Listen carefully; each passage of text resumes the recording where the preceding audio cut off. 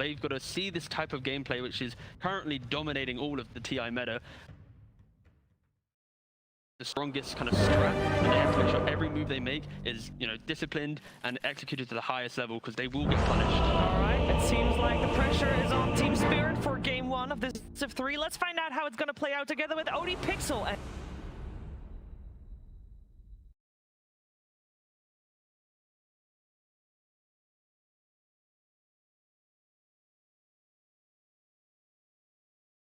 And one here between the two teams. this is the opposite of the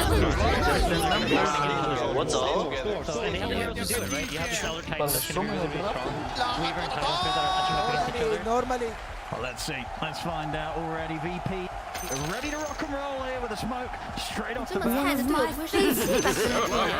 Your admiral is on board. They want to get aggressive. Make sure. I think so what's important here for them is to get vision out in the start, right? They want to try to get the right setups so they have the lanes that they want.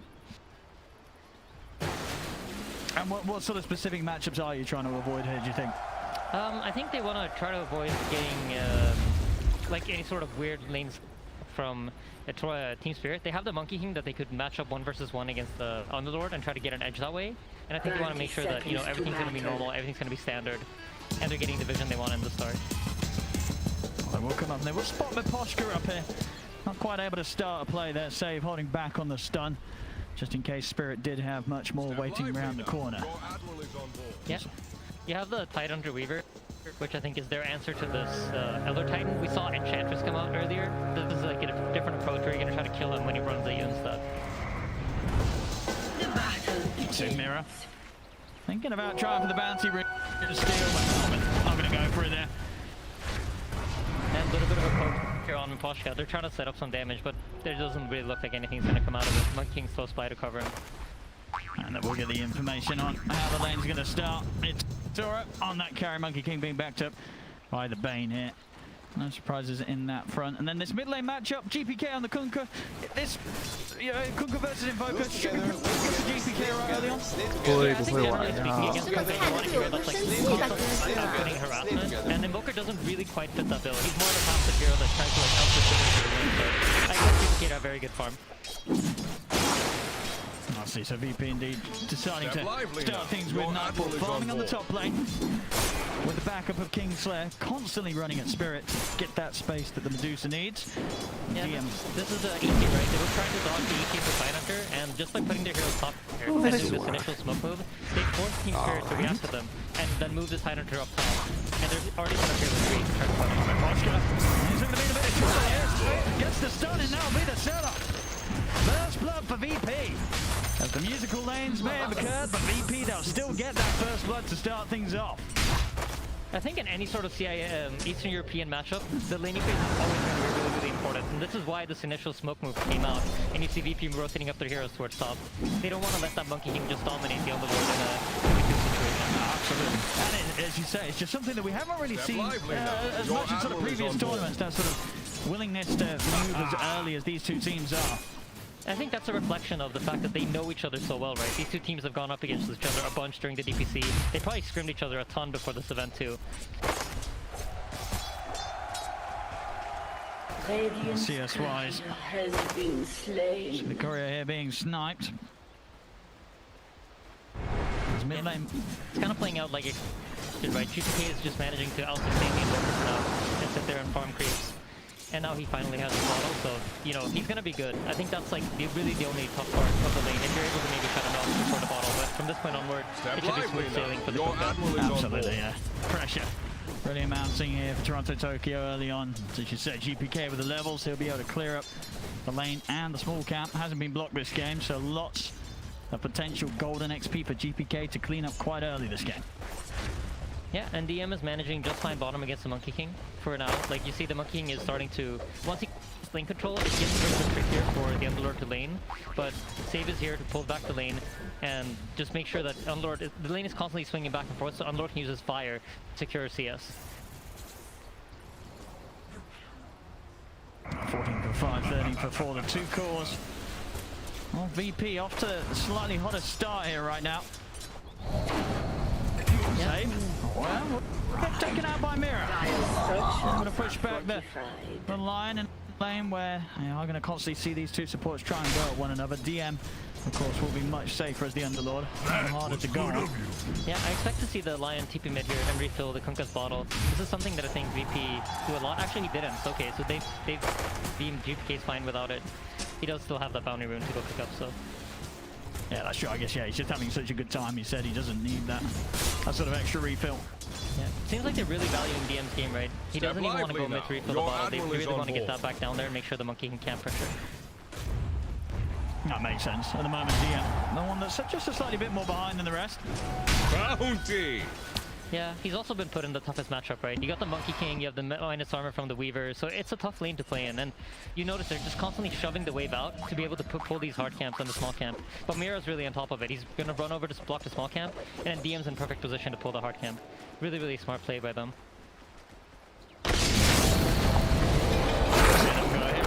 Safe.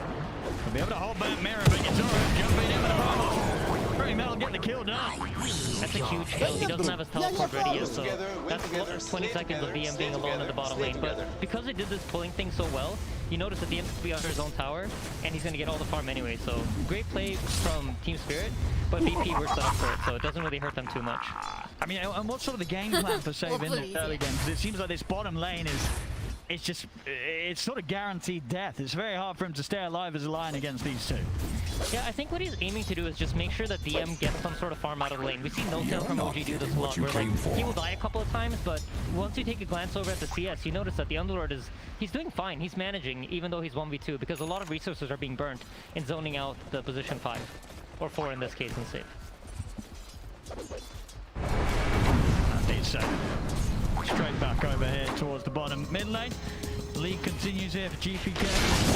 36, we'll see. Again, save. That's got the Hex. We'll see if they want to try and bring the Monkey King over. No, they won't. The creep's getting pushed in now underneath the tower. DM with the levels. The Firestorm able to keep that wave pushed in. As top lane, collapse. I'm going to go down there. Kingsland getting away with that one. 看着队友不会 Not 生 even 气 losing his 吧， life 哥 in 哥？ return. Yeah, and in the middle lane, as expected, right? You see the Kunkka is slowly starting to edge out the Invoker. This is a lot due to the fact that Kunkka can both farm out the lane with his Tidebringer and then rotate himself over to the small camp and farm it out while he's waiting for the wave to push back in.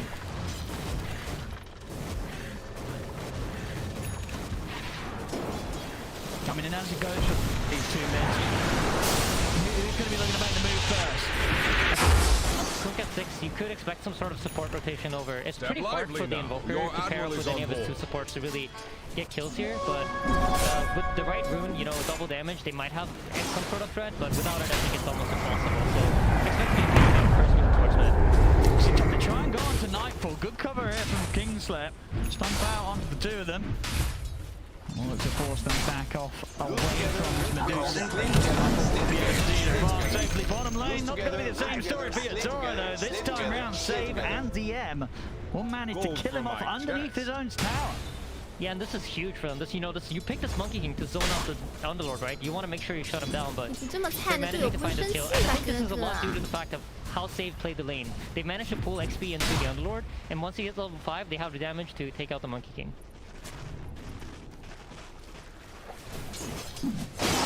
Do have a smoke here from VP, Kingslayer. Looking towards this mid lane, but Toronto Tokyo is playing very cautious. The scan comes out as well. He's aware that VP likely looking to try and get some sort of setup onto him mid. So an interesting thing about the smoke, he timed it with when you would normally go to stack the angle, right? And since you see a Medusa and a Kunkka, you're probably expecting this ET to go stack the Ancients.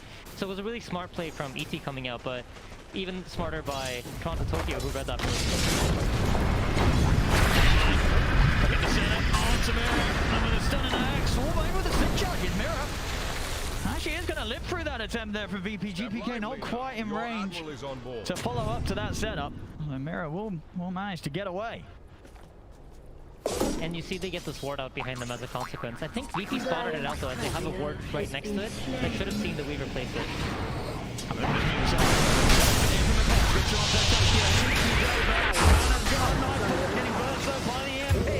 Tornado as well. It's Toronto Tokyo leaves no chance for Nightfall to get away. Very good move there from Spirit, knowing that VP had left Nightfall on their own. I think they really need to make sure that they keep these moves going. And once you have earn charges on the Invoker, it becomes a lot easier. So this first TP is really important for him that it pays off.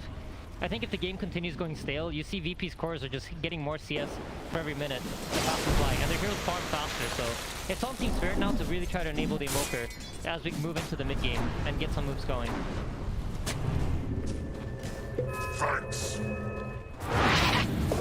I'm going to see a bit of a move up from the side of the map that DM wants to play. So he's now going to look to start sitting up on this top lane. Holding back some of the pressure that's been put in and swapping things around with Nightfall. Coming down to farming the other half of the map. Yeah, and just continued stacks coming out from VP. They know what their objective is. They just need to get items and try to hit their timing in the game. They want that Manta on the Dusa. They want the Kunkka to come online as fast as possible. And then they'll be able to fight back.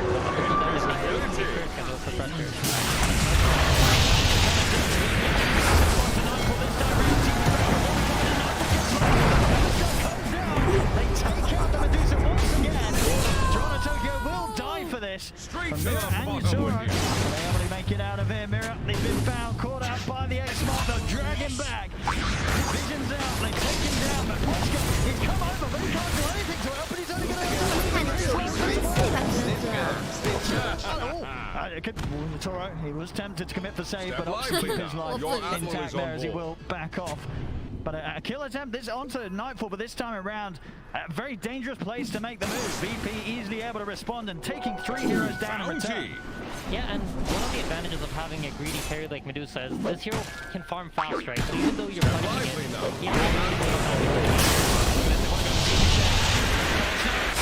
The setup, they'll be able to sidestep the torrent. GPK, they'll catch him on retreat here with the tornado, and GPK goes down.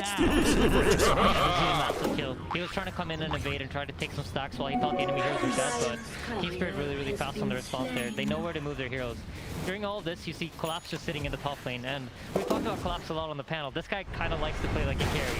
He is like one of the big players for Team Spirit that tries to stay uninvolved in the early game, and then once he hits dagger timing, you can expect a lot coming up.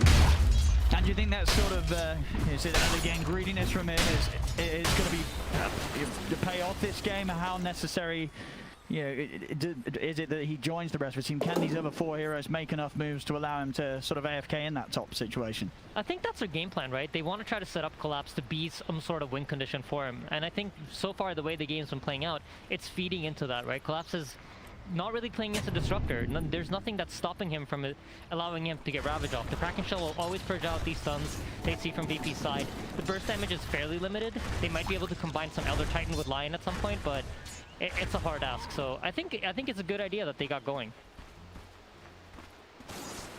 Couple of lines being drawn down at the bottom. Save. Someone to pick up the 6.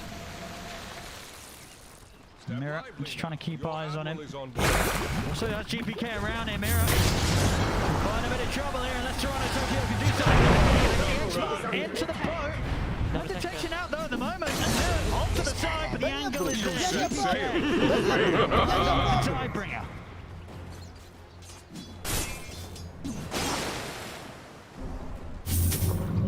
A nice little kill there, and still having that finger of save ready to use if they want to try and push on some more action. It's alright. You notice how Yatora's really active for Team Spirit, and he's constantly like putting himself in positions where he could potentially join some sort of play. This is something that I think is very unique to Spirit, where Yatora will be more active in the early game, and then later on he'll start taking the farm as Collapse comes online, and he's reaching that point. The Tidehunter is getting pretty close to finishing up his item, and you should see this Ravage fight come out soon for Team Spirit, where they look to take some tower. Your admiral is on board. It's alright. We'll back out of this area for now. Top lane, they're looking to try and get the kill onto DM. See DM trying to get the ultimate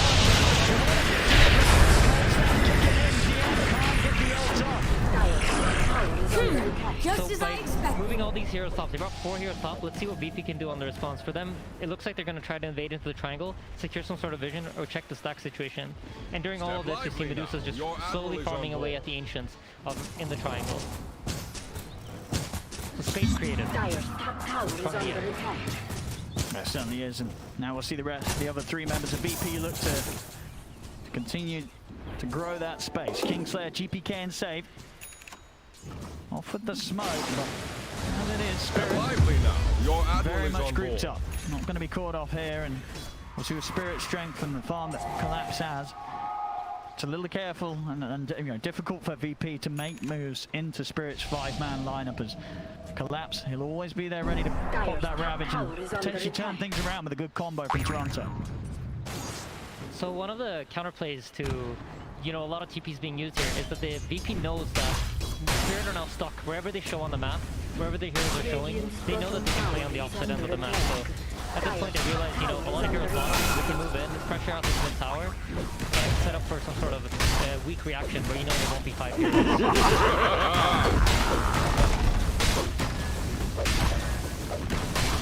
Give it the tower trade. As soon as they take this, TP already coming up top. Have to be a little cautious though on the Bane. Still look to try and hold on to this mid. It's top lane, but Poshka will be seen. No, not quite able to get the setup. Even with the Spirit coming over mid, Poshka can be hard for him to close in for a nightmare lead in. Step lively VP now. now Your show their admiral is faces on and back board. off as soon as they know that they've forced a reaction from the Spirit, and Spirit backed over to their half of the map. Yeah, and if you take a look at the net worth, you'll notice I think VP are quite happy with this pacing. They're getting the farm on their 2 cores that they want. Medusa already has a Dragonlance Yasha finished up. Their Kunkka is extremely strong. He has Armlet, which is currently one of the strongest items in the game. We were talking about it back in the panel. I mean, the stats, right? The damage. It's crazy. It gives you 75 damage on a strength hero. GPK. Gonna try and start things off, and they've got the groups are looking down. He needs help. Have they got anything to stop this group? They don't. GPK With the ship. caught out from the high ground there. So, Yutoro, he's going to look to try and pick something more out of this as well as he's heading over the save. Tornado angle coming from Toronto Tokyo, and he lines it up brilliantly. Another catch here for Spirit. Tower is under attack. I mean, Team Spirit are playing this game extremely well. This is the pace they have to play with. They have to continue applying the pressure because they're getting out farmed. If you look at the gold ticker, it's constantly moving in the favor of VP. So these plays are needed for them to slow VP down. But as of right now, it's not really working out. But they need to continue this aggression. And once the Tidehunter is strong enough to join them, that's when they really need to take out the towers and then start controlling map space. Sure. I mean, that's sort of the big thing we've seen, or not seen so far from Spirit, just fighting with Collapse involved. Bounty. He's still sort of kept to his own devices. Yeah, and he's about to finish the blade dagger, so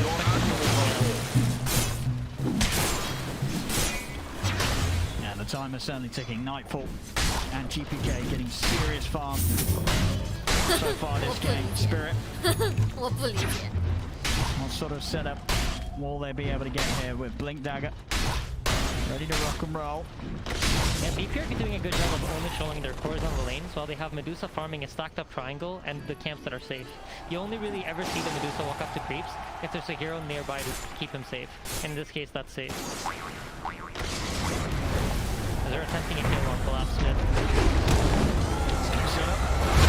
Coming in, Collapse. Finger as well. And you've got Nightfall moving into position with the Stone Gaze. Collapse coming back.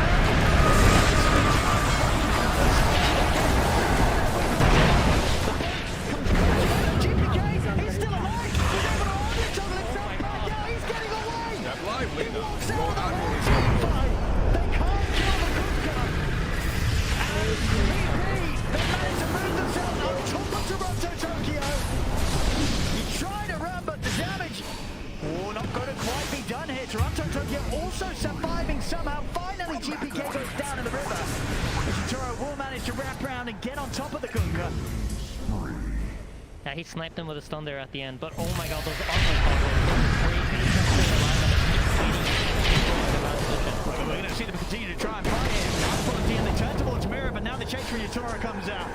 VP them decided to bail out of this. They see Spirit chasing them down safe. Has been left over the mid-head. Leading forward. Big hit coming in with a boundless strike from Yutoro. Spirit, they're finding these fights that, as you said, they've got to keep going. They've got to bring this action. And my goodness, they certainly are. They'll take the team fight. They'll take this mid tower as well. Nullifying that lead that VP had began to create from the farm they have to pick up on the map.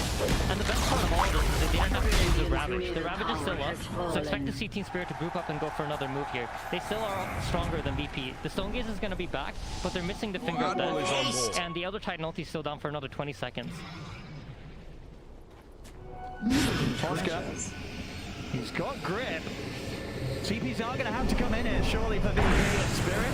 So they want to come in for this, they do save. We'll be able to come for the trees, stop the Fiend's grip channeling. That was beautiful thought casting from Save. Your admiral is on board. And they have to keep GPK safe. We've seen in a few fights, really, GPK very much trying to be the front man here for the team. But with the damage Spirit have, the Spirit Vessel as well, it has been enough to really threaten GPK. Yeah, Team Spirit are aware that heroes are committed to the bottom lane, so they decided to smoke over towards the mid now. And they know that they're not all of them keeping ready. GPK, again, he tries to find him immediately, drop the combo, GPK trying to hold that. Save, stop from King's there, hold back Miraculous for Guitar, leads in with the brush, closes it onto Save. And Spirit, absolute killers here as they continue to just roam the map and keep VP completely on their toes. Yeah, and like I said, the best part of this is Ravage is not expended. Oh my god, that's 4 TPs to the top. Oh my goodness, yeah, indeed, and collapse. Can you get in for the gush? Not quite. DM just out of range there, but I mean, you see it. It's Team Spirit just completely on the same page here with the franticness of the moves that they're pulling out. They're absolutely in control of the pace of the game, and I think during the group stages, it felt like if you don't control pace, you're going to really struggle. I think in the playoffs, we've seen some teams that have been able to, you know, come play away from that and start playing more to just play reactive.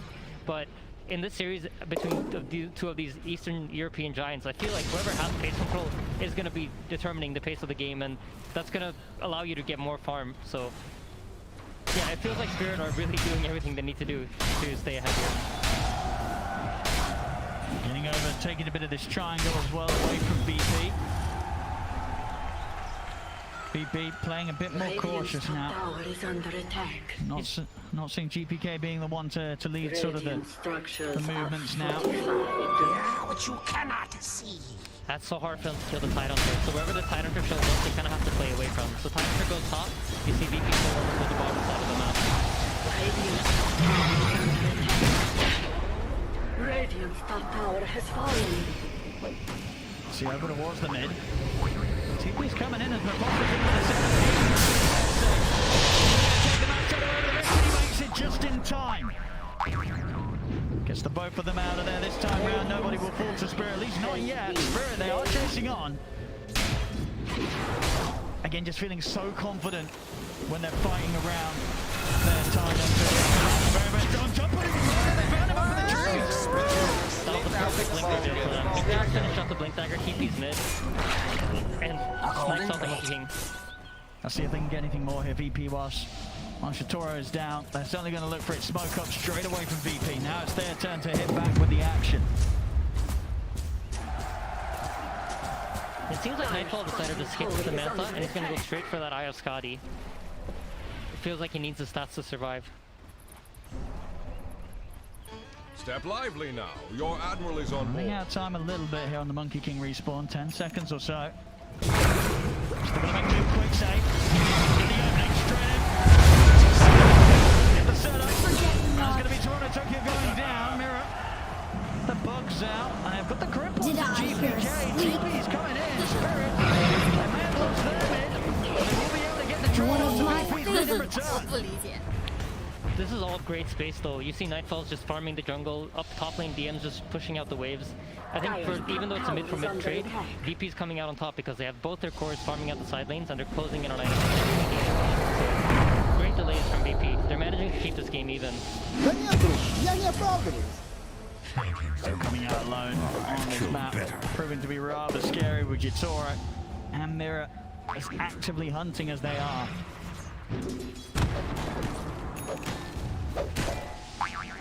Skadi finished up for Nightfall now. Things have definitely become a lot more difficult for Spirit if they try and fight close to this Medusa. Nightfall ready to stand tall. There's also Lotus Orb just about to be finished on DM, so this is going to be a big timing for VP. So if Team Spirit are not careful and try to run into them, VP are definitely ready to fight back now. Smoke out from Roach Pit.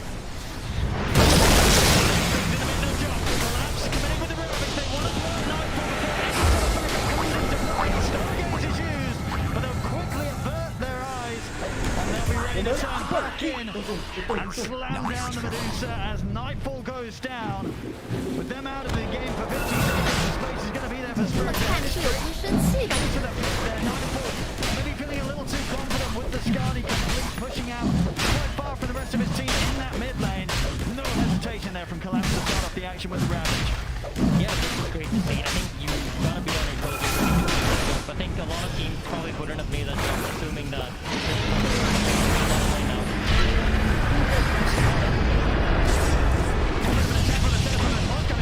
It's still alive. Brings up one of the things. That's going to keep him moving. It's not. Goes down. The time being brought to him. He'll take a turn around there. I think in this game, you see both teams really able to punish each other's timings. Right as the Tidehunter had his blink earlier, VP took a great fight in the mid lane, and now, as soon as Lusa finishes up the Skadi, Team Spirit interrupt that timing by using a Ravage to blow her up and just constantly delaying the game. But I think that really does favor VP. So even though a lot of things are going right for Spirit, I think this is really their time to shine. So once they get the Ravage up, I expect them to go try to take over the enemy side of the map and really force VP into their base, which I feel like they haven't really quite been able to do, even though they're getting a lot of really good kills. VP, smoke up for the low ground save, straight up with the initiation. Open on to Collapse, Collapse in pretty tanky. Have they got the damage to take him out? He's back up on his way, it is Tornado, not going to hit anything. Misses them all. Collapse still being run down here. I mean, he's falling over. He's finally going to go down. They won't get the jump up and out. You turret in the BKB, Johnson on the background. What's going on? Nightfall's targeting. There's to escape. GM also able to head off to the side mirror, keeping themselves on top of the Medusa. Got to be careful of Nightfall with that Skadi. Hitting back hard, so Mirror will back off. So you're noticing in every single team fight, once the Monkey King ult comes down, Medusa's going to want to respond with Stone Gaze to force both teams to disengage from each other. It's a great tool for the VP to just zone everything out, make sure that they can't get chased down, and just get out of that Monkey King ulti and force Yatoro to chase out of his ult. I mean, such a close back and forth game. Exactly what you would hope to see between these two teams. 1k gold in it, 13 to 17, 25 minutes in. And my only worry is about the scaling. I just feel like VP's draft just keeps scaling up so nicely into this game, and if they can already kill the Tidehunter, that means that, you know, as the game goes on and the Medusa starts buying items that actually allow her to deal damage, it's only going to get easier for them. Absolutely, no, as you said, Team Spirit's attitude this game, and has been in many others, was to put an increased priority on getting Collapse's game going early. A couple of solid ravages, but other than that, the fight's not looking easy for him to perform. Yeah, I just think VP's been doing a great job of just disrupting Team Spirit's game plan. Even though Team Spirit's been getting these kills and, you know, they're applying the pressure, which their draft should be doing, there's always an answer back. And I think Save has like really been leading the charge. As soon as he got the blink on Lion, it felt like the momentum of the game kind of shifted. And you saw VP have the ability to fight back and take the map control.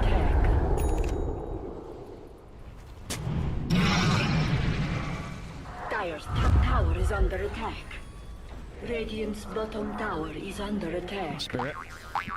So 2 minutes left on Yatoro's Aegis. They want to get something done.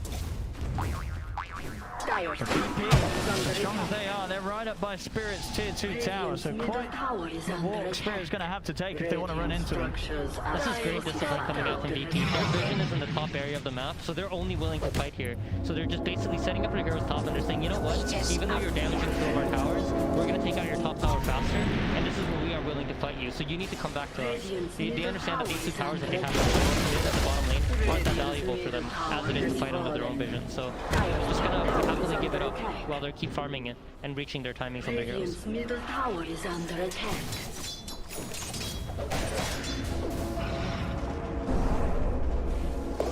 Both are trying to force the others back here. VP getting us close to the tier 3 right now. What's Spirit going to do about this as Nightfall starts knocking at the door? Spirit have to answer. Nice little sleep dodge at the stop. Yeah, even gets a voice line from GPK. Radiant's bottom tower is under attack. But yeah, the way that Team Spirit have set up their wards right now on the map, if you take a look, they have one ward in almost every lane of the map. And this is because they know that once this game breaks up and both teams start resetting back and it's a map control game, this is going to give them opportunities for pickoffs. Whereas VP set up 2 wards up in the top jungle, expecting Team Spirit to come to the top side of the map and try to fight them. So once we move into this map control game, Team Spirit are going to be Radiant's Jump on a save. What more can they get? Gotta keep eyes on that age of time. 10 seconds. Spirit trying their best to force some action for VP. Will GPK and DM get caught out here? Very tanky now with DM having the Crimson Guard. And DM taking the 2 of them out. You can sense something's coming. Spider senses are tingling, no heroes showing on the map for too long a period of a time, and just decides, you know what, I'm gonna take it safe. I mean, they really are. I mean, as expected, but yeah, this game, you can absolutely see just how much these 2 teams know each other. Yeah, you can feel the tension too, right? Like the way that they're moving around. Team Spirit's very grouped up, so is VP. They don't want to make that mistake that might cost you the game.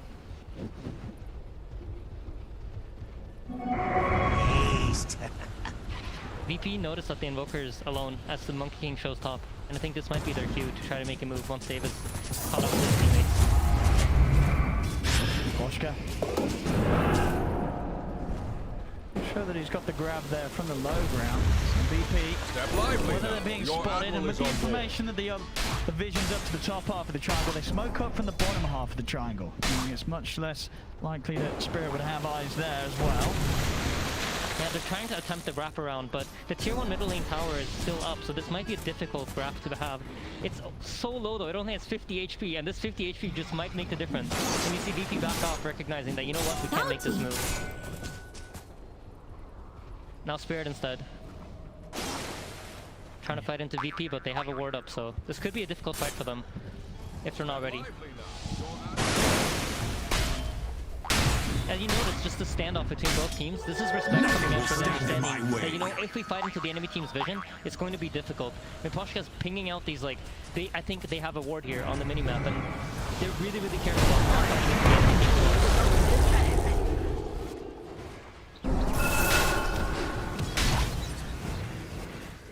I mean, when are we going to see them run into it? It seems that they're just reading each other too well. It's just none of the teams are willing to fight into wards. I think it really comes down to that. And if you're Team Spirit here, you recognize that Roshan's going to be up within the next minute or so. So you want to control the top side triangle. And very likely we're going to see VP fight back for that Roshan. Because if they don't, it's going to go down so quickly.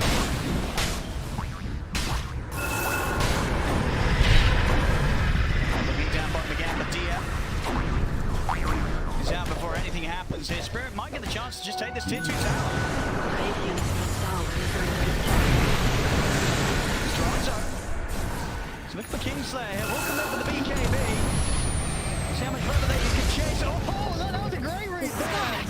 Toronto, you knew the Slayer was going to stand still to avoid the Sunstroke. It ends up coming straight down on him. He reads him like a book. A beautiful play right Oh, that was excellent. But you can tell how tense they are, right? That BKB usage from the Invoker just indicates, like, you know, they're always scared that someone might be there to back them up. And the end of top man. I mean, she has One straight of away my a bit. favorites. But Watchka's caught him with the grip. And they turn that quick kill on the Slayer into something a 这 little 么 bigger. 菜的队友不 DM 生 now out 气 for 吧， a 哥 minute. 哥？ Yeah, and Roshan's just about to respawn, they think, but it seems like he's not. So, no Roshan the first timer tick.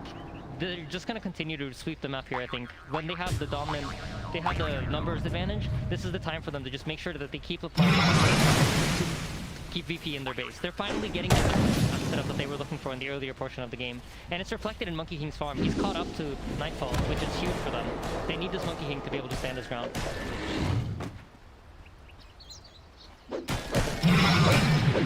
See if they have to stand here. VP. 20 seconds until DM's back in. Regeneration. I'll certainly try and finish this tower before anything comes in. Regarding DM. Will be theirs. Another objective taken. Closest to that was Collapse being able to pick up his next item. That's the next one done for Yatoro. Skadi on the way. In fact, it's just been delivered. So Skadi up for him. Evasion's going to be online very soon for Nightfall. Yeah, and VP are so lucky that this Roshan hasn't spawned. It's going to be just long enough for Nightfall to finish up his item before it comes up.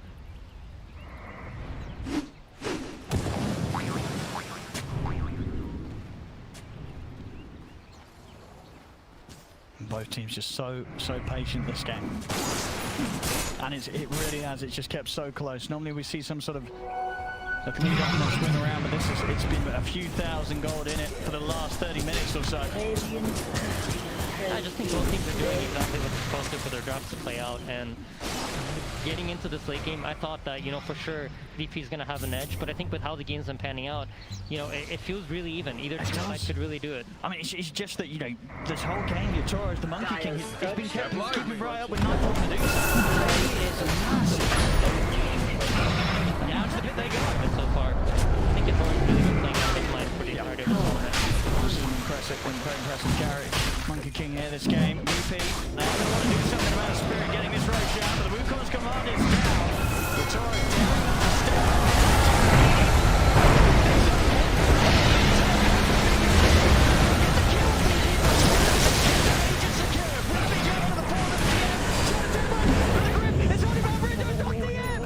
he's able to step over and take everybody out of there! Double damage! What an unbelievable play by DM. Step lively now. Your admiral is on What an board. attempt by VP. Like, when you think about it, how crazy you gotta be to pop that Stone Gauge run into the Monkey King ult.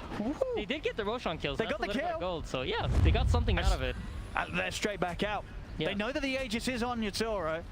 But the Ravage is down, and so is the Monkey King ult and the Fiend's Grip. So this could potentially be an opening for VP to try to do something. They've still got the finger, so they've certainly got the burst if they can get that jump from Save. He's been pretty good at it so far, very willing to just throw his body in to find that initiation. And look at this, they send Nightfall top to show on the top wave, trying to give Fiend Spirit the false sense of security here in the bottom area. And then Save goes in, drops a ward, not going to find the initiation this time. Ooh. What a start. It's got the turn of it. Save. Walked out to the side, but the monster upon him will turn. But Save, he's just dying to the bug of mirror. If you get the initiation on two supports, it's just very hard for them to fight back. Both ET caught, a solo save, and you notice Team Spirit, Burst Pro recognize that and they immediately back off.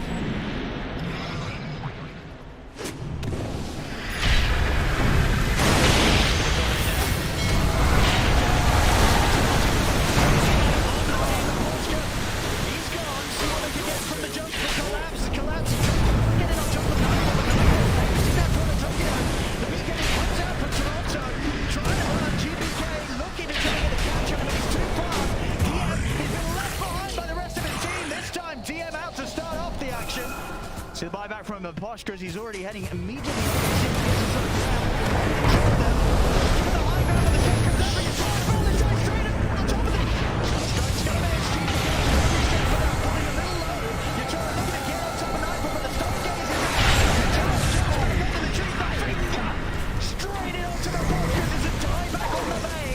But this was 2 buybacks from VP committed to make this play. Yeah, they needed to. I think if Nightfall goes down there, they're in a very, very hard position to play the game. But now they have a dieback situation going on the Bane, so that's 60 seconds where they can try to set up the lanes and get map control back and try to finish up their round of items. Because you see 3,000 gold on the Medusa isn't really helping her do anything, but as soon as that 3,000 gold turns into a BKB, that's a pretty big advantage they have, because she's really getting controlled by this Invoker. We'll see a recap of this fight again. I mean, what sort of stood out to you the most about this move here? I mean, it's a great initiation they find on the Bane. As soon as the Bane's taken out, you know, VP's very comfortable standing the ground. And there's no Ravage, so you can see Nightfall's just very easily able to chase. But as soon as a Bane buyback comes out, their position here is kind of broken from VP. You see DM on one side of the screen, and you have Nightfall and Push on the other. And this is just a little bit of miscommunication, I think, coming in towards the end of that fight. We've seen a few times now where DM's ability to disengage has been huge. Without him there at the start of things. A very, very hard fight for VP to back out from. Things don't start to go their way. As now, Spirit able to push up a bit of a lead here, up 4K. Toro still standing there, pretty much dead even this whole game with Nightfall. Both of these carries just they're completely same level. Yeah. Medusa finishes up to BKB. Now this gives her 9 seconds of where the Invoker can no longer Deafening Blast her, because that's been her biggest problem in the team fights. Just constantly getting Deafening Blasted, not allowed to output any damage. So I expect this next team fight that comes out, eyes on Medusa, because she's finally going to be able to be allowed to deal damage. Lane save is fine. No, he's going to be open. Saves out. Yep, and Spirit's already in position to make a move with both Tidehunter and King here.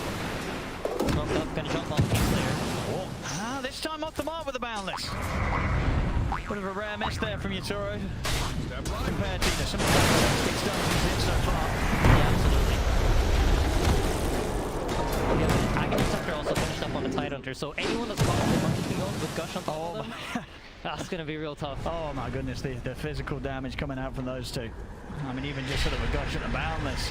So these squishier heroes are going to disappear in a flash. Yeah, absolutely. If you see either DM or sorry, if you see either Kingslayer or Sage get caught by that Gush, they're gone. It's a lot of minus armor really across the board when you factor in the Forge Spirits and the Weaver as well. Yeah, Nightfall. Step lively.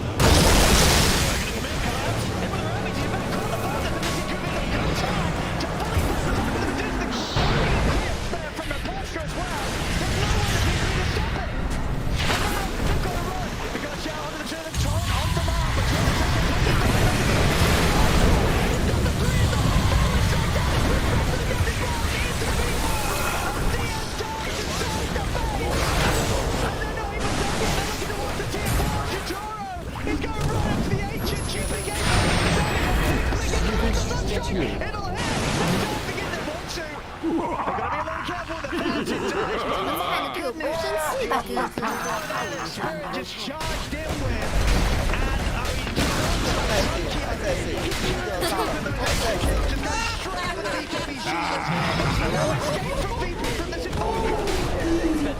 they're not scared on Team Spirit at all, right? They're just charging up the high ground. Showing no respect. They don't care if it's not the buyback. They're glad to give up the invoker kills. There's the buyback on the Medusa. But I want to say that's all started off with great initiation coverage from Flash, right? Does not hesitate at all. You see the Medusa up in front, blink Ravage. That allows the Vulcan to keep that perfect position to kill Queen's Grip off. And just coming out from Spirit right now just looks really, really nice. I mean, they're playing off each other. It's crazy. And straight up the top lane, no buybacks. On the members of VP here, Spirit.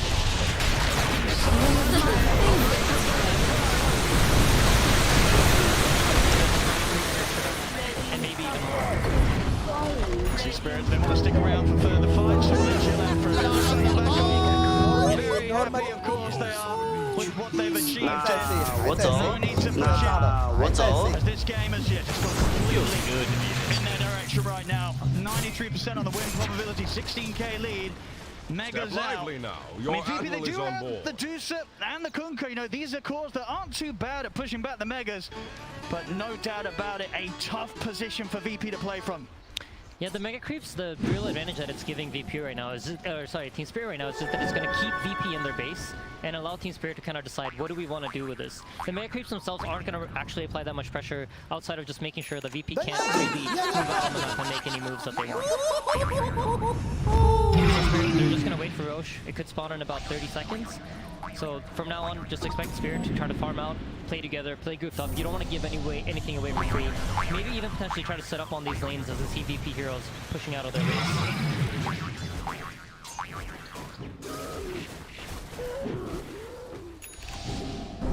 I would imagine the communication right now is just like, hey guys, we just wait for Roche. If I get the Aegis, I'm confident that we can easily end this game, but for VP's sake, you know, you got to be thinking, okay, can we defend our base and potentially contest this Roshan, or is it too hard? I mean, what do you do here if you're VP? That's such a hard choice. But do you get out or do you have to sit back? It's a really hard decision to make, and I think it's like, comes down to your attitude of the team. What is it that you want to accomplish here? It looks like they're trying to come out. They don't want to give it away for free, but Team Spirit's on top of it, and they're not letting them really gain any ground to try to set up for a potential Roshan fight. I mean, what's the best hope for VP in these team fights? Like, which of these heroes are you saying, Save, you've got to get in on top of, we've got to blow them up to start off the action? I think ideally you want to get on top of the Bane, but he has a full BKB finished up. So if you catch him at the start, that's a full grip that's going to go off. Yeah. And we've seen so far Miposhka's grips. Fantastic. Oh, beautiful by Mira. Pops the smoke here, and this should force Nightfall and VP to fall back, but it looks like they're going to try anyway. I mean, they're coming out. A bit of a brave face here, VP.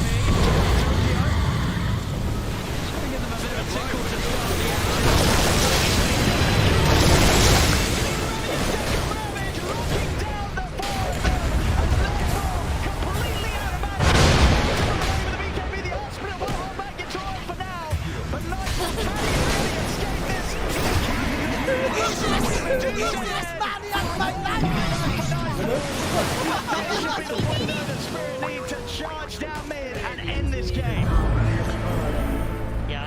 I don't know how you hold this off.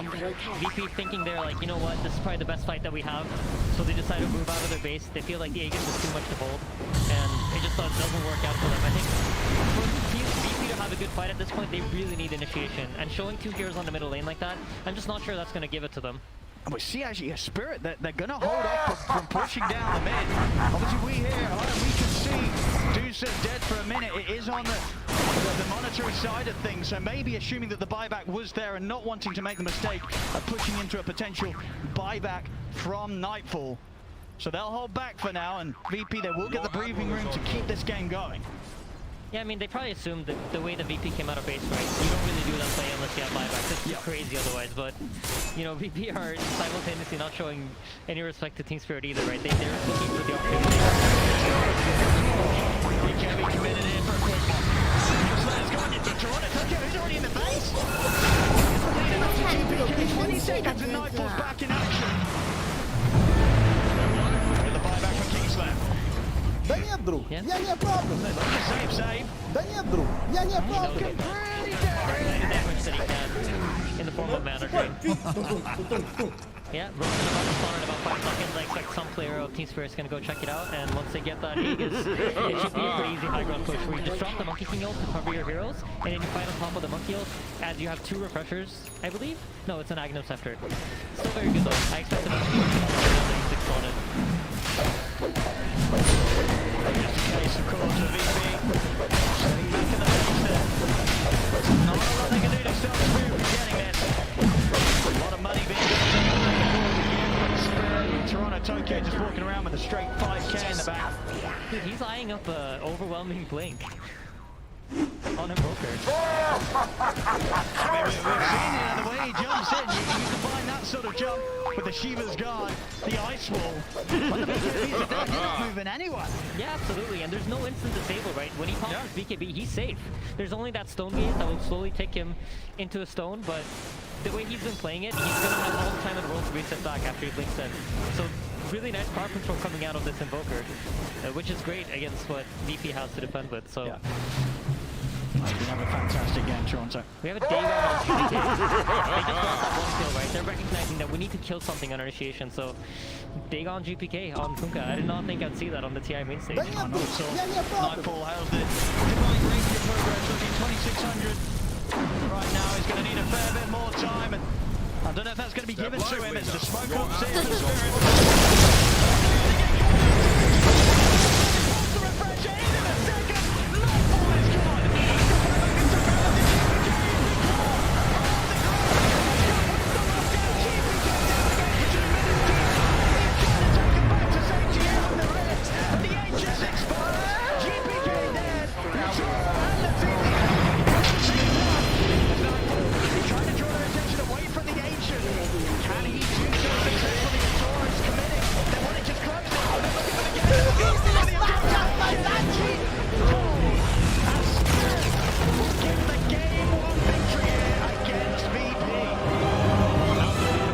I think the part of the game where you saw both teams standing off, not really being willing to run into each other's vision, that was probably my favorite. You saw a lot of high-level decision.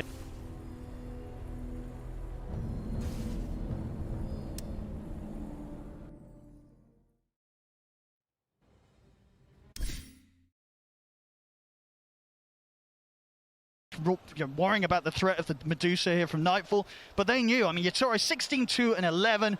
This man's carry performance on the Monkey King was flawless. Yeah, it's been absolutely amazing watching Yatoro. I think this is just a breakout first TI for him. Well, there we go, ladies and gentlemen. As the series begins, it will be Spirit starting off with the first game victory, up 1-0 against VP.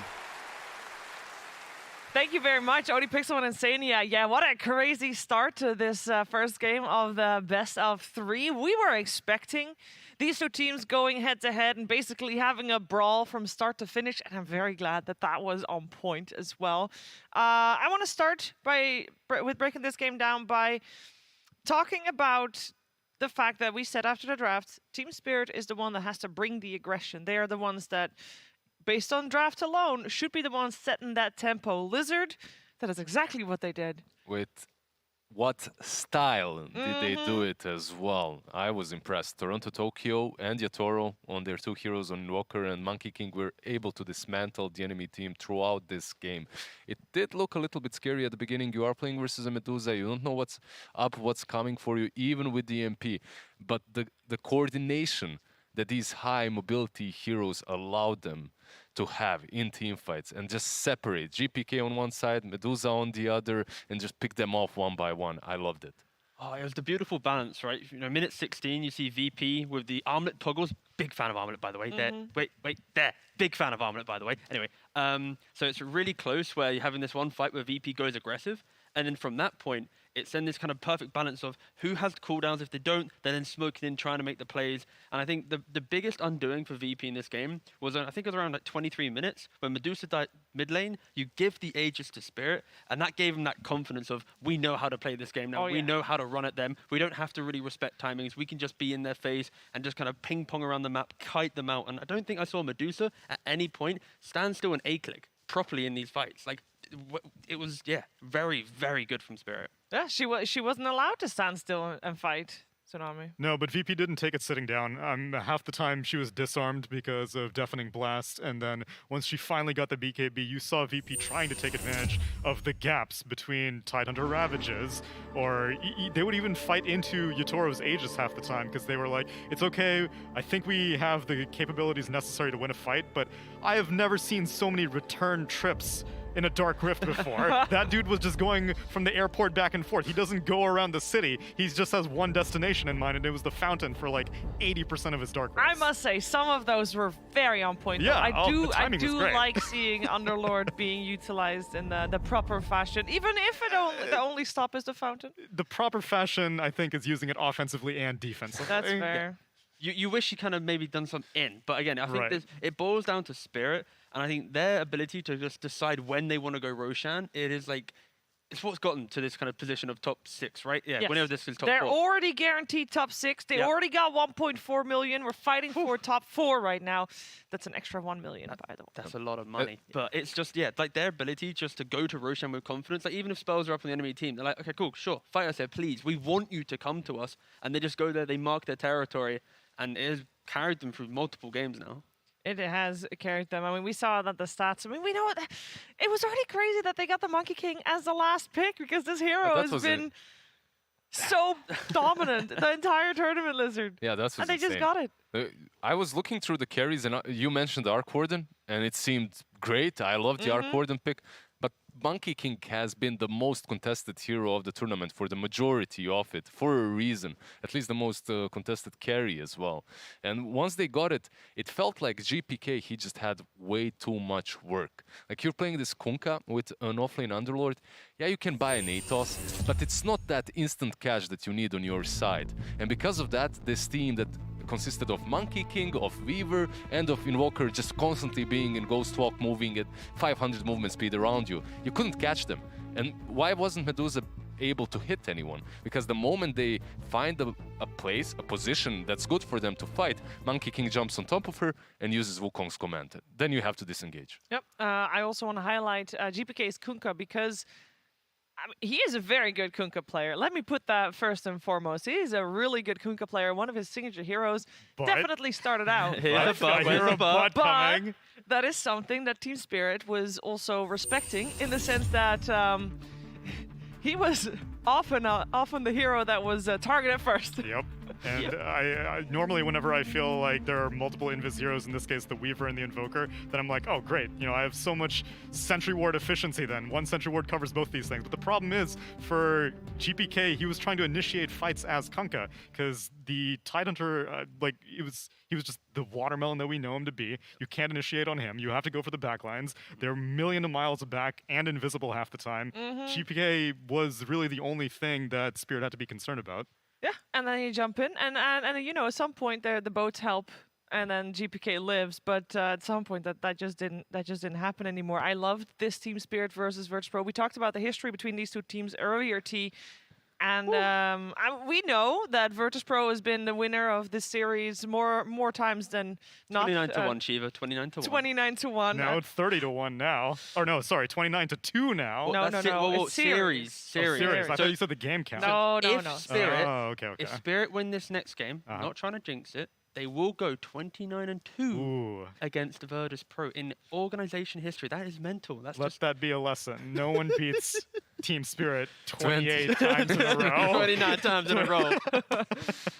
But isn't it crazy how we've seen Virtus.pro do very, very well, but it feels like Team Spirit is just, they've learned and adapted more, right? That's fair to say. Yeah, for sure. I think, Yotaro for sure is, popping off. Toronto Tokyo is popping off. And then if you look towards, VP, it feels like their adjustment from yesterday of aggression, they kind of double down on defense now. Like they have the Kunkka mid, they have the Underlord, both buying auras, both trying to be tanky. And then you have this Medusa trying to do damage, who's getting kited. So it's just Spirit reading the opponent, reading in the moment, and just playing so well. And I don't mind that. I don't mind that they're trying to take the secrets path because it looks like they carved out the meta and they have the right idea about what's supposed to be played.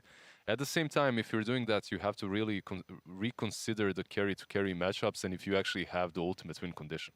Yeah, and of course on the stage there were 9 players on the booth there for the first time. There's 9 first-timers in this series, and on the side of Virtus.pro, actually, everybody, including the coach, is a first-timer there. So you can imagine if you might not know these players super well, but that's okay, because we got you covered with a rapid-fire question with Virtus.pro.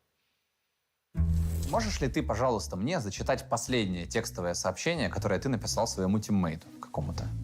Я скинул там мем про, Virtus.pro раскрыть свою первую стратегию на CI-10, и КПК Nightfall съели весь провиант на International для того, чтобы другие команды голодали. Ну и там дальше. Я скинул какой-то. Это секретная информация. Секретная информация. Про игру что-то? Ну, про тренировки? Да. Кто наиболее вероятный человек в вашей команде, который начнет кричать во время матча? То есть аватарка одного Рамзеса, и на ней был слово Диман. Диман? Да. Там, условно, он немного непристойные вещи там орал после одной выигранной карты ниже сетки мажора.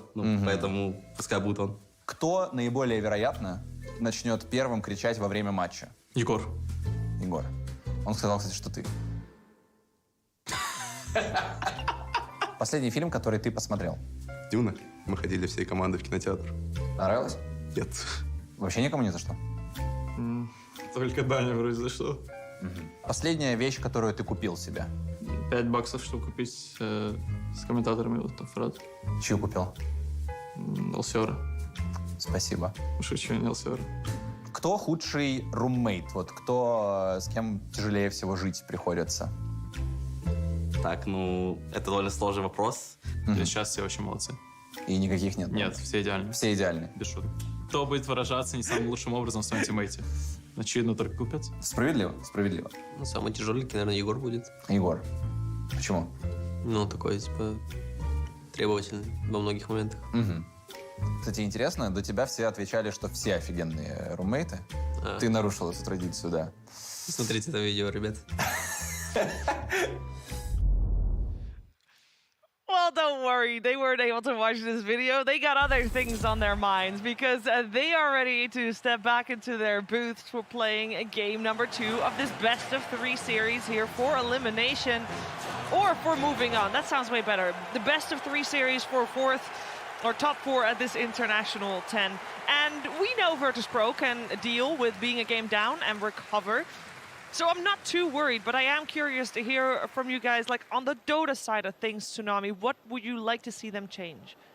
I think they're coming into this cold. I think Spirit, what's most impressive to me is that in that last game, it didn't even feel like their draft was still anti-OG mode. It felt like they were like, okay, we're going to beat OG, and then we are already preparing for Virtus.pro ahead of time. And so they have warmed up, both literally and figuratively, whereas I think VP, this game 1, needed to get a little bit of that, oh my god, we just got knocked down to lower bracket, get those shakes out. So more than anything specific, I want them to emotionally bring themselves together in this game number 2. Yeah, that's probably the best for Spirit, right? Playing versus a regional team after after having to play the same day.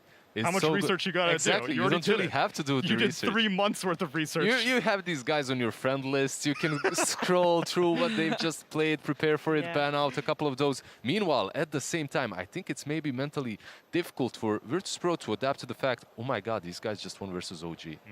They just won hard versus them. They eliminated OG. Does that get to you? I think that gets to you a little bit. You can see that they're banning out Collapse's hero. They banned out that Magnus that OG just left in. Free. Yeah, no, exactly. I think if you maybe look towards heroes for a little bit, I mentioned it previously, but I would love to see a difference in hero archetype from mid to offlane. You know, DM, GPK, I want one to be more of a playmaker and one to be the tanky guy.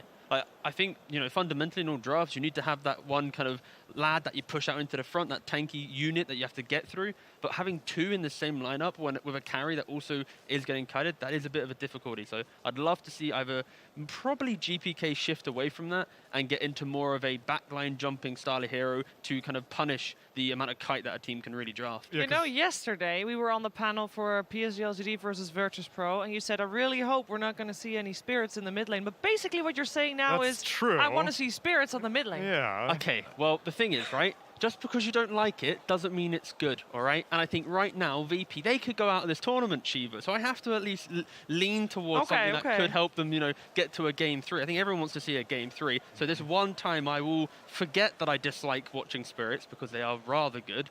And I might, you know, hope to see it appear. If they don't get banned, though, right? Yeah, 'Cause they did get banned. Yeah. 2 out of 3, I believe, that are played on mid at least have been banned out in that last game. And Kunkka, for me, is really solid versus them. I like Kunkka versus them. I like Kunkka versus Invoker as well. It was just that there was no follow-up. If I was to find a culprit of that last game, not a player, but a hero. Blame something. I'm not going to blame time. Who is it? Who is it? I just feel that they could have had something more active on the offlane. I feel that Wow. Oh, geez. Doesn't like the Uber driver. That's okay. harsh. Yeah, the Uber driver is... there's a reason why the hero hasn't been picked.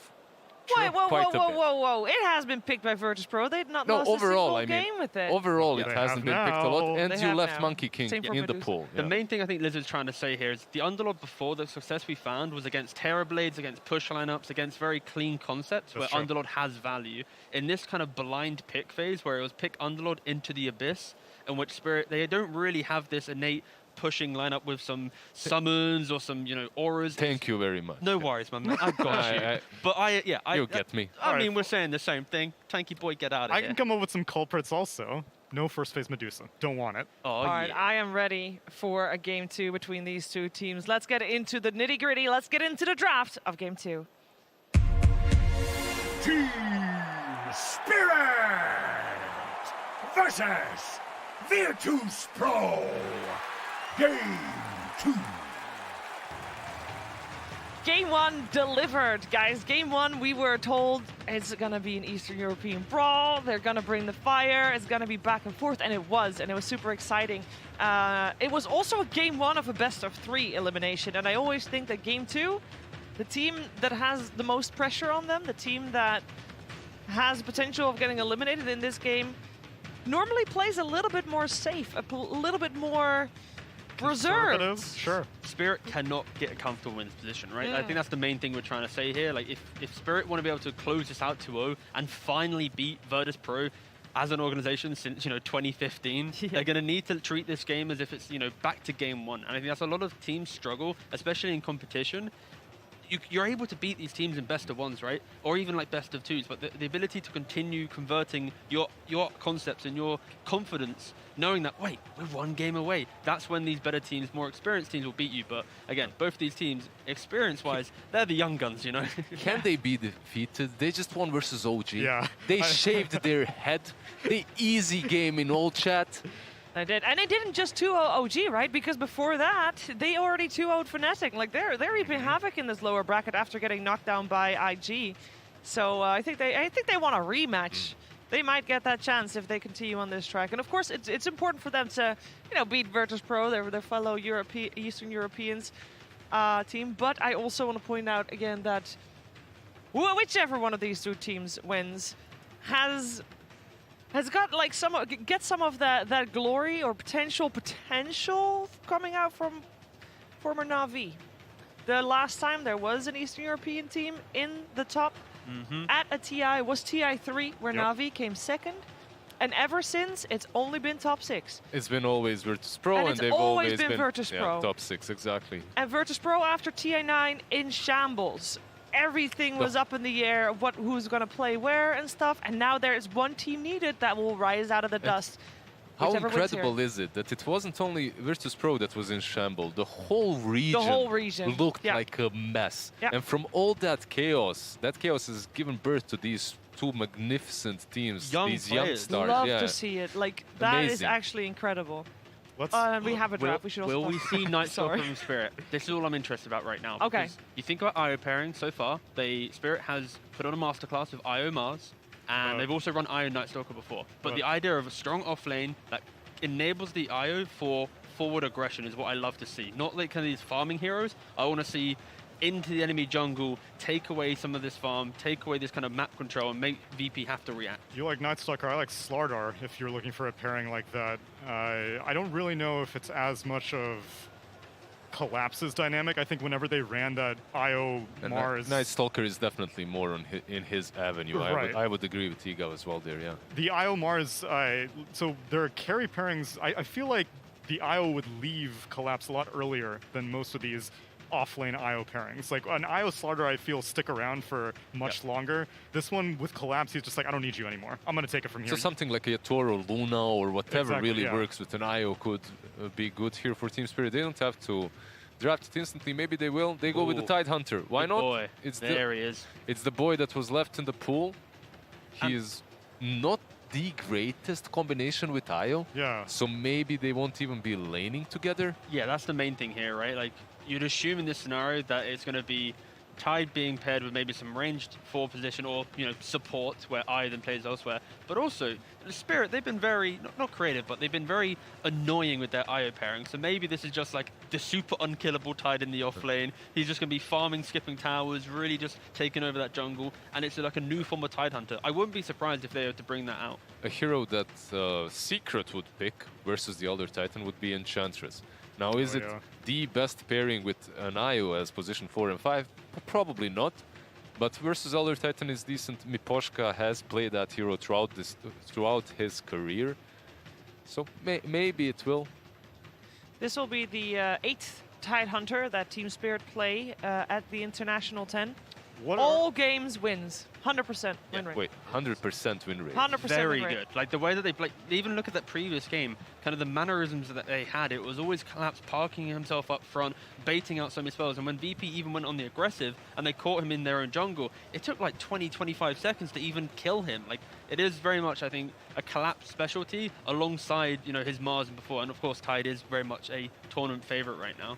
So you talk about Tide rates. What's their IO pairings typically, Shiver? All right. We talked about the Luna. I think they've done Monkey King as well in the past, which again somehow slips by first and so far second phase bans. They banned the Luna themselves, actually. Oh, wow. So that's a little bit... You can understand it. You're picking a Tidehunter. When it comes to the pairings that are good versus him on that safe lane, Luna comes to your mind. Sure. Another hero that you might want to ban out, but it's not truly Virtus Pro's style, is a Doom. Like, that's a hero that you usually ban out if you're worried that your Tidehunter will be countered. I will say that the IO for Team Spirit has been played by both Mira and Miposhka. They switch it up a little bit. They've played it a lot in combination with Mars when Mira plays it, of course. And actually, it's only played in combination with Mars when Mira plays it. And the time that Miposhka played it, that was twice. Once it was with an Ursa, and once it was with a Sven.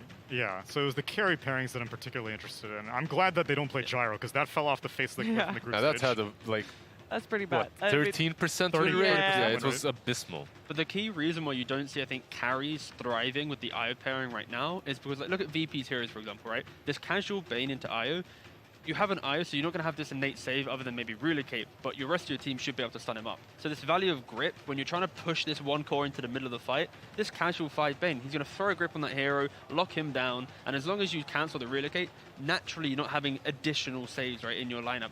Because like IO plus SD is not really a thing, right? IO, Oracle, not a thing. So it is very much Virtus Pro's way of dealing with IO is going to be, if you come into our territory with ET defending these high grounds, we're going to sleep you, we're going to grip that big core you're trying to fight, Is and you're this going to a kill them storm? right here. Probably. No, it's an Ursa. Yeah. Okay, a different hero that can deal with the Tidehunter. Why I asked is it the Storm? It's because all the spirits are still left in the pool. Yep. And during the group stages, Storm looked like the strongest spirit. Right now, I think Ember might have taken the throne. Oh, yeah. Still, though, having the Storm Spirit versus Io always feels nice, and it is a GPK special. T, do you mind looking up stat for me real quick? Hit me. Can you give me GPK's competitive win rate on Storm Spirit? Look, I would don't love go, to. but exclude, boss. On it. EG. No, I want stint, all okay? time. No, Give me the we're all-time including that. numbers. We need to include the EG stint. That was the best stint. For All right, Storm I Spirit. take my special back. Go. It was definitely very special during Oh, it that was tournament. special, all right. In not the greatest way, but Oh, after I got that, it. it What looked you got good. for me? 35 games Ooh. and a meaty 42.86. Yo, win he rate. brought it up then. What That that- means before this tournament started, he was like 35%. It right? was really low. But you compare that to his Ember, 68%, his Invoker, 72%, his TA, 68%. Like, very much Storm is at There the was bottom just of something his about heroes. that tournament that totally didn't work for him on Storm. I think that tournament on its own ruined that guy's stats on Storm forever.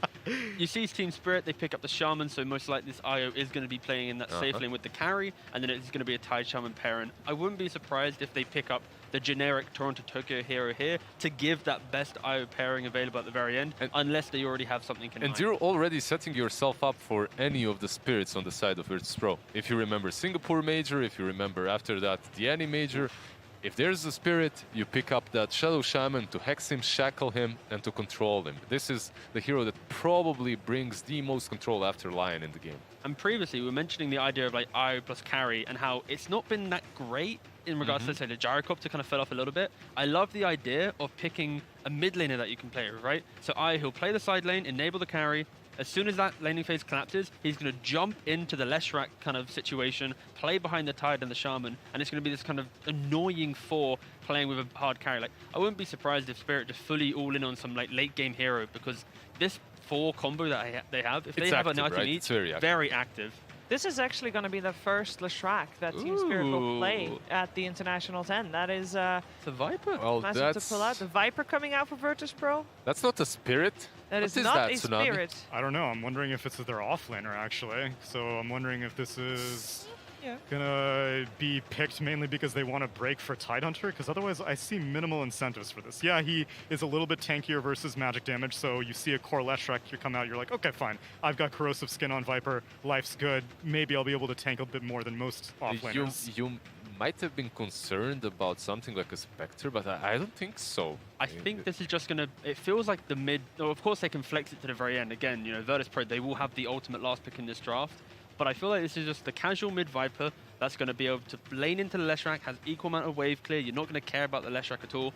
You buy that early bots, and wherever this kind of 4-man Death Ball of Spirit want to move to hit an objective, that Viper will move on in, park himself there, stop that Tide from being tanky, and the whole concept of Spirit's lineup is Tide up front. And of course, Kraken Shell, he is broken by the Never Toxin of Viper, so you aren't tanky at all. So it's very much a casual Viper to remove that tanky. And now Spirit going to need that carry to fill that void. I like that idea a lot, especially if you consider that Tidehunter might have a little bit of a difficult lane if you don't play it correctly, as you are playing into an Ursa. It can get hairy. But I'm not the greatest fan of GPK playing an elimination match on a Viper. Agreed. I think like you're tying his hands a little bit. At the same time, if that's what they think this team needs, all in for it. Do you want to know his win rate on Viper? Sure. I should have asked that once I had the result. Okay, fine. Great setup. We'll wait for it. This is Phil, Tsunami, Phil. Right, it's shades of how I felt with T1 picking DK for Carl. It seems that when it's in elimination time, you're like, I don't know, man. I won't lose on Viper. I won't lose on DK. Yeah, Just you give go me for that. the safe. Right. You go for the safe play, and that is, as we've said many times before on this panel, sometimes in a game, you have to not play to not lose, but you have to play to win. And Right. Viper feels like a hero to play to not lose, and generally that is not actually a strat that works. Yeah. But I think as well with Viper is the fact that the itemization on the hero has shifted a lot. You're not really this kind of magic damage style hero. You are going for Dragonlance, BKB, Skadi. You're becoming a core in your own right. And when you have heroes like Ursa who get naturally kited, this Viper will be able to kind of prop himself up into the fight, sort out kind of where people are to enable Ursa with his blink or whatever to find the hero he wants to kill. And unfortunately, my internet has died, so therefore I cannot give you. Just give me a number. What do you think? You think it's above 50 or below 50? Above 50%. Oh yeah, of course. The GPK is a beast on Viper. The kid's signature. If you're playing Viper, that's a really cool stat. if you're playing Viper, if you're a Viper player and you have below 50% win rate, I feel bad for you. I mean, if you're an anything player and you have a below 50% win rate on your anything, I think that's a bad luck. Yeah, but Viper is it's a special hero. Hero plays itself. I am below 50% win rate. Well, you're But not you're a Viper Tide player. Hunter specialist, not a Viper specialist. All right. What's the pairing for this IO with the carry? Are they just content giving the Leshrac as the only thing that IO needs to worry about sticking to? They did I'm ban very out the gyro. happy that the VP bans out the gyro, actually. Oh yeah, same here. Even though I think it's a wasted ban because that would have been perfectly okay if I was VP and Spirit Yes, picked it. absolutely. I That, think it saves Spirit a little bit. yep.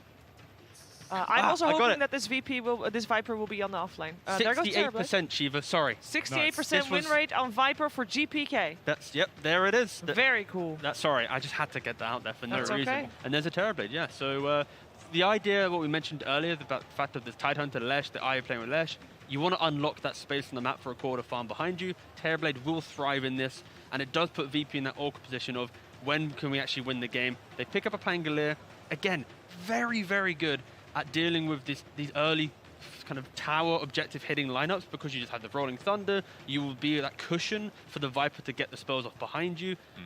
And it allows you to at least deal with Terrorblade to some degree, but this is a pretty good Terrorblade game. It's a pretty good Terrorblade game, but Virtus.pro do have that upper hand in the early to mid game, and if they are able to capitalize on that and collapse all over Team Spirit, I believe they can pressure the TB hard enough to take that safe lane tower, that mid lane, and keep pressure on the triangle. It will be difficult though. You guys keep using that name as a verb. You gotta stop saying collapse. You keep confusing me.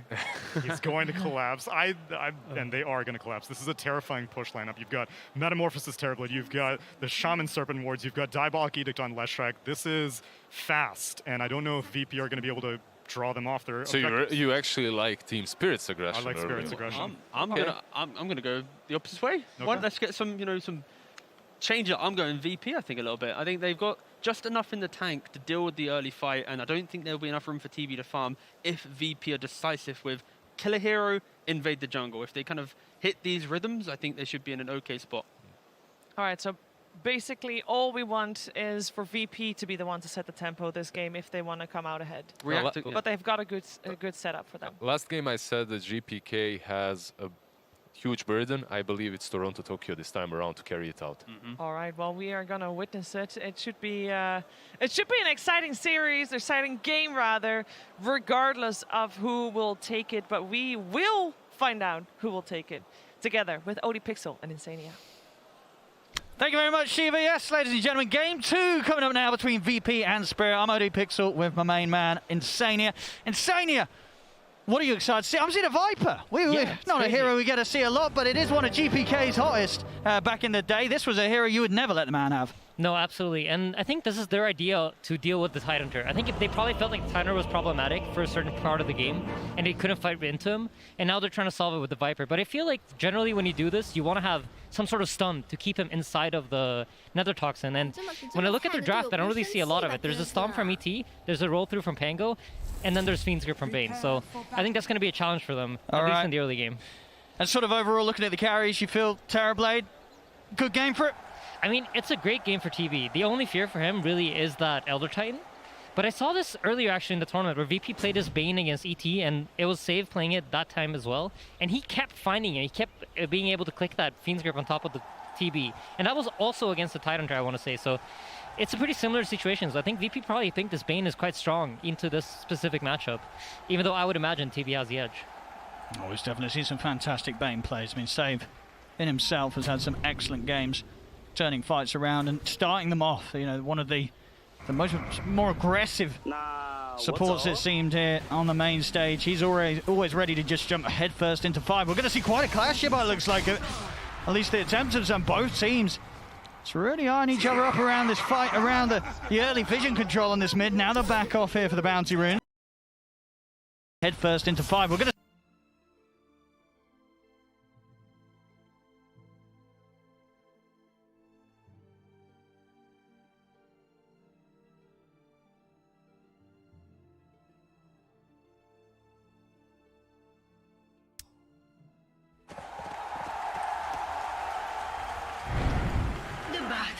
begins.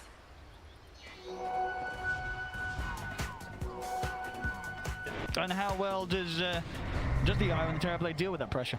I mean, I think generally speaking, when you play Wisp, you want to play against lanes that are trying to harass you out of the lane, and that does fit like Pango's concept. Pango's very rarely a hero that tries to kill you from full to nothing, so I think they should manage to do fine. However, the Bane is like the X factor here, because save trades extremely well into both these two heroes, so when the meta's down, I think they might have a hard time getting all the CS, but how you manipulate that with the pull and stuff is going to be interesting to see. Sort of how much Yashura can find out early on in the lane. Looking at the other lanes, the mid lane matchup, you know, Viper, Lesh, early levels, how does this look? I think it's a pretty rough lane for the Leshrac. He's going to have to use a lot of mana, as you're seeing, to just try to secure some CS, but he saved up gold for his bottle, so he's going to try to play that regen game where he's just using mana to get a lot of creeps, trying to get as much as possible out of the lane, and then have the water runes refill it. And, you know, if somebody happens to die in the top lane, I wouldn't be too surprised to see Mira TP mid and refill that bottle, or see him possibly do the same thing. So that bottle's going to be crucial for Toronto Tokyo.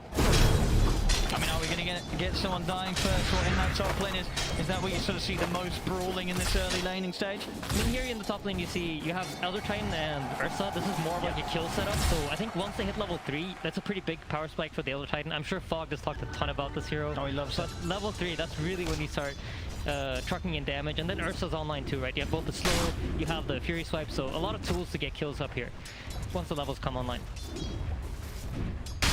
So far on the early CS, nobody falling too far behind really. DM just having to slow up the start, but we saw the same thing really happen last game. Yeah, and Toronto Tokyo got the bottle. He's just bottling up. You notice he's doing very, very even with the Viper, and this is just a result of getting that bottle so early. This is going to be really important too, I think. This bottle for me is like so crucial, because if the Viper is able to dumpster this mid lane, that's going to lead to GPK having a huge timing in this game and VP able to control the pace. So I wouldn't be too surprised to see supports helping out with the 4-minute runes and the 6-minute runes. And what sort of is the aim here for GPK's Viper this game? You know, is he going to build to control? Are we getting an Atos, or is he going to tank up so we can join these early fights and enable the Ursa? So I think traditionally the way GPK likes to play Viper is he goes boots of travel and then he kind of decides where he goes with it. I wouldn't be surprised to see Atos, because like we said, I think this is an answer to the Tidehunter. They want to use that Nether Toxin to shut the Tidehunter down, and they don't really have the lockdown to keep him in the Nether Toxin, so the Atos is probably going to be nice. Later into the game, you're going to have Ursa build a Basher, and then, you know, they'll have the lockdown as the game progresses and they hit item timings. And talking about the Ursa for Nightfall, this game, how do the timings sort of pair up in the way that VP are going to want to play the game around their Ursa carry, and the Spirit are going to want to around their Terrorblade? I'm expecting Nightfall, you know, Roshan's going to be obviously like a point of contention, and if the Ursa can get that Aegis early on, some sort of diffusal build, phase boost, you know, playing fast, I wouldn't expect some sort of battle fury, but it is possible. But I think they have enough AoE from the Pangolier and the Viper, so I think for VP you're looking at trying to get that Atos on Viper, you want to get the diffusal on Ursa, and then you want to just go. Sure. I mean, because this Tango, he's going to be quite the nightmare in the fights when he gets that Rolling Thunder on. To stop him at all once he's in the ult. Yeah, absolutely, as they're applying pressure to Yethora, but, you know, Wisp uses the healing salve, gets him back up to full HP. But yeah, like you said, once he starts rolling up, you know, it's hard for you to play Shadow Shaman, because you need to stand in place and try to grip someone. Or Tidehunter generally wants to use Ravage to blow everything away from him, but when Pango's in that role, you're not really touching him. So it's a really, really good Pango game.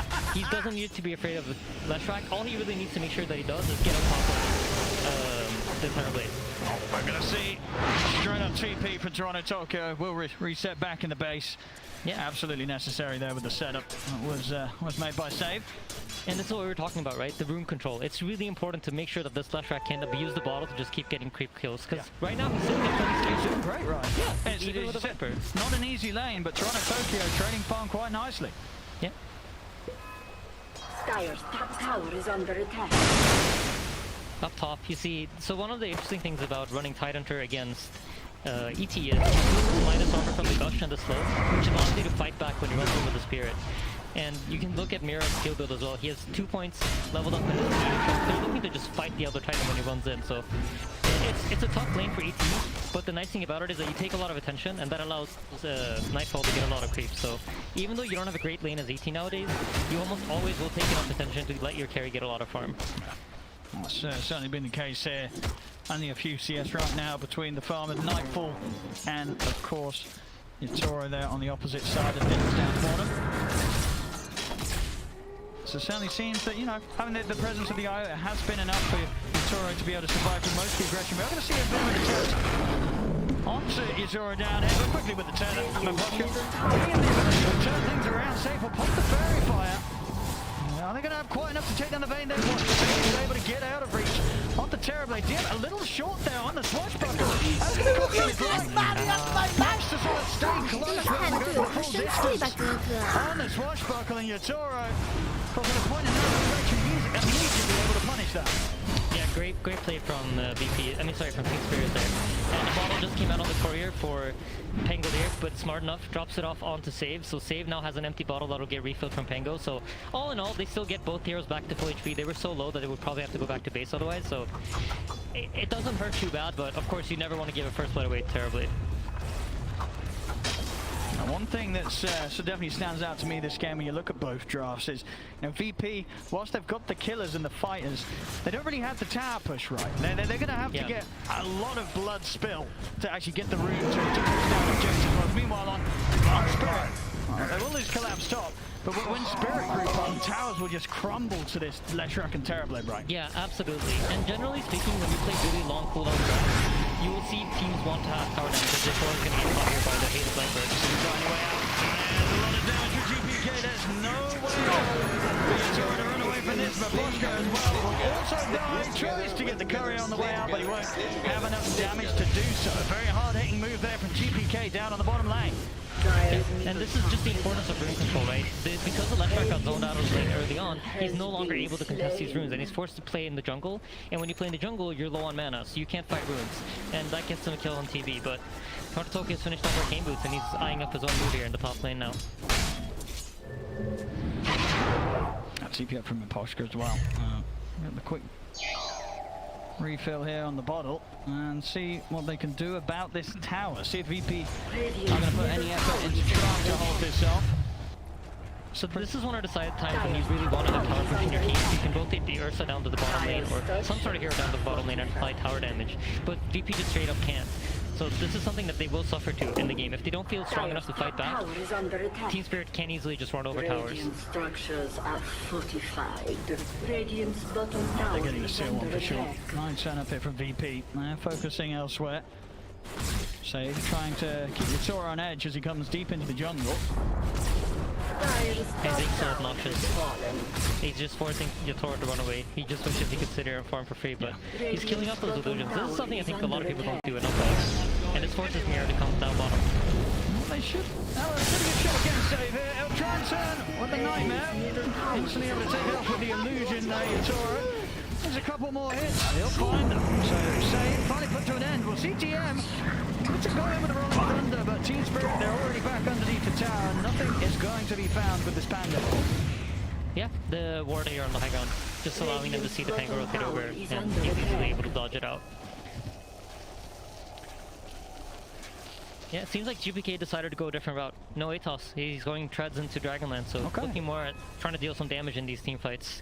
I'm not sure if I personally like it the most. I think when you play this Viper as an answer to Tide, you really need to make sure that you can either burst him on the Nether Toxin, and in order to do that, I think you need to have at least one stun. And I just don't think they really have that lockdown. I would have loved to see that Atos. What sort of advantage does the Dragonlance have from this game? I mean, what does it say to you when he does go for this to start his build? So I think probably what he's thinking is we need a way to kill the Leshrac. We've seen the Chinese teams run Lina a lot against Lesh as an answer because you have that long range and you buy an early BKB and you just sit that from behind and just keep hitting him. So probably GPK's plan here is to buy the Dragonlance, sit back really far and try to hit down the Lesh as he tries to charge straight in. So it makes sense, but I think the Tide just might be too big of a problem, but we'll see. We have quite the impact. We've managed to catch him on his own. Rather tanky. Should get the job done here as long as Collapse does live.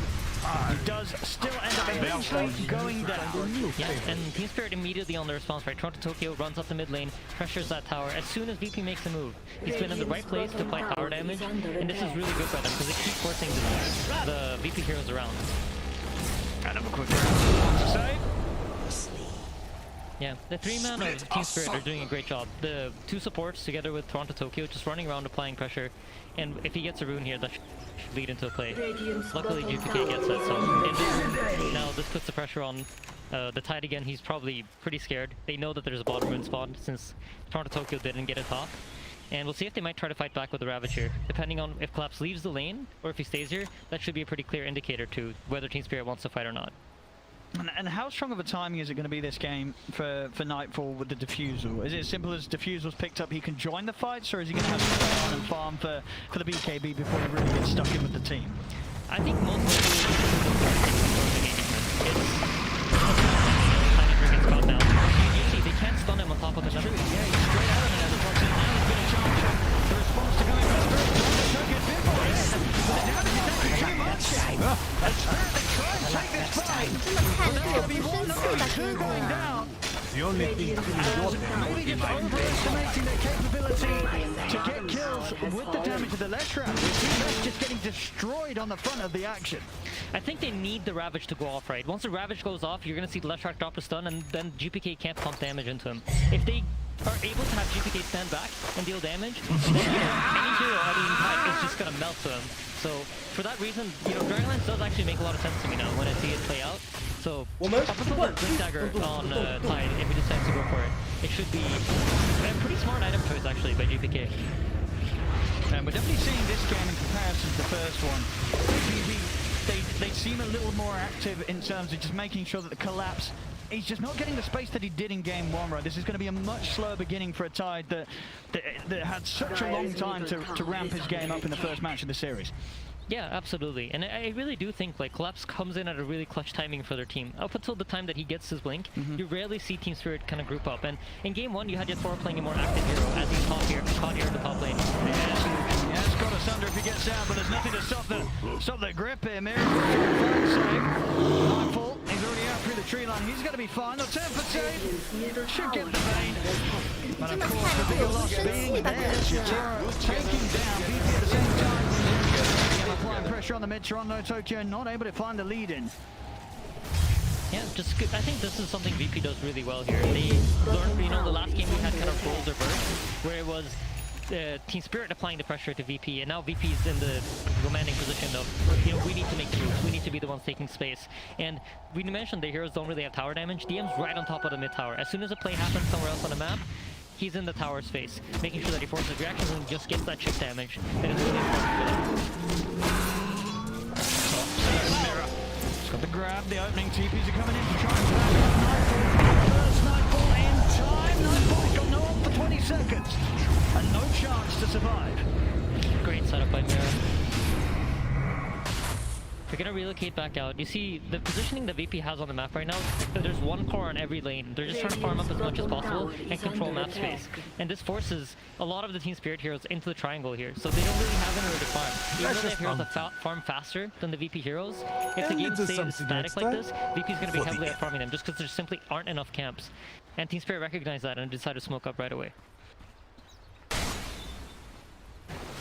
Yo's finished on Toronto Tokyo too, so now we can finally make his own initiations. Doesn't need to wait for the Ravage to come out. I mean, they're making a run straight towards GPK, but GPK is aware. Yeah, and he has that illusion rune bottled up, so that can be used to disjoint the Leshrac stun out of Yules if he times it perfectly. They still want to get something here, Spirit. He's going to walk in the answer, but GPK is around to try and help them fight. And Hex out. Good ward drop as well, though. Mirror just lays down the GPK. He'll quickly follow after the death of Kingslayer.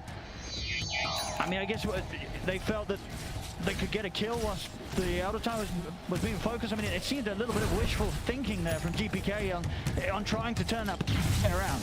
I mean, Miracle's playing a really sneaky game if you think about it. You expect the Wisp and Leshrac to play together, and normally when Wisp and Lesh show on one side of the map, you expect the team to be on the opposite because they relocate threat, right? You want to put your stuns on the other side of the map so you can relocate over and get pickoffs, but Mira's next doubling it. He knows that VP's going to assume that, so he's running with the Wisp and the Leshrac, and I don't think GPK expected him to be on that side of the map, simply put.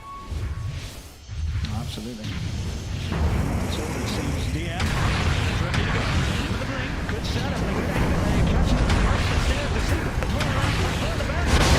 And a split up.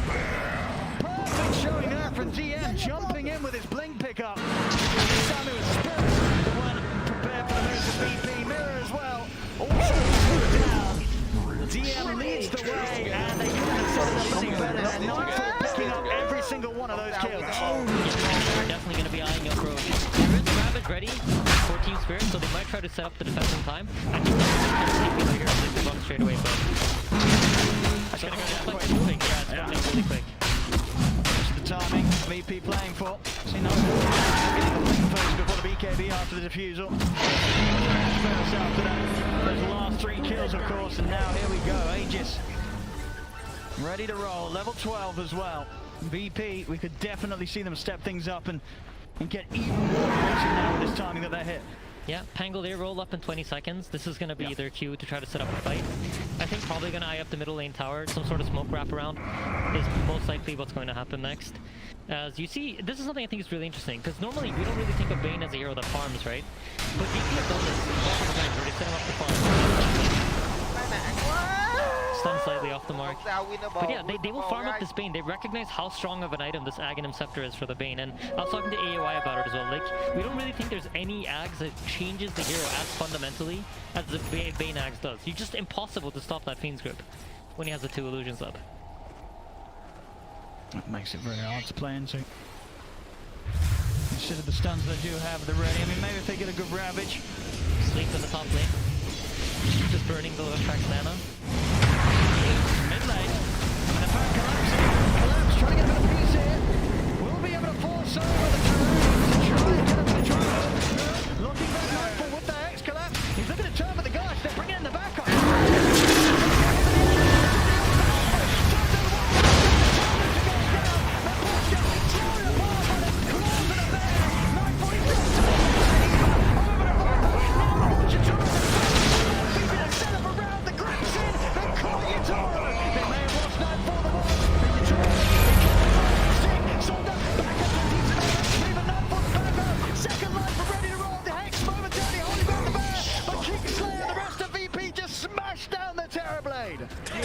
Oh, beautiful play from VP there.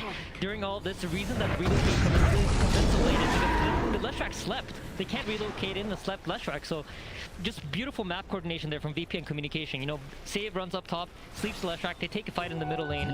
Just the understanding of the macro game from VP to play this aggressive is beautiful to watch. Excellent usage here at the first stages. We'll see it once more how the fight starts. Again, the real big difference between this game and the last one seems, you know, VP much more aggressive, so much attention on Collapse, making sure that Collapse is tied. It's just left completely behind this game.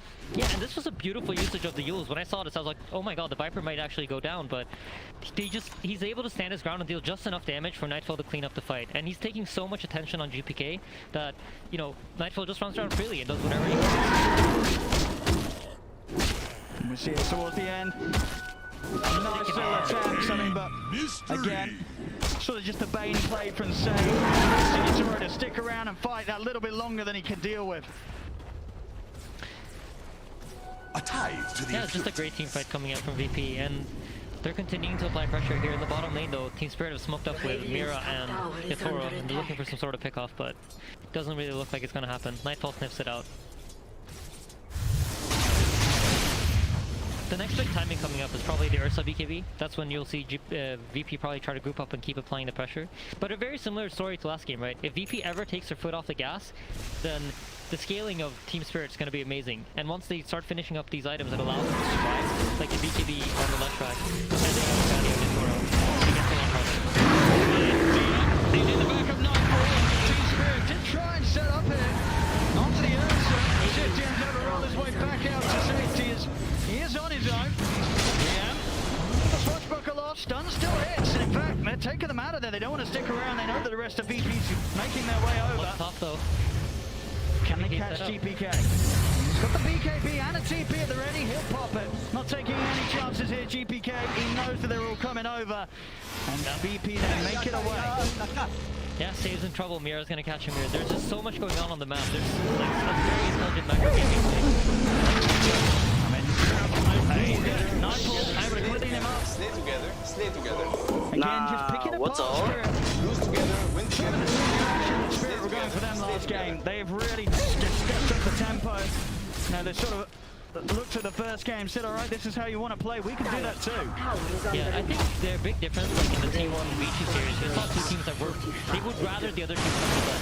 But in this series, it's kind of like the other way around. Whoever decides to make the first move seems to have an advantage. And it just seems so hard to collapse out again. Still very much trying to play the catch-up, but he is far behind on the farm. Force that buy is just very smart, right? Just gets you straight out of that another toxin. I just don't really feel like this Viper as an answer to Titans seems to be working. There's just too many ways to get him out of the another toxin. I mean, and does that sort of concern you in the sort of the regards to the game going on? Like at the moment, obviously VP, they have a lead, but do you feel that this Viper could become a bit redundant in the later stages if Team Spirit's able to hold on? I mean, I feel like it explains why he decided to go for this item route at least, and not the route of Atos, because if, let's say he went the Atos, right, Titans would just buy a Force Staff and force some stuff out of it. So GPK clearly knows something that you and I don't. Yeah. And so it's an intelligent item purchase to go for this like Dragonlance BKB build and aim to try to shut down the Leshrac instead of the Tide. They have the Ursa, right? He's going to eventually hopefully buy an Aghanims, and then he can just ignore the Ravage. He gets Ravage, pops his ulti, and he's completely fine. Certainly on track to hitting great timing this game. See, got their eyes down bottom, ready to set up onto trees. He's in attempts to take him out there, but he can't get him out in time. Top lane GPK just trying to get some further action for VP. As Mirror getting a little too close to the Viper. Should die, tries to hide in the trees, but GPK has got his eyes on the Mirror will fall. The lane collapse and good call out too. There's just so much going on at once with GPK. It's just falling apart really much.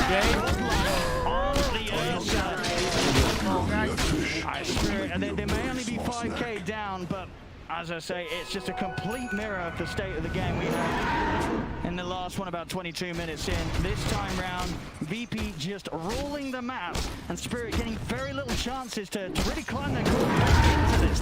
The team fights, they're not going to get any easier, it seems, because VP, they're at a stage now where they can just get in, PK being Diffusal, they can pretty much delete whoever they want to start things off. This Lesh is very vulnerable. Yeah, absolutely. At this point, you know, you want that VP to finish the Leshrac. You would be flying up a shield card at this point, but it's just not looking like it. I think this caught once again in the middle lane. Game. So they want to dive in. They don't quite have the thunder up from DM. Yeah, he's eyeing up that shard as well, so he's going for that full stun build, just going to try to roll on top of someone, heal himself. Once he comes down, you know, you use that shard to turn your roll around, stun them again, and just keep permanently silencing these heroes. I feel like we see this a lot from VP as well. Sometimes you look at the drafts and you're like, well, there's not enough lockdown. But DM on his Shaker or on something like the Pango, when he itemizes like this, you sort of come to the realization that it just doesn't matter because of how much DM can control the fight. Yeah, and the itemization for it is perfect, right? They're making sure that they're buying the correct items to make up for whatever weaknesses their draft have. Oh, they know collapse is here. Okay, look at despite some of the trees being cut. If you haven't been there with your hero physically, you can't actually see that the trees have been cut sometimes. We can see it as spectators, but the players in the game won't actually see it until they walk straight next to the tree. So they probably don't know that collapse is there. Sneaky play with the Force Staff there, getting him out of trouble. Let's see if he wants to show himself to clear out a few more waves. Still 10 seconds on the team feed, so he's stuck there momentarily. Back in action, Yatoro. 1,000 gold off his Skadi. Yeah, it's going to be huge timing for them. And really, the next big objective here is Roshan. So he's guaranteed going to spawn in about a minute. The teams obviously don't know this, but you're going to notice that both teams are going to start posing themselves around the Roche pit because they want to have vision control there. And we know around 20 minutes in the last game, it was a very similar story where both teams are willing to fight so long as it's under their vision. And it's the exact same thing here. So whoever can control the vision around the left will have an edge leading into this team fight. A very similar story again with the carries, but once more, Yatoro, Nightfall just on the exact same page when it comes to farm, both fighting for that top net worth here. Of course, Yatoro more focused on the creep hitting, and Nightfall, he's been punching the heroes. 11 kills so far here on the bear. And for that Basher next.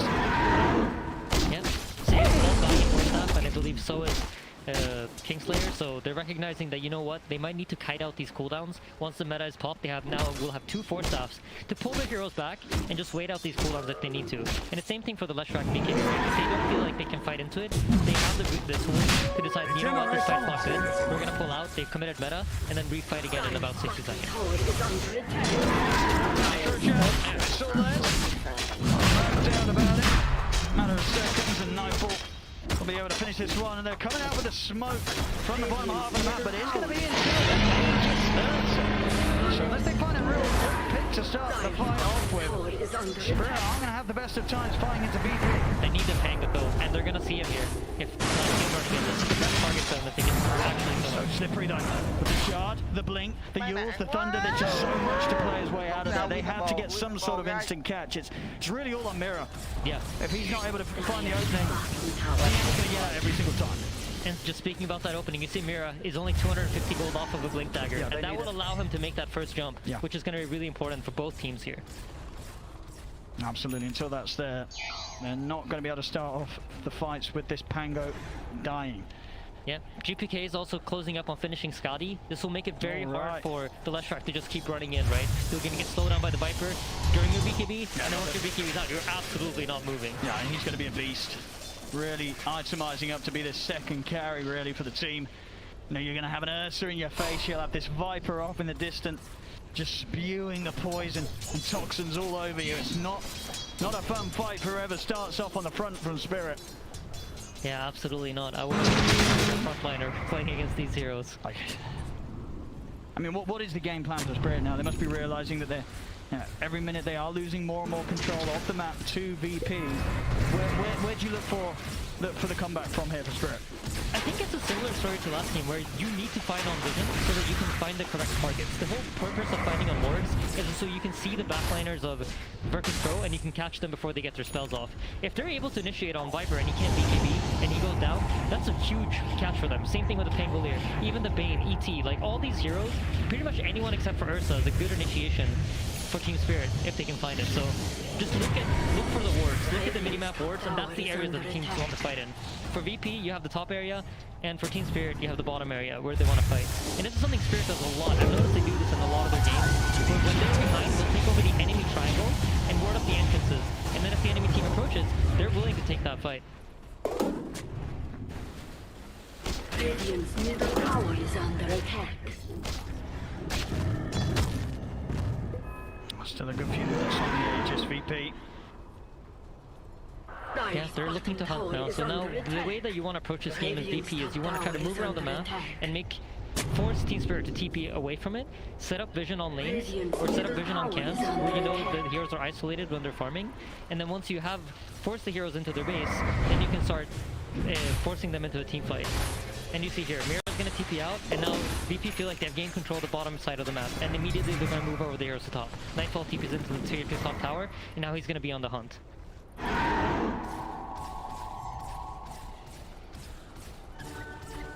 You see is the TB on the Ancients. Scandal coming out from Team Spirit. So this is some very high level plays coming out. Both teams are reading the map very, very well, and they're scouting each other out. And now, again, you see a lot of the Team Spirit heroes are bottling into the bottom side of the map, and Save is going to be in position to catch them. Oh, grip as well onto Toronto Tokyo. GPK is in with the damage. They need backup. They need it now. Toronto Tokyo how to put the BKB to get out of there. Mira, he'll be the new focus as GPK turns over the Shaman. The Shaman to fall.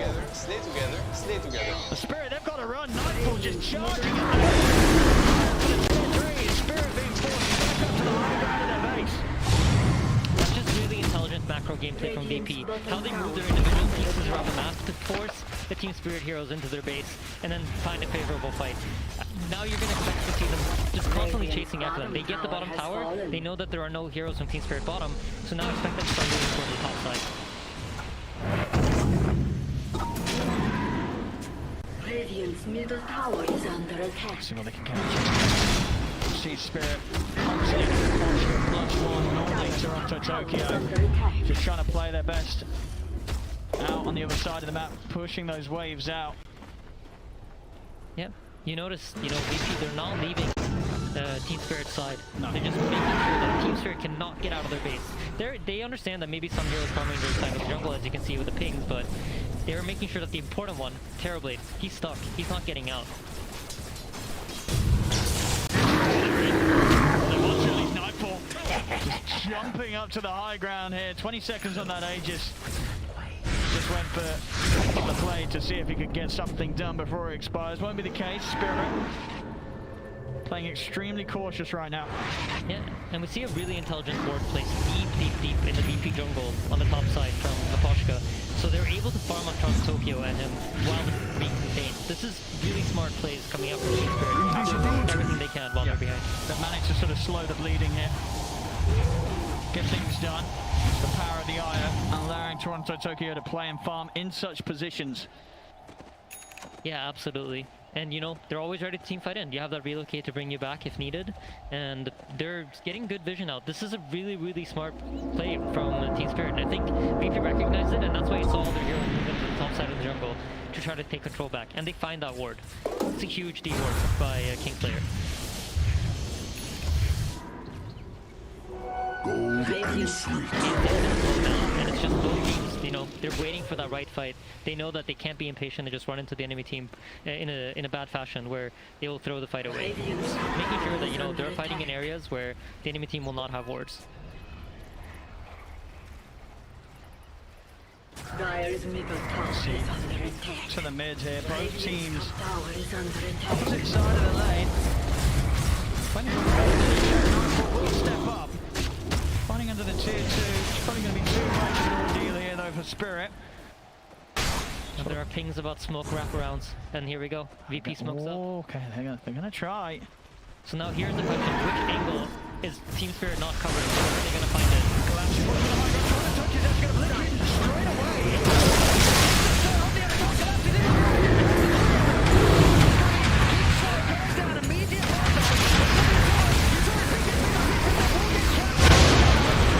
Take it out here. As they'll try and go for more GPKs onto collapse. Forcing the tide away. GP out. Sets up to the VP. Collapse.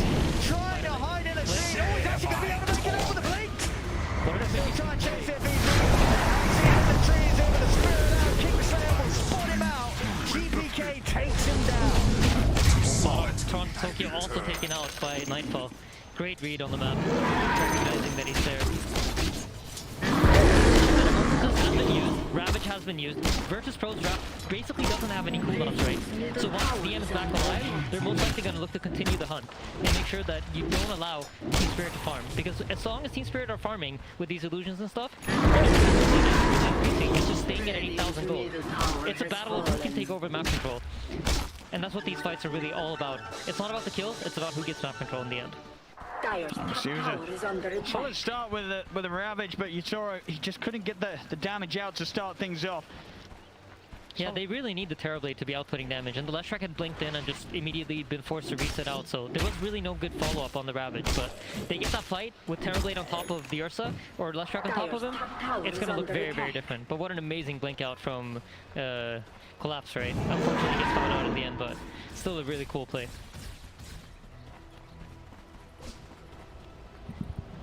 Still about 50 seconds until we get close to the next Roche potential for VP. And Poshka against the pressure. Jab. Try and regain a bit of this map control against VP's pretty much complete hold. Very difficult indeed for Spirit to step out. We've seen Shredding and Poshka +1 being able to play the opposite side of the map right now, whilst the vision is as low as it is. They can't really get the rest of the team out. Yeah, and again you see, once Roshan's starting to spawn, VP move their heroes towards the Roche pit, try to control that triangle, and they set up their vision here, knowing that, you know what? If you want to fight us at Team Spirit, you're fighting under our wards, you're fighting under our conditions. And this is just exactly how you're supposed to play when you're playing from ahead. Roche is up, early spawn.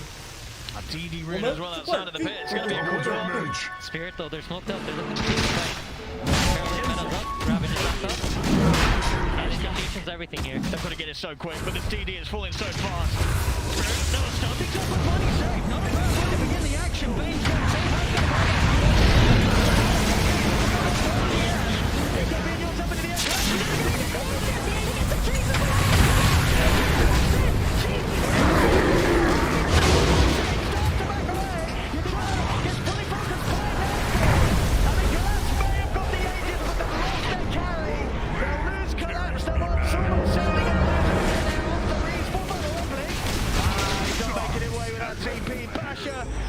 from Nightfall kicks in, he will go down.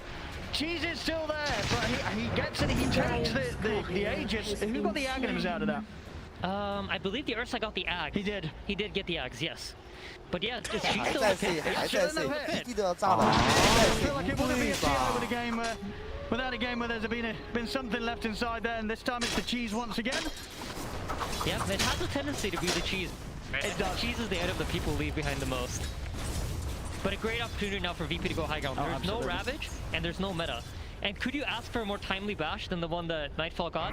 Right as the TV wants to look for that Sunder opportunity, bash. Yeah, Utoro's just had such a hard time trying to get a fight going. It's just so much controlling, and even with the BKB, bashes, grips, it's not an easy game for this Terrorblade to play. He is now 18k lead overall for VP. That was a very costly team fight loss for Spirit. They can't afford to lose another like that, otherwise this game's done for. Yeah, absolutely. But you do notice VP do have some problems with the high ground. Now, you touched on the early game. There isn't really tower push here. So VP are going to need Team Spirit to come out of their base in order to be able to get this high ground push. So what you'll see VP do here is they're going to split up, try to farm up as many resources as they can. And Team Spirit, knowing that, at some point will feel like, okay, we're falling way too far behind and force them to come out of the base. But not having Aegis basically bought them 10 minutes. They gave up a fight, but they bought themselves about 10 minutes of like being contained in their base. So it's always something. And honestly, I feel that comeback potential can absolutely be there. You know, collapse on the tide. I feel like we've seen so many times. If he can get that refresher, double Ravage, yeah, that can make wonders happen in his team. Outside of the base, Mira run down by DM. He's able to make it out with the tether TP. Good job he did go for the tether before TPing out. But now has left Toronto Tokyo on his own. This is huge. I saw something really, really interesting. If you guys click the inventory of Kingslayer, he has 4 healing salves that he sent out. They're recognizing that, you know what, if we want to go high ground, it's going to be a slow push, and we're going to need resources to deal with a poke. So sends out 4 salves for his teammates. Great. I mean, he's been digging them up as well. Well, that's true. This man keeping the shovel out. He was keeping the shovel. That probably is how he got the salves. Makes a lot of sense, Owen. Thanks. He's digging them up nicely. There's another one, 5 salves. He's finding all the heals, but as you say, definitely going to be able to put use to them if VP want to keep knocking at the door of Spirit. As slow and, you know, as it will be, it will take time. Maybe, you know, GPK is able to pick up the shard eventually. I'll give them a little bit extra to take those buildings down. Yeah, absolutely. But you see, VP, they're not too concerned, right? They understand that right now Team Spirit are not gaining any resources. We finally have what we wanted. For the last 37 minutes, this is what they've been fighting for. They've been trying to force Team Spirit back into their base to allow them to just farm all the resources on the map and get as ahead as they can. Nightfall's just absolutely massive. Nearly level 25 as the full Satanic done. Ag Shard, he is ready to end this. Yeah, I think the second Spirit steps out, they're going to pounce. But I wouldn't be surprised to see them happy just farming out until Roshan comes otherwise. VP's going to set their map up here with, like, I think Save is going to play close to whatever hero's playing aggressive on lanes. And then if he can find a grip on a target, that's when VP's going to really try to collapse. No pun intended. Well, there's a lot about the tide. Yeah, he's eyeing up a refresher. He's about halfway there, but... I mean, he's just had such a hard game. Yeah, 1-7-1, they have completely shut Collapse down this game. Yeah, he's been involved in 2 kills in 38 minutes. It's not a fun game to be the Tide Hunter. No, especially when you say, you know, for Spirit, a lot of their game plan does revolve around Collapse being the main playmaker. Yeah, I really think he's like their mid-game piece. And if you think about the story of this game, they didn't have a mid-game. Their mid-game was just running away from VP and trying not to give away kills. Look at that. Okay, yeah, okay, it's up to the 89. I was going to say, the 66 was earlier, so yeah, up to 89% Whole mirror.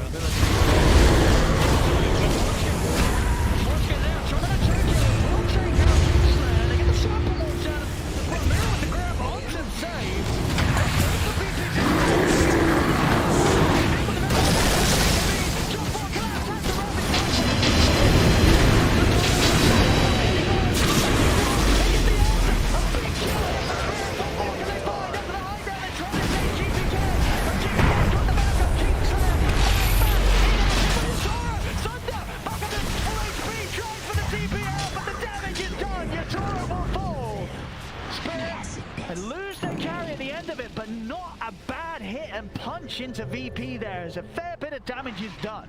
Yeah, then to take out the important heroes, right? There's no Ursa, so there's no high ground. They're buying themselves more time. These fights, they're going even, but when you go even when you're behind, that's actually favoring you because you're getting more gold from the fights, the enemy team is ahead, and you're also delaying for this late game timing. So if we click on collapse, you know, slightly closer to your refresher. It is progress. Absolutely, absolutely. And look at his inventory. I think this is so cool. While he's dead, he's placed the Philosopher's Stone in his inventory. It's just all those small things add up, right? It's really, really cool to see this coming out from pro players. So while you're dead, put in the Philosopher's Stone, get that extra bit of gold. I mean, because we already saw in that fight, despite as far down as they are, the potential when that Ravage does come into play and Yatoro is able to stand back and get the hits in. Yeah, absolutely, absolutely. If they can have the in the right position once the Ravage goes on, it's on top of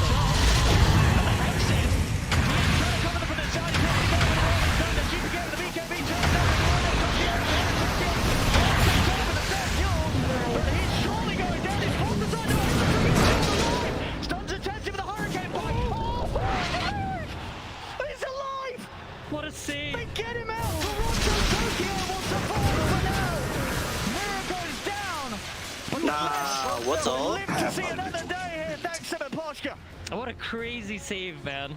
Oh, there's some really high-level Dota going on here, and it's beautiful to watch. I'm really, really enjoying this game. GPK's item build. I really did not see this playing out in the early game, right? We were talking about the Atos, but it's so smart. He has the AC, he has the Scotty, he can tank them up. He is, yeah, 6-2-11, he's having a great time on the Viper here. We'll see this replay again. I mean, they make this, what seems to be an ambitious attempt on GPK. It doesn't end up being that bad of a try at all. And just look how low Toronto Tokyo gets. Mepashka able to switch targets here. And yeah, just get him out of the final moments this season. Less than a second on the relocate back out. Mepashka.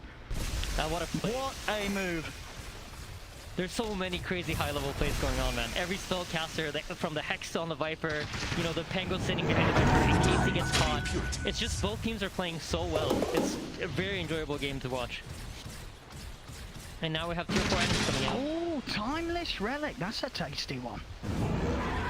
Is he keeping the Essence Ring? Oh, God, that Essence Ring might be a bit of a good luck charm. It did save him that last fight. He might want to hold on to it. I think it might have been a misclick. Surely it must have been a misclick. Yeah, he's got it back out. There we go. I think he probably a little bit too quick. I know this has happened to me sometimes. Sure. Try to drag it in, send it back too fast. I mean, it's a team play. You know, he picks up a nice item. He wants to make sure that everybody else gets a chance to grab it. But indeed, Timeless Relic back out on Toronto Tokyo. Yeah, quite the item, of course, for the veteran. Yeah, absolutely. They also got a telescope. They haven't decided who to put it on yet, but great item. Adds attack range to your Terrorblade, gives you cast range and all your Shadow Shield. And I wouldn't be too surprised to see him trade off the Psychic Headband for the telescope, but it seems like, you know, that's not the focus right now. They're not thinking about neutral items. They just gave away Roshan. They did. They're able to pick it all up here. And that's what it is, the fourth one this game, right? Refresher Shard, Axe Blessing, both coming out of that one. See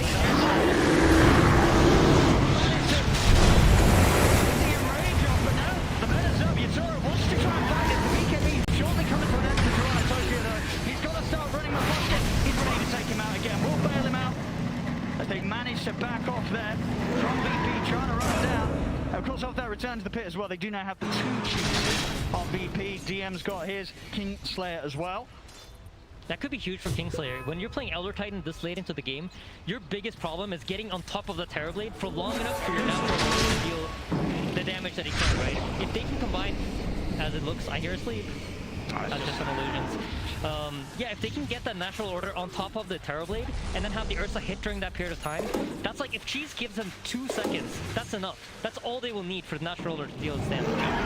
And that last the pick up the Axe Blessing going to save as well, as you were talking about. Very strong Axe.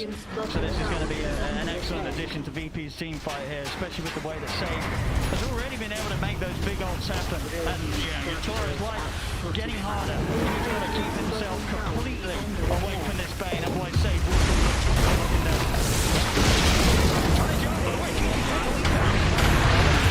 Back that blood round, RJ Mike mirrors out. DM targeting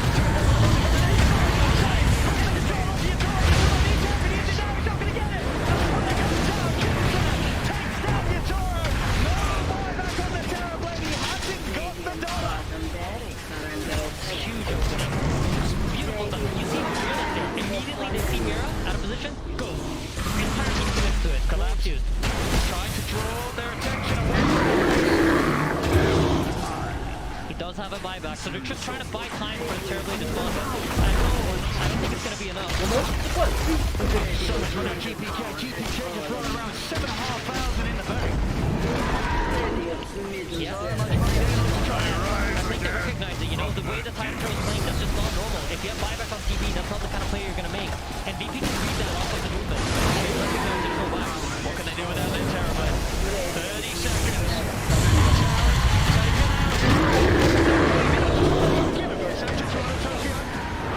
But now Nightfall is slow. They'll turn over towards Mirror, but again, just dropping these walls down. Everything they can possibly do to take VP's attention off the base. 15 seconds. GPK committing with a BKB, but Collapse is able to slide back to the fountain. There's a refresher shard on the Viper though, so he will have that BKB on the back up. 10 seconds into the Terrorblade, but VP's going to go in. Refresher shard is at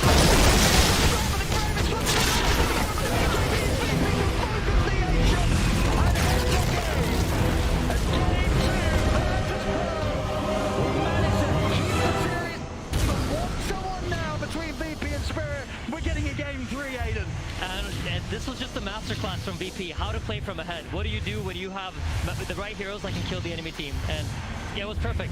Can't wait to rewatch this replay and learn from them. Yeah, absolutely. The way they controlled things right up until the end.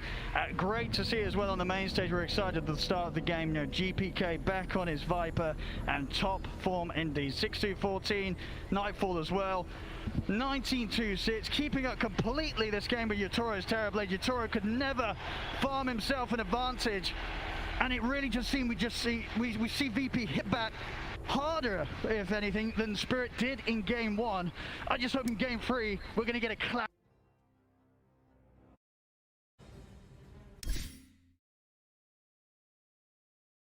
Spirit and Virtus Pro. Thank you very much, Pixel and Insania, and indeed cannot wait as well. Very happy we get to see a game 3 between these two teams. An absolute bloodbath once again here in game 2 with Virtus Pro victorious at the end of that, and we're going to break down exactly why they were victorious. I want to start this time with the end of the game because I heard Jenkins said it in the green room earlier. There was 30k gold difference in favor of Virtus Pro T, but it still was pretty difficult for Virtus Pro to even breach high ground. I mean, eventually they did it, of course, but... Yeah, the main thing for Team Spirit in this game is the fact that they had these annoying heroes to play into high ground. And of course, VP, they didn't have that clean way to hit the buildings, right? Like you see the Viper eventually going for a shard, etc. But like the key thing for Spirit is they had this Terrorblade, they had the eye to make moves, and obviously the annoyance of killing them is really hard for VP. So I think VP, they respected their opponent because Spirit, even when they're down 20 or so K, they're finding these kills, they're finding these ways to annoy the game. But I think this was very much VP. Their backs against the walls, they're going to show them the respect. They're not going to just rush to the tier 3s and throw away this game. They're going to keep trying and trying, get the Aegis, get a couple kills, and then look for it. But again, just a really, really good game. It's something that Insania said at the end. He's going to rewatch this replay to learn how to utilize that advantage properly, because famously Team Liquid, that Insania is playing on, has had some issues at closing out games with a huge lead. And back in the green room a couple of days ago, I was talking to him and Aoi. You don't go for the throne. That's not your main objective. Killing the throne is not it. Just keeping your advantage when you're 20k up constantly is the objective. You stay on the low ground, you continue fighting, you continue getting those pickoffs, and slowly but surely you amass such an advantage when it comes to the items that you don't really care anymore, and then you just blink in behind them and break them the same way that Team Spirit broke Virtus Pro in that first game. I think if they had waited a little bit longer, though, Terrorblade may have reached the point of no return. So the critical mass. Exactly, because there were just that let Leshrac escape, for example, with Io just relocating out with barely any HP. These were not definitive wins, even with the net worth advantage. And I think that if you do try to milk the jungle for as much as it's worth and try to hone the enemy out of their area, it can come back to bite you. And so as encouraging as this VP win was, I think they were still like, if we mess this up, we are out of TI. So let's make sure we don't mess this up. Now, both teams are going to be on that same footing. So sure, I want to see a clash, but I want to feel the tension in these boots. You didn't feel that in this one? No, I felt it only from VP. I think Spirit were playing with nothing to lose. They're like, well, whatever, we're one game up. Life's good. Let's just go try to take a fight out in the jungle. I mean, whatever, we're going to lose this game anyway. But this is also one of those games where, like, if you look at Team Spirit's itemization, they're not able to really get, you know, the Lotus Orbs and these enabling core style items to prop that Terrorblade in the front, right? How many times do we see this Bane hit this like big old grip and you're like, how is, and it's not, they don't have that because Collapse on his Tidehunter, he's playing into the Viper. He goes really creative, you know, he goes for the 4-star first, he then goes for everything, a blink for some initiation, but he never gets to having that Lotus Orb, which you normally see in that kind of offlane Tide, or at least a core role. So it does put that Terrorblade out by himself in the field, like, go on, mate, you go do some damage, but you just can't do that. So it was very much, Spirit had to itemize for themselves in this game. Unlike other games where you're always kind of buying Glimmer's Force and Lotuses, this was very much like each man for themselves, and that's where kind of Virtus Pro punished that. But also they had the hero matchups to really force it home. Yeah, I want to talk a little bit about a mid matchup because we were, I wouldn't say unhappy with the Viper pick, but of course we know GPK, flashy hero, Viper, or flashy player, Viper, not such a flashy hero, Lizard. But it worked out amazingly well. Extremely well. In a couple of team fights, everyone else just falls around him. Meanwhile, that lonesome Viper is wailing into them, and he manages to take down Terrorblade a couple of times. So overall, I think he had a really good performance. I think this time around, though, their whole lineup and the whole draft works together cohesively as one unit, and that's where Viper shines the most, when you can move around with your team. I think that was also a problem, and why I said that Toronto-Tokyo has a burden, a very big one that he needs to carry in this game, a heavy one, because he's the one that needs to be frontlining, because you know that Collapse will have a hard time. And I feel that maybe Team Spirit, maybe they fell into Virtus Pro's trap from the get-go, from the drafting stage. Ban out two Collapse's heroes, and then completely destroy and counter the third one that he picks. And they did, with Viper on mid lane and with Ursa on safe lane. Yeah, I know Team Spirit lost this game, but I want to highlight Yatoro still, regardless, because this was the 9th game they played on the main stage. This was also his 9th hero that he played on the main stage. Wow. He has not played a duplicate hero at TA10 main stage. This is indeed excluding groups, because of course we've seen him play way more than 9 games, but Tsunami, that is quite a feat. Yeah, especially because I wouldn't really consider him to have been the key to their success. Sure, he's been incredibly consistent, but it's Collapse who has been, I think, instrumental in their victories and their draft plans in general. So now Collapse getting targeted so early on, consistently with the Mars and Magnus bans. I want Yatoro to hone in on which one of these he finds the favorite. I won't stop taking the world tour. That Morphling, the first game that he played was on the main stage, and that is the Morphling he got the Rampage with, right? That's the DD one. Yeah. Again, Tsunami mentioned it perfectly there. It's the fact that for Team Spirit, they lean on Collapse a lot in regards to kind of rounding out their draft, allowing their mid and their safe lane to kind of get exactly what they want for the game. And I feel that's kind of where VP, they kind of just understood that in this game, right? Like, they have this really nice aggressive lineup, but it's for once at TI we've seen an aggressive lineup that doesn't feel like it's on this timer, because you're already like hard countering some of the cores. So the scaling potential of this aggression is also there. Can we just not understate what it means to have 9 different heroes played on position 1? That's so impressive. That's higher than most players' hero pool when it comes to comes to TI. He's playing incredibly well, and it's just one proof of a huge talent that Yatoro is. And I think what you're saying about Collapse, his heroes being banned out, that means that he isn't touched as much, that Yatoro's heroes aren't touched as much, which means that if he could say, yeah, just pick me Monkey every game, but he doesn't. He just picks the hero that's right for the game. Yeah, it is incredibly impressive. And I mean, you can even say, of course they made it this far, but wouldn't it be better to have one that you can always rely back on? You know, that may be a thing. We'll see. Of course, it will be 10th. Different heroes as they are about to play their 10th game.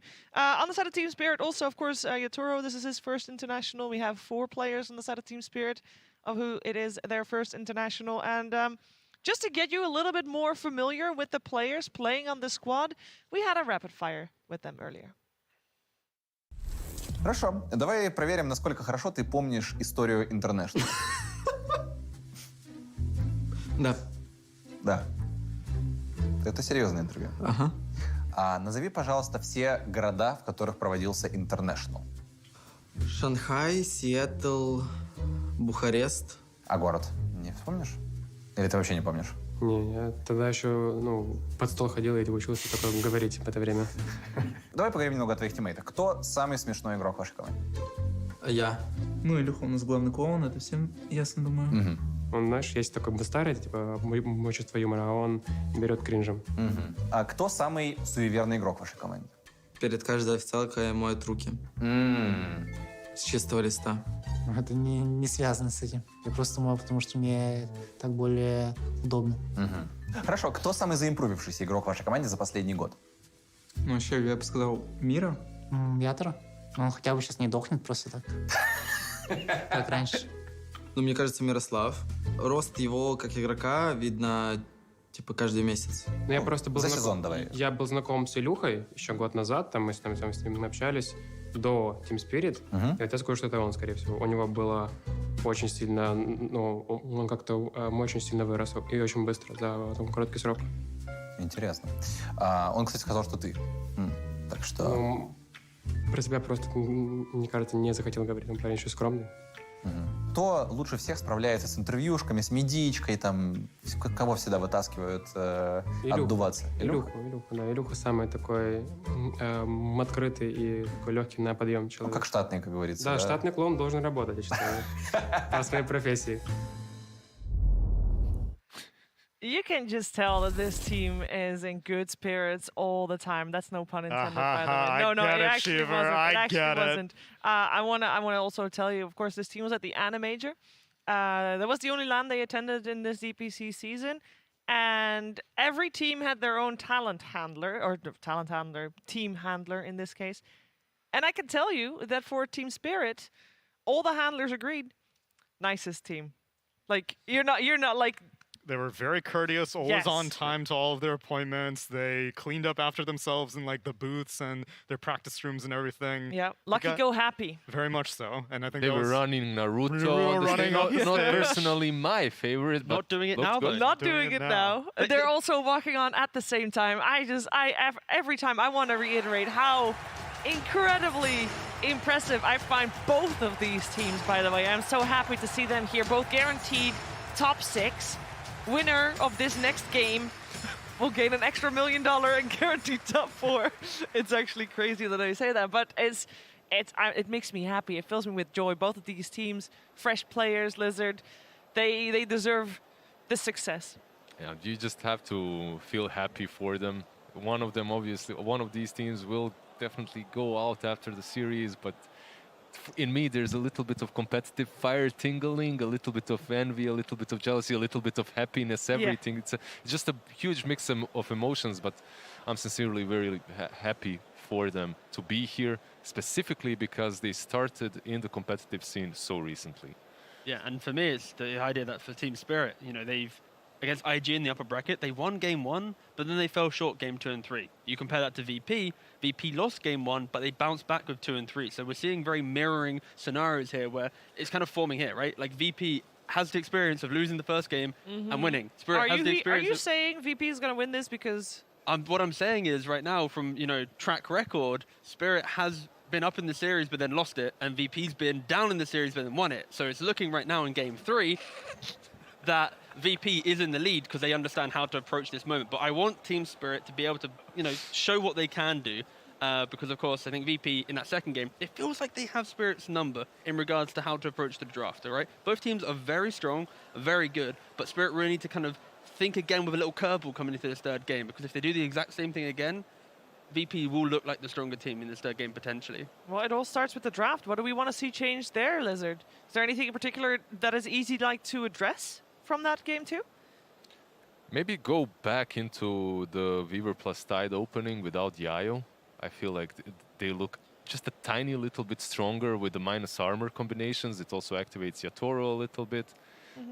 When it comes to the bans, do you guys think that bans are still on point? I think you still have to, if you're a Virtus Pro, you still have to ban out the Magnus plus the Mars because 100%, yeah. Collapse. VP's bans for sure. I think Spirit banned Dawn though. Yeah, in game 1 they banned Storm and Tiny, and in game 2 they banned Dawn and Tiny. You can keep banning the Tiny. I don't think either of those heroes that were also banned, the Storm and the Dawn, I think you can let those two go. They're not much of a concern. For your own first phase drafting, I think actually don't first phase Collapse's hero. We see that Yatoro has a deep pool, 9 different heroes.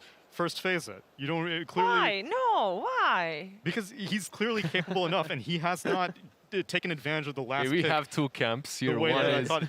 No, but it makes no sense, right? Because you know that already Collapse has got 2 of his heroes banned out. Sure. So if you don't pick his hero first phase, he's gonna have more of his heroes banned out. What's he gonna play? I want Yatoro to win the game. I want. Yeah, then so you pick his hero last. Set him up for success. That's what I thought, but then VP had been first phasing their carries quite frequently. Yeah. And they had found success with it. Now, sure, I know maybe you don't want to turn your entire dynamic up on its head, but everyone knows that Collapse is going to win you the game if you're playing against Spirit.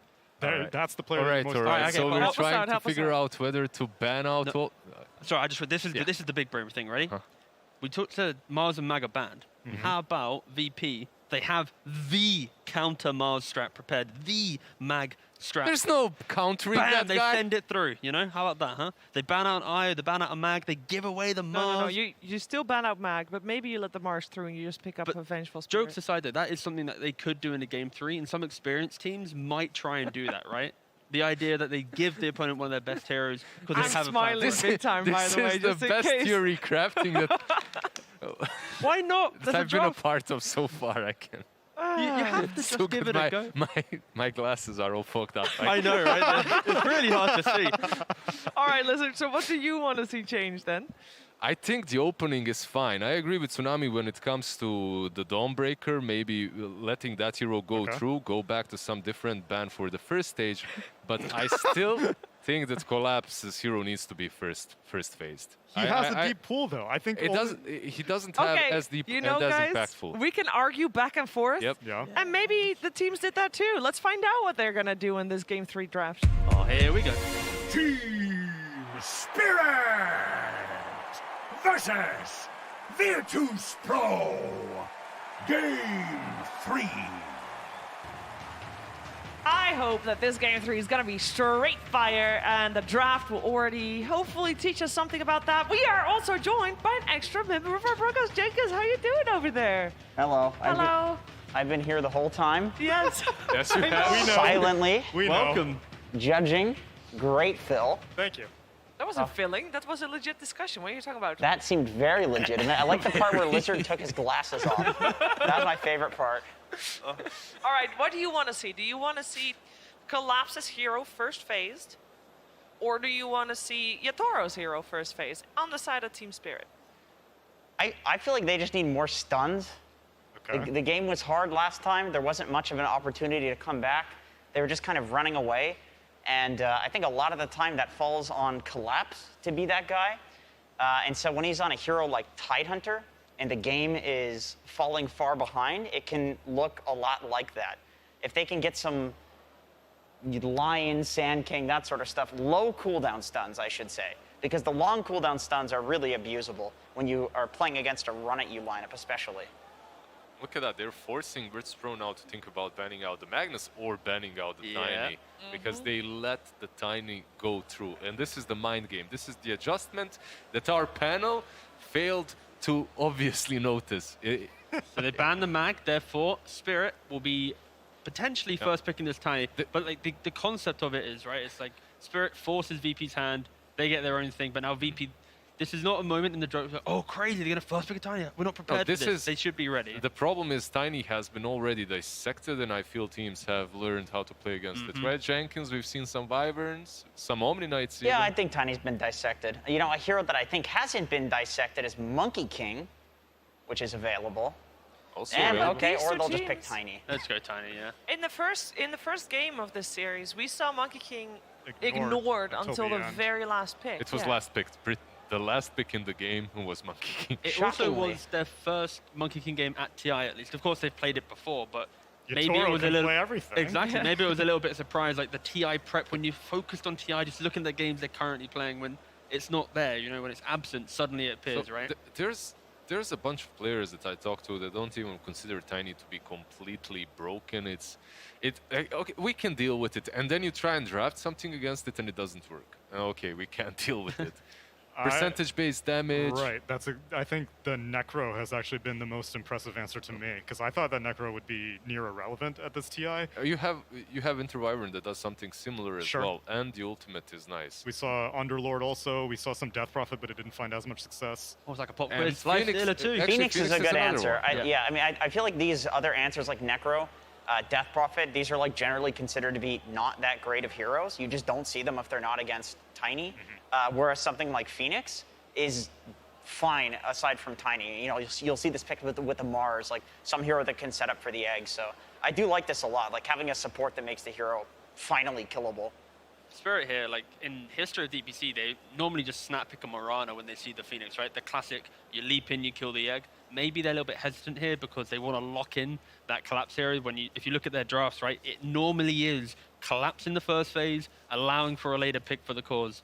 So I wouldn't be surprised if they just go for a casual offlane, but maybe because of the Tiny already showing. Some crazy Legion Commander 5. Oh, okay. Snap 5 is the other option. Yeah, that also works. Oh, that's perfectly fine. Insta kill the egg. Some follow up for Tiny. Snap Tiny's pretty good. You know, you cookie Tiny in.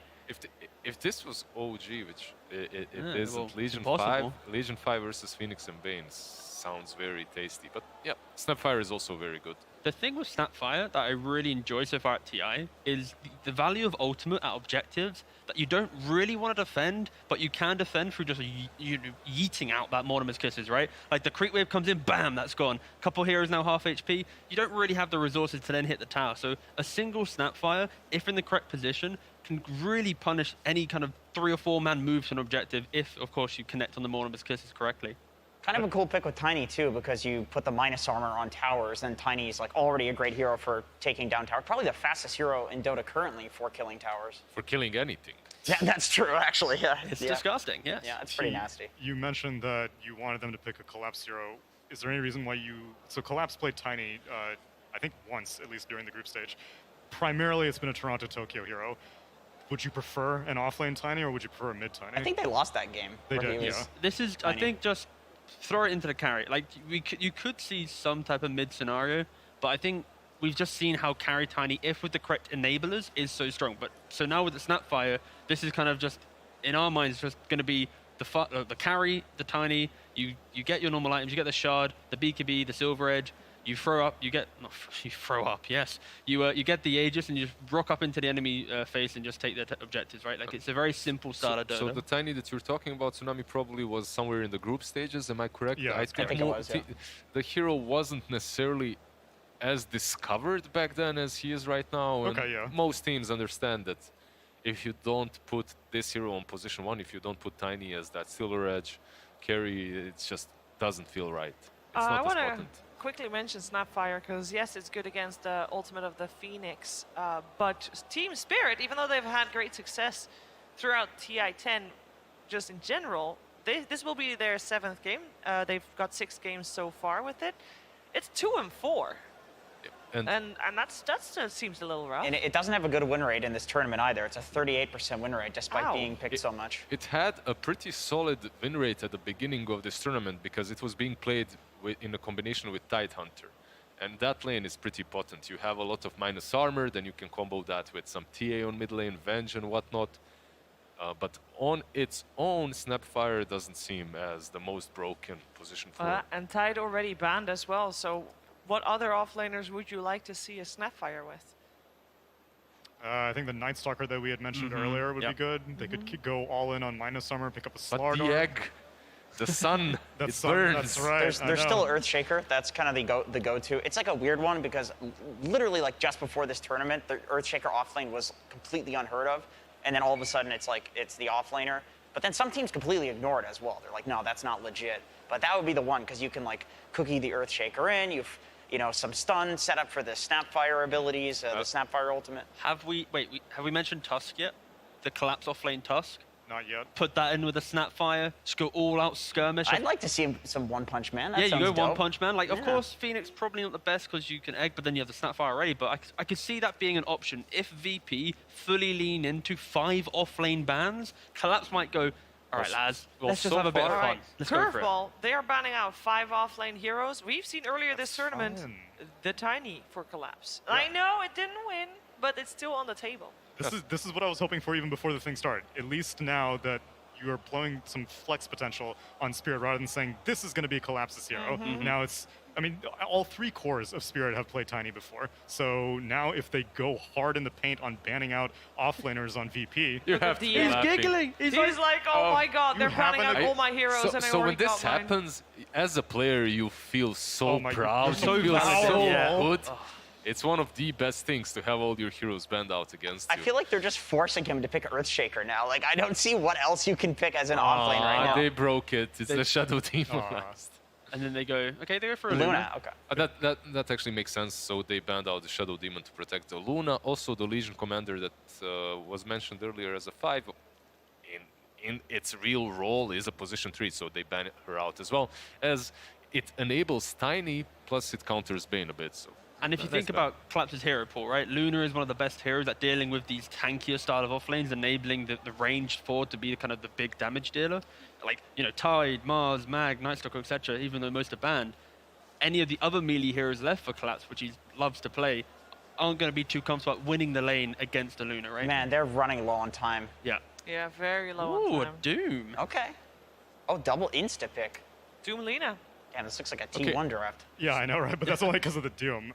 I'm still not a fan of the anti-synergy between Eclipse and Supernova on the side of VP. That was the good reason why you guys were not too hot on the idea of a Nightstalker. Teamfights look complicated for VP. And Doom, I'm surprised that they go Is for it day? Is it night? But yeah, it's not like Luna's like has less day vision or something. It's fine. It's fine. It's not a big deal. Nightstalker's unplayable. The day and night, please. So the Phoenix egg makes it daytime, and that overrides absolutely everything. So Nightstalker is hard countered by that, even if Phoenix is on your own team, because you lose your Hunter in the night passive. Yeah. But Luna, you're losing the nighttime advantage of having more vision, which the egg gives you so much vision that I feel like it's not playable, It's totally playable. Nightstalker's like legit unplayable. Like abandon if you have a Nightstalker and a Phoenix on your team in a pub. I assume that this Doom, though, is going to be the offlane, right? Because with the Lina pickup, you want that to be mid, Tiny's your carry, Snap's most likely your 4. And yeah, it's just going to be that casual Doom in the offlane, most likely skipping some waves. You're not really going to be pressuring Luna, but you're just trying to get as fat as possible. So when your Tiny and Lina are ready, you join up together. Is there something on the side of Virtus Pro that they can pick for GPK here? If that's the case, to counter the Lina instantly, I don't feel there's too many heroes. We've seen some TAs, but with Luna it would feel a little bit too greedy. They go for an Invoker. Susceptible to being just doomed and then useless, but so is every other single hero in the game. But at least in this scenario, if it's a Quaswex Invoker, he can at least put everything onto the Luna, be it the Alacrity, a Solar Crest, or whatever. So if you are doomed, Luna can stand her ground and at least try and take whatever fight's possible. I just hoped that they thought about this fact that if you are banning out all the offlaners before you pick your own, Yeah, that is a problem. you might be facing a problem later. And the key thing here is VP's offlaner, it kind of needs to be that kind of BKB piercing style of offlaner stun, because when Doom gets BKB, Tiny gets BKB, Lina gets BKB, they all want to buy it by 20 minutes. You're going to be dealing with a triple core lineup that actively wants to be in your face. So VP doesn't have that. You do have Bane at least. That's BKB piercing, right? But besides him, Beastmaster still it's in the gonna pool. be, yeah. This is a great Quaswex Invoker game. If you're Tiny or Doom, like we talk about Tiny, like what's the most important thing about this hero? The guy runs around with like 4,000 HP, and you're like, you just can't kill him. Obviously, on Invoker, Quaswex, you're probably going to get a Spirit Vessel, so that's going to help out. But also, if Tiny has no mana, he's not as useful. Sure, he can right-click people with the tree, which we've seen happen a lot, but you can get kited, and you become like a Sven at that point. It's like a kiteable hero. So just mana draining these like tanky heroes that also use their mana is super effective. If it is a Yatoro playing Tiny, by the way, that would indeed be his 10th different hero on main stage TI. and Virtus Pro, they just banned out the Faceless Void, so they're expecting maybe something different. And Team Spirit's Centaur would fill Virtus Pro's lineup so well that I really respect this ban. Afterwards, the Sand King. I think Sand King perhaps not as strong. What offlaners are there other than Earthshaker? Nightstalker. Underlord. You can't. Neither team can Nightstalker. Don't do it. So I can tell you what both DM and Collapse have played. Tusk is also still in the pool, the one that Jika mentioned. I'm down for a Tusk for Spirit. But the Vengeful Spirit, Nightstalker, Wait, I Shaker. thought we're looking at Doom offlane. not Yeah, we're looking for, I think so too. Swap yeah. it up. Why not? Go quick. Well, we're looking for a VP offlane here, though. Sure. Okay. So, Yeah. but our Spirit looking for a Yatoro hero. Where's this Tiny going? I would assume they are still looking for. The 5. No, it's the 5, right? It's the 4 snap. That's not what yeah. VP think. VP That's- banned out Well, a it bunch could be of a could be a carries. 4 Doom too. I mean, In 8 seconds, we'll know. Well, they have such little reserve time. We'll just know. Yeah, we'll just That is- know. It will be. I That don't tells me okay. absolutely nothing. I don't know anything. Silencer most likely going to be support. Surely Yes, you don't want to give him that much farm priority. The Most biggest instant impact he's going to Invoker. have is pressing his big R button, making sure everybody is silenced. Hard counters the Phoenix too. If you cast whatever the Last word. last word on the word. Phoenix as he's flying away, he just comes Isn't that back. your segment, Jenkins? Last word? That is my segment. Oh no, I forgot. Oh, there's the Beastmaster. There's the Beast. The Nice. only remaining offlaner in the game. not only do they have BKB piercing ability from Beastmaster, it synergizes really well with Luna and the whole playstyle. What they needed this frontliner that can also push and bring some map control to the game, a lot of vision. I think it's the perfect hero here, and as a silencer, you truly don't like to be playing into all the summons running your way. However, when it comes to the silencer, there are some positives, right, Stigov? Yeah, I mean, why are you throwing that on me straight away? I was thinking of something else. Yeah, no, I like it. Honestly, I think Silencer is really good right now. I think people hate on Silencer for no reason other than it's a good hero to some degree. But I think Spirit, they needed something in their draft to be able to give them that way where if VP run at them, they can just set the scene in these earlier fights. Like when BKBs come out, of course, it's going to be a bit hard for Silencer to have fun. But the idea is the pre-20 minute, when Doom's farming, Tiny's farming, Lena's farming, they needed that way to say, no, we don't want to take this fight. We want to go again in like 2-3 minutes time. So I like the idea from Spirit reacting like this, but VP with the Beastmaster pick, it is giving them that nice window where Luna, Beastmaster, Invoker together with an Aegis won't really care about the value of a Doom, the value of a Global. They just have to run straight through that. So Spirit, it's going to be a bit of a long one, but equal drafts. That means that that the Roshan is going to be key for this series, for this third game rather, Jenkins, right?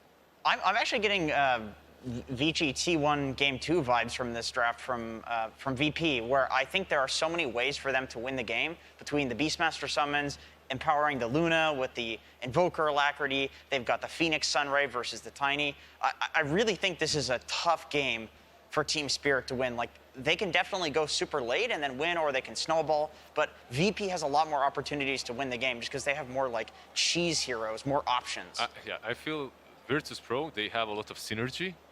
And Team Spirit, they have the Osrog Rock guy. So. Yeah, that's how exactly. And look, there he is up front. Beautiful. Big boy. Beautiful indeed. All right, guys. It is game 3 time. Before we head into the game, we got a quick word from the coach. It is this time Silent from Team Spirit. Silent, thank you so much for joining me. Now, in the last game, Virtus Pro targeted Collapse, and now they have targeted him in the draft. Do you feel confident about his chances in this game? About our chances or just about Collapse? Collapse. I think we're okay. It's decent drafts. It's more depends who would play better. It does depend who plays better, but this is $1 million draft. If you win this game, you are top 4. Is it good enough? Maybe. I didn't think about it. You didn't think about the draft. Fantastic. Well, this is going to be quite the showdown. So we're going to head over to ODPixel and Insania to get this game underway. Thank you very much, Frankie. Yes, the deciding game now between Virtus Pro and Team Spirit, a game which will be the last at this TI for one of the two. Insania, what do you make of this approach this time round? Quite a change, if I feel, from what we've had so far from both of these teams in this series. What are you liking? So, I think there are strengths to both drafts. I don't want to bias any viewers at home watching. I don't want to give them any feeling that either team is stronger or weaker, but I'll tell you guys what the strengths are. So I think VP, they're looking to buff up this Luna, right? You're going to have Alacrity, you're going to have Beastmaster Aura, you're going to have Sunray. It's going to be all about the Luna for them. I think stacking of Ancients, just like basically playing the macro game in the early game, and then having this 4-man of Invoker, Beastmaster, Bane, and Phoenix running around and applying pressure to Team Spirit. Whereas Team Spirit, there's going to be like this tricore. You're going to have the Doom with a lot of farm, you're going to have Tiny with a lot of farm, you're going to have Lena with a lot of farm, and then they're going to look to power through and try to kill that one target. So basically it is, if Luna dies without an Aegis later on in the game, VP's teamfight's done. They're relying heavily on the Luna to output the physical damage for them. And if they can't kill Luna, then 1v5 Nightfall is going to happen. Sure, and we've seen Nightfall do that many times before. Both games really Both Nightfall and Yatora have been solid on the farm, solid on the carry. See what sort of timings they can hit this time round. Of course, Yatora this game on the Tiny, one of those heroes that's been first picked many a time here at this TI, and a lot of times taken away, getting it through here in this all-important game. Spirit almost certainly going to be feeling very happy, at least with the opening two from their draft. A great way to go into this. Many a time here at this TI.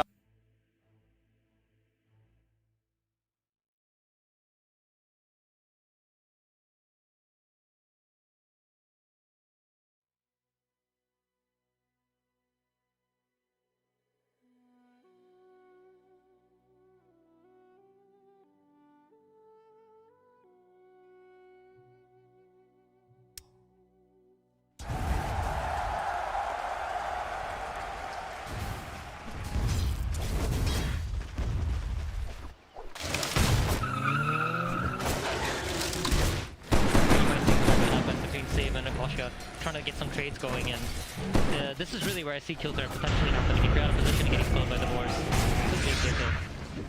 And do you like sort of the sort of the closing from Spiritual, the fact that they get this silencer in the support position? Like, what is this going to offer for them in terms of timing and team fight? Right, so if you think about it, if the game comes together, it's going to be all about Luna, right? And they need to cover her, they need to heal her, they need to be applying these buffs to Luna.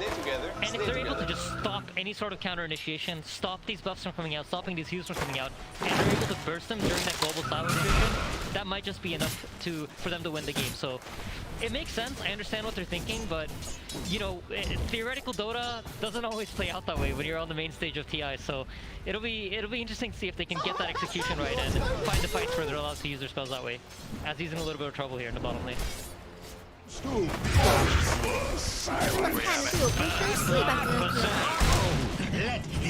trading any sort of support against the Bane in lane. It's never easy, especially when it's saved on the Bane. He always knows how to read the matchup and when he can push himself. Yeah, I would argue save on these like ranged lane dominant heroes arguably is the best position for in the world. This is his dream playstyle, so not too surprised by seeing that. We see up top actually the Luna is falling a little bit behind the Doom and the CS. I didn't expect that this early on, so maybe they're able to push that lead.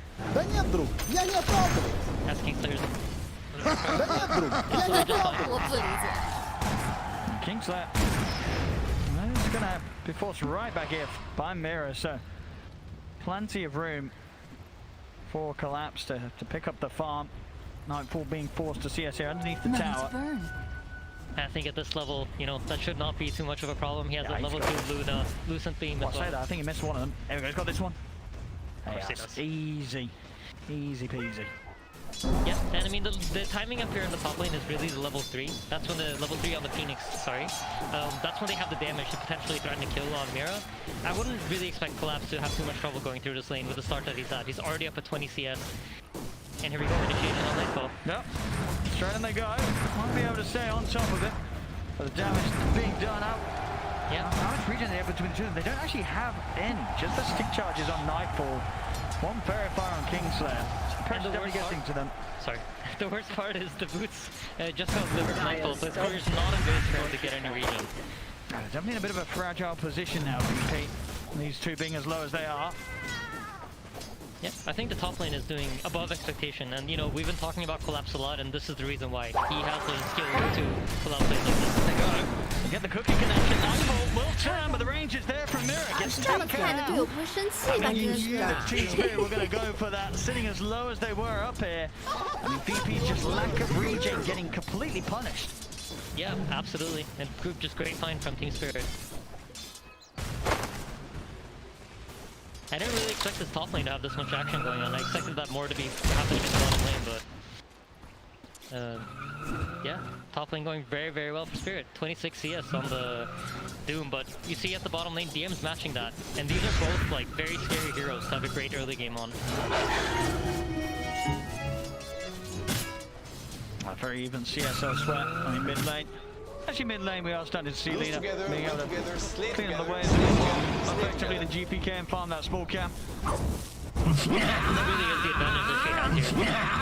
Lifetime Guard in Tokyo, very standard build. Most likely going to see the boots of travel into some sort of BKB into damage item. Might even sneak into Yules there just because when you're going up against something like Bane or like that, you want to have as many disables as possible. You do have the Global Silence to cancel it, but ideally you want to have the freedom of using the Global Silence to cover your team fights and not be forced to save it to react to like a Queen's Grip or something like that.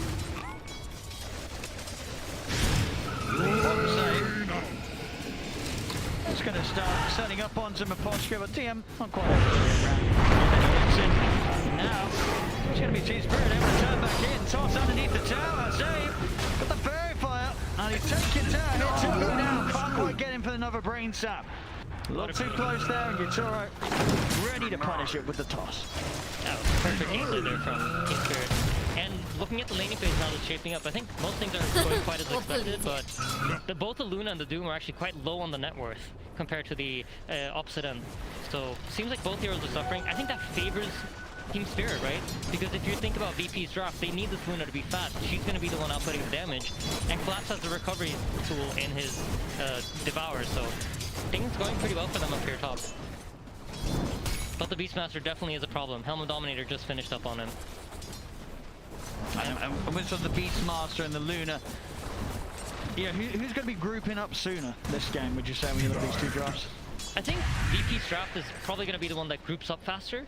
And I think Team Spirit's job is going to be to disrupt that, to not allow them to get the objectives the way they want to, and like try to kill them before they're able to group up.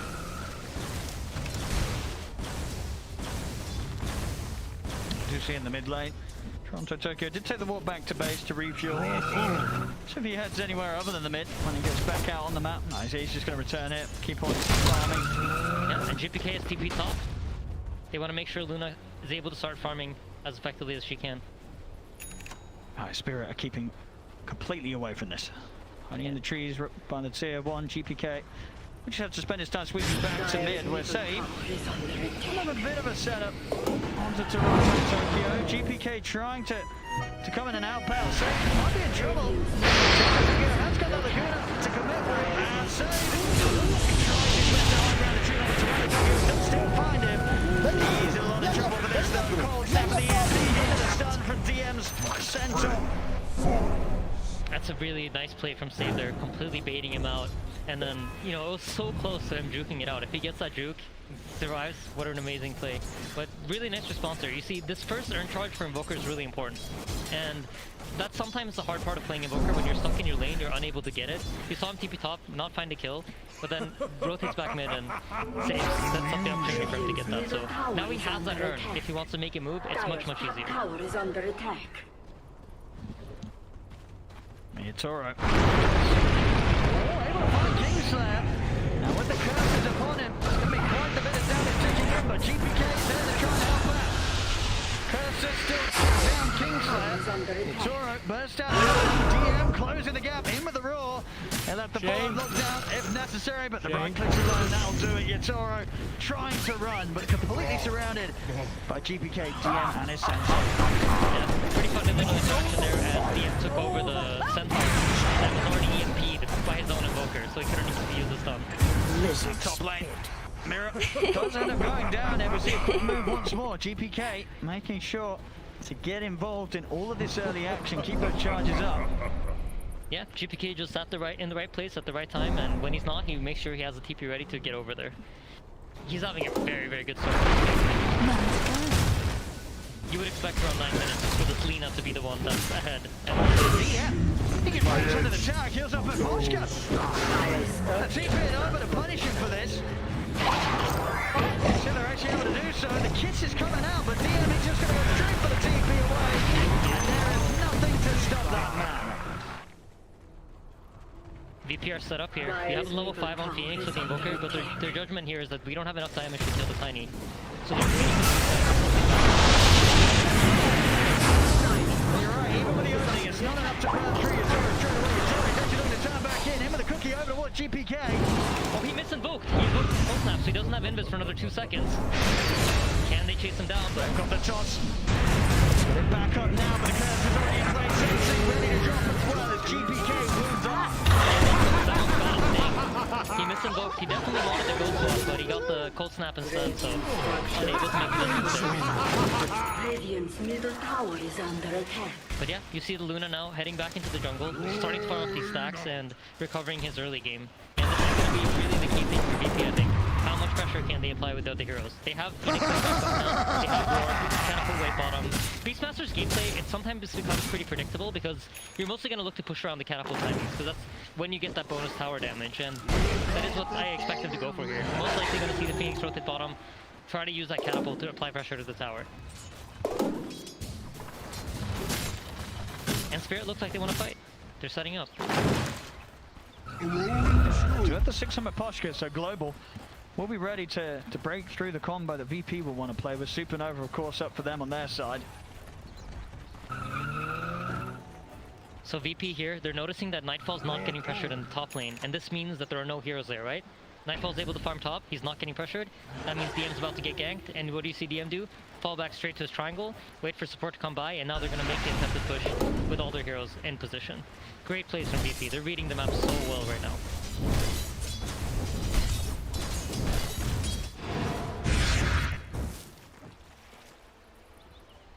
They will now start to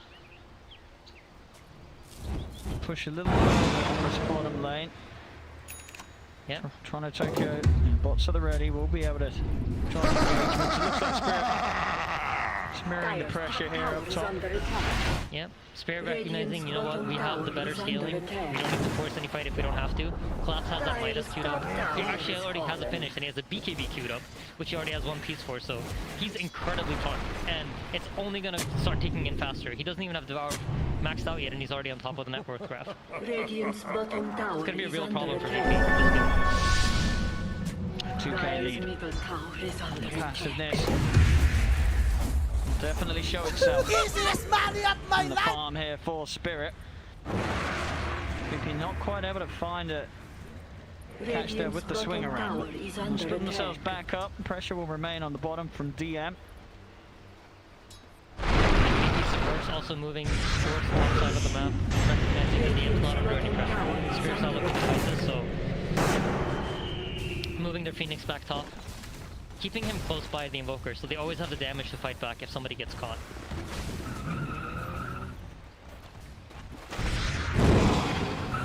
Just want to make a move. Radiant's bottom tower Yeah, they don't want to just have this Beastmaster controlling all their space. They Да don't want to нет, get друг. stuck in Я their не base like they did прав, last да нет, time. друг. Я не прав. Raining saves, but keeping them out of their jungle completely, so they've got to try and flush them out here. Radiant's bottom tower is under attack. But you notice, like right now, Tiny doesn't really have a lot of space to farm. He's dropping down. He was doing very, very well at the start of the game, but at this point, there's just not many camps for them to farm. So, Spirit, I feel like VP are doing a good job of controlling the pace, but I'm scared of this Dumo, and he's getting really, really fast. It's going to get massive. And even if your Toro's panel gets shut down a bit, Toronto Tokyo on the Lina, we've seen it many times, that Lina can very easily carry a game on her own back as well, with the damage that they can do later on. Absolutely, and I think Team Spirit, they're like one of the few teams that I see do this consistently, where the Toro kind of shifts between the 1 and the 3 position almost. He kind of plays like more of a supportive player from the carry position. He'll buy the carry items, but you see it, look at his item queues up. He has Echo Saber into Blink. He recognizes that's going to be a job. An attempt on to collapse. There's a lot here with the burn of the Sunray, using the Supernova as well, but collapse. He's going to be able to walk out of the range of it all. So yeah, they'll not have the urn charge. They just don't have enough urn charges to chase him down there. Radiant's bottom tower. At the same time that was happening, Spirit did a bit of a poke at the mid. The remainder of VP's lineup in position to stop it, and VP again just getting themselves the jungle. You see Save and DM consistently pushing Spirit out of this, their half of the map down. They also, VP recognized, even though we didn't kill the Doom, he's out of resources, so he can't fight. What does that mean? That means that Team Spirit has to draw back on the map, and VP are allowed to go to this tower. They can't keep the regions up until they have to reset back.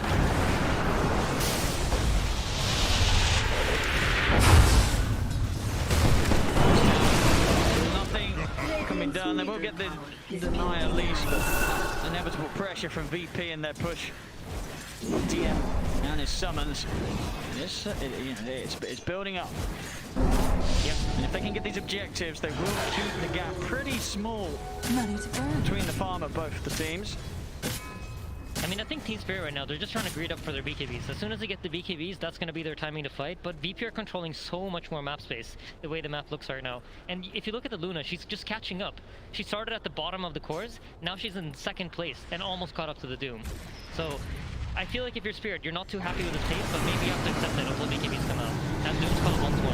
It's got the back of a Yatora though, collapse. He's ready to try and turn.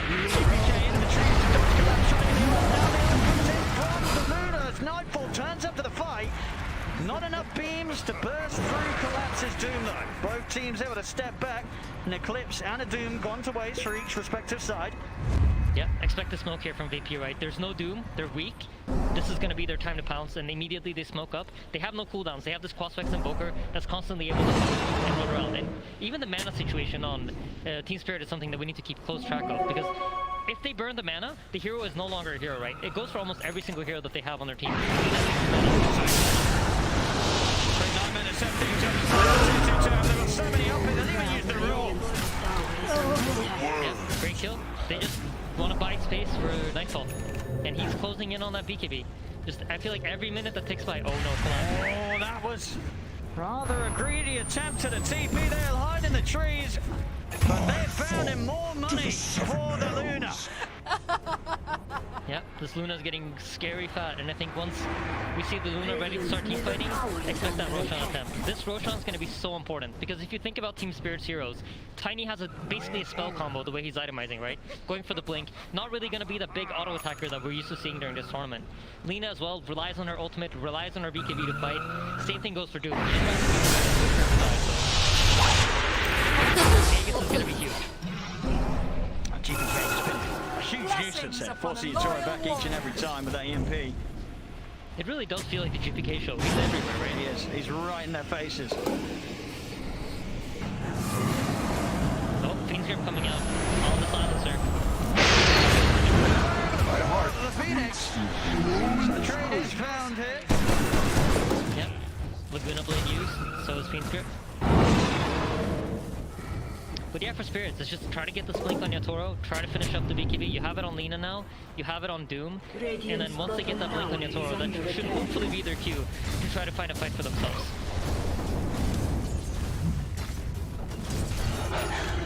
Because if the game continues like this, the way the map's set up just heavily favors VP. Yeah, this, Nightfall Luna, as I mentioned before, very much on track to be able to carry this completely in any sort of action they bring them, as long as they can protect her from being doomed. So far, things look to be pretty good for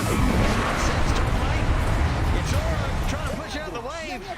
That's the Tiny going down. Nightfall again picking up the glory. I mean, he's been having all this space on this half of the map, and we're seeing him get some very nice kills here with the way that Team Spirit seems to be just sending one core up there at a time.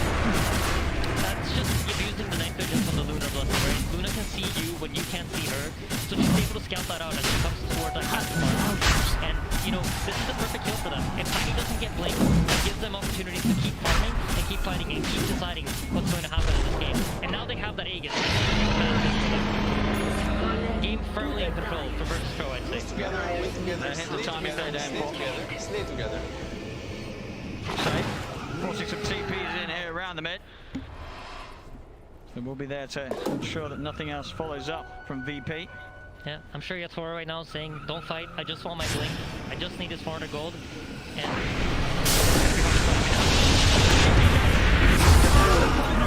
no chance to return fire with a setup of a global GPK. Just coming in from all the angles that Spirit least expect. That's just great recognition from VP, right? They know where the Tiny's going to go to farm. The Tiny was right there. I mean, this save Bane, so many games, it's just set up so much. And it just the show continues from the man. Instantly just able to buy time with the Nightmare for VP to join up. And VP, the triple kill on GPK. He's getting out of control. This Invoker 4-1-5, he is hitting full momentum.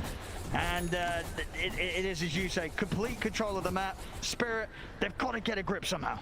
Yeah, they're hitting their item timings though. It's important to note Team Spirit's teamfight is not weak. They're very much capable of fighting back into this fight once they're able to group up. And in order to group up, they need to finish up these items, and now they have. Should be pretty dead here. Tries to juke his way out of things, but with the vision down, there's no hiding in the trees. Yeah, Blink Doom, global ready. They still have the Snapfire ult. This is a good timing for them to start looking for some sort of fight. Ooh, they see the Luna. Seems like they want the Invoker though. They feel like they can't go on the Luna with the Aegis without it being a bad fight for them, so... Yeah. They've got to do something about GPK. The combos there, GPK out of the game. Yeah, Doom wasn't even needed to be used there, so... They still have the capability of fighting into VP. And if you take a look at VP's wards, they're set up very, Team Spirit's wards, they're set up very defensively in their own jungle. And that's really where they're going to be looking to punish VP if they overextend, as they're heading over towards their vision to play close to it. So if DM shows himself on these wards, expect to pounce immediately.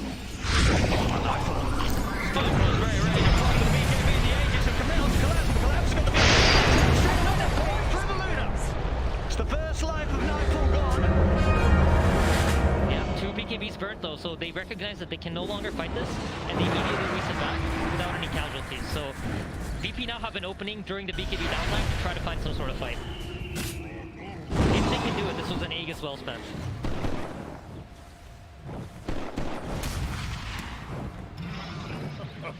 Well-gotten gains. Spirit, they know, even with that Aegis taken away from VP,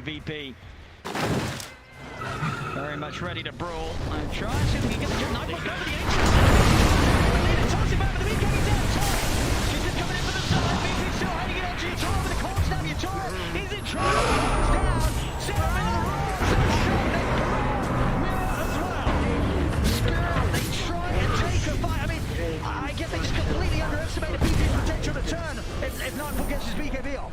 I think that was as simple as just some simple miscommunication. Had Yatoro maybe yelled that out half a second faster, he gets a Doom off while he's in the air, that looks completely different. Luna's immediately dead, and you're gonna see Team Spirit running at them. Unfortunately, the miscommunication just looked like it was slightly off there. And that just leads to the polar opposite team fight, right? They have to reset back to lose Yatoro, and Snapfire ult now expended. Invisibility. Yatoro, of course, queuing up that BKB, but he's quite the while away from it. See Toronto, Tokyo doing the classic Shadow Amulet setup here. He's in back. I'll tell you what, I wish that's what happened in my games where my teammates got the Shadow Amulet. Yeah, mine too, Owen. Oh. How does he do this? How is he just He's just there, isn't he? He's always there. Nightmares from everywhere.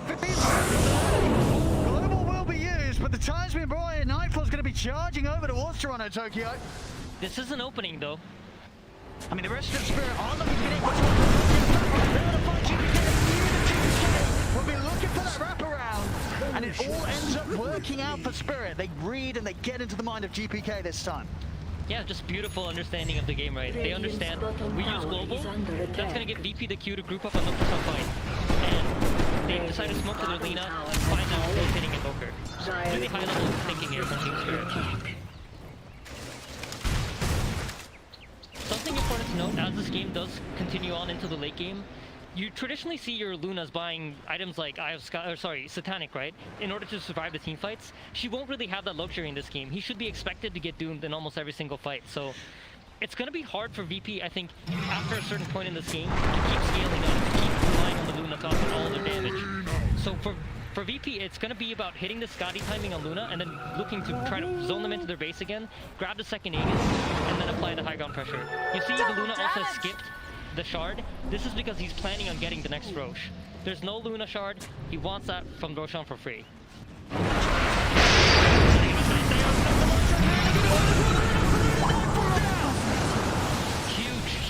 Huge kill. Super swift move from Toronto Tokyo. I mean, they get the amulet, but of course, getting that blade completed in between that last blade top and this play now, they weren't quite prepared for that, and Nightfall just completely misreads that item would have been online when it was. Yeah, absolutely. And every time this Luna goes down, it's a huge opening for Team Spirit. They scale up really nicely into this game. They're going to have Shiva's guard on Doom. They're going to have a second round of Doom. And Tiny is now recognizing that, you know what? I'm finally getting some space. I'm finally finding my farm on the map. He's going to go for BKB, and then he's going to look for that classic item build in the Silver Edge. VP, not to be put down here, they are still sweeping into the jungle, despite the fact that Nightfall's out of action, maybe seeing if they can catch the Spirit off guard. It's going to be hard though. Spirit grouped up as 4 around the mid. Toronto Tokyo will have back to reset, get that mana up. BKB Silver Edge, he's starting to gear up to be rather terrifying on this Lina. If they don't get on top of him, no longer does it really matter if he's the first one to die in this fight. Toronto Tokyo is going to be dishing out the damage. Yeah, he absolutely will. And you know, the story of the still continues for VP. If you take a look at their items, GPK is building a Lincoln. They're building Lotus Orb on the Beastmaster. They really will protect this Luna. This is going to be all about the Luna for them. So, are they going to be able to do it, or is Team Spirit's just Tricore too strong? I mean, it's as you said, it's always a risk. Always a risk. This will protect one against the Doom. Yep, it absolutely is. We saw VP here, very aggressive on the dive inside the base last game. They're looking for something similar. It's in play. Man, this global's come in huge front of Tokyo twice now. It's really stopping VP from making the pickups on the one. It's still an opening, right? No global. Roshan could spawn in 20 seconds if VP's lucky. Clean up that Roche. That pretty much will be the money for Nightfall to have that Skadi complete. So very close to this next sort of power spike. And they'll have the tools and able to get out. Ooh, a little close there top with the tornado, but the TP's out in time. Spirit's away. Yeah, and we saw this in the last game too. When Roshan's about to come up, where does VP go? Well, straight into the radius triangle. Yep. Control the space. Make sure they're pushing in the top lane. Make sure you're pushing in the mid lane. Force Team Spirit to come to you and fight under your vision. Oh, they're coming. Smoke up from Spirit, ready to head out the base. And you see Spirit, they're dodging this ramp that's closest to the ward because they recognize that there's most likely to be vision. They're just running all the way up through the top lane to make sure that they avoid any sort of fight under VP's vision. This is going to be Spirit. Can catch them off guard, but Lincoln's now complete on GPK, so we'll be there for the next fight. They've also got the Lotus Orb on the Beastmaster. Ooh, GPK. they saw the Lina. They did. Toronto Tokyo's got to be cautious.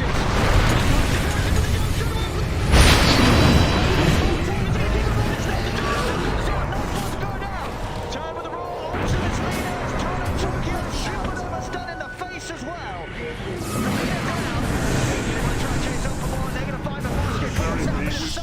He freezes and burns at the same time. Okay, but Nightfall's buyback was extended. If Roshan does not spawn for them within the timer, this is very good for Team Spirit. You see how fast this Luna dies. They're not able to keep her alive. They need the Aegis. Unless she can dodge out some of these kills, she's going to be done. She'll like collapse. Very close to being caught there by GPK. He's going to go out for the TP around the tree line. He's out. That beautiful juke. He tried to use the Sunstrike to provide him with vision to cancel the TP, but if you're VP right now, you're praying that Roshan spawns. They don't know the timer the way we do. Absolutely not. It's not going to be up until Spirit do have the full lineup back up. Sure, the Doom itself won't be back online. Still about a 30-second window between that and the Roshan, but everything else, it will be there. And then we are seeing if Yutoro gets that lead in, even without the ultimate from the Doom, that initiation of time for them to throw it. It's enough. Look up for the roll onto the Doom collapse. He's going to be able to just have to use the BKB here to run out the Sunray. But now, that's another threat that won't be there for the Roshan. DM, no roll. Yeah, absolutely. And look at the bottom rune. Take a look at what's at the bottom rune. Oh, and look who's near it. Well, Nightfall is around if he catches vision of it. This could be exactly what they need around a fight. Now, this Roshan, as we said, is not going to be too easy for VP, with Spirit being back up. Yeah, Roshan's up. I'm sure they're thinking about it right now. Checking the DD. It's still there. The team with eyes on it. Yep. And I'm going to check it. This is an opportunity for Team Spirit to try to look to make some sort of map control play. This is an opportunity for Team Spirit to try to look to make some sort of map control play, D-ward the potential wards. Дальше в лес, тяжелее с Думом. Для Team Spirit это халявный шар для Тини. И Тини... 2 sentries. That's how committed he is to making sure that there's no vision on them. This is going to be huge. The buyback comes out from save. They want to do everything to maintain control of the rush. It's back up. DK did see the DD. I imagine Nightfall is going to head over to pick it up. He's going to be able to grab it before it disappears. So DD Rune at the ready. Off that Skadi would have been great for him if he could somehow get that online before the fight. VP, they're already smoked up around me, ready for someone to step at Toronto. Tokyo's got to be cautious. He absolutely has to be cautious. He is their source of damage. He's their answer for the egg. If he doesn't get to stand his ground in the fights, it could be very, very hard for Team Spirit.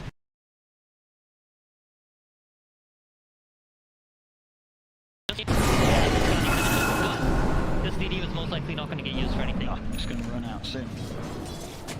Both teams recognize this Roshan's everything. Whoever gets it is going to have a huge advantage. Buybacks are pretty important as well. GPK just 50 gold off his, so he's close to...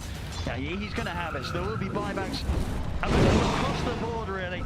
Yep. And they will certainly be coming out around this Roshan, especially once some of the bigger ultimates have been used. If VPC, the Doom drop, Global Silence popped, they will absolutely invest those buybacks to secure Roshan. Yeah, absolutely. I think if you're Spirit here, you're probably thinking, do we want to use this opportunity while the Luna's buyback is on cooldown? To get that opportunity, or is it not? I'm sure that's the kind of conversation that's going on in their booth right now. Do we want to run in? Masih butuh 2.400 lagi dari collapse ke arah dari pressure ya, tapi netnya benar-benar imbang di menit ke-31. Who is it easier for to start the fight?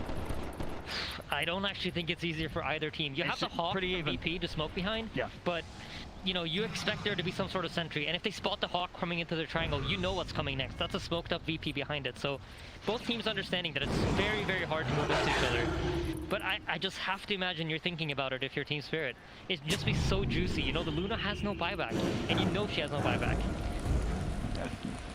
Nearly still 4 minutes on that buyback cooldown for Nightfall. See, DM, he did have the money for the blink. He's maybe holding off in case he himself doesn't want to keep the buyback available.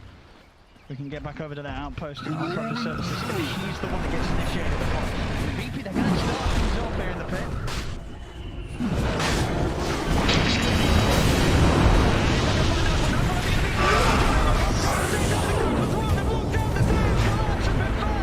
Instant buyback for collapse.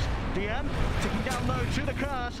They're trying to be smart drone, then will DM go down the wall to celebrate? Will keep DM protected.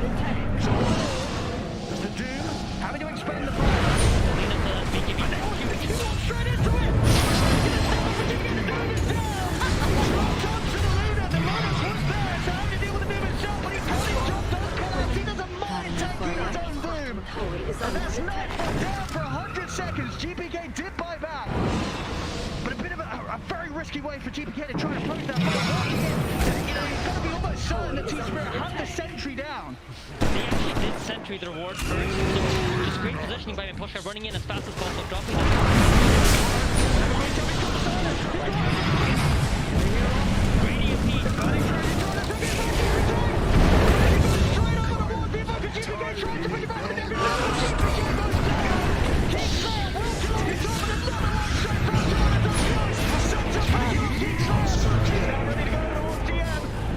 trying to step away. The chase down, able to remove the debuff with the load assault DM. He's going to be found by the side from Mirror. Blakey comes in, the little shredder. It'll get the jump to it, surely. Immediate buyback. They don't want to give up Roshan. They understand. Maybe we can't kill them, but as long as there's 3 of us alive, they won't be willing to go into the Roche pit because it's going to cost them too many resources, and it'll drop too low from trying to tank Roshan. So the stalemate continues. I think VP, they survived the no buyback Luna here. It's huge for them. They did. Indeed, even in a situation where you look at the death timers and GPK and Nightfall down at the moment, as you say, with what they're able to hit back with, there's almost certainly going to be time for at least Nightfall to get back in the fight, and you can get yourself again. We'll see this fight once more. You see what you've created. Read it. They're attempting to get the Roshan.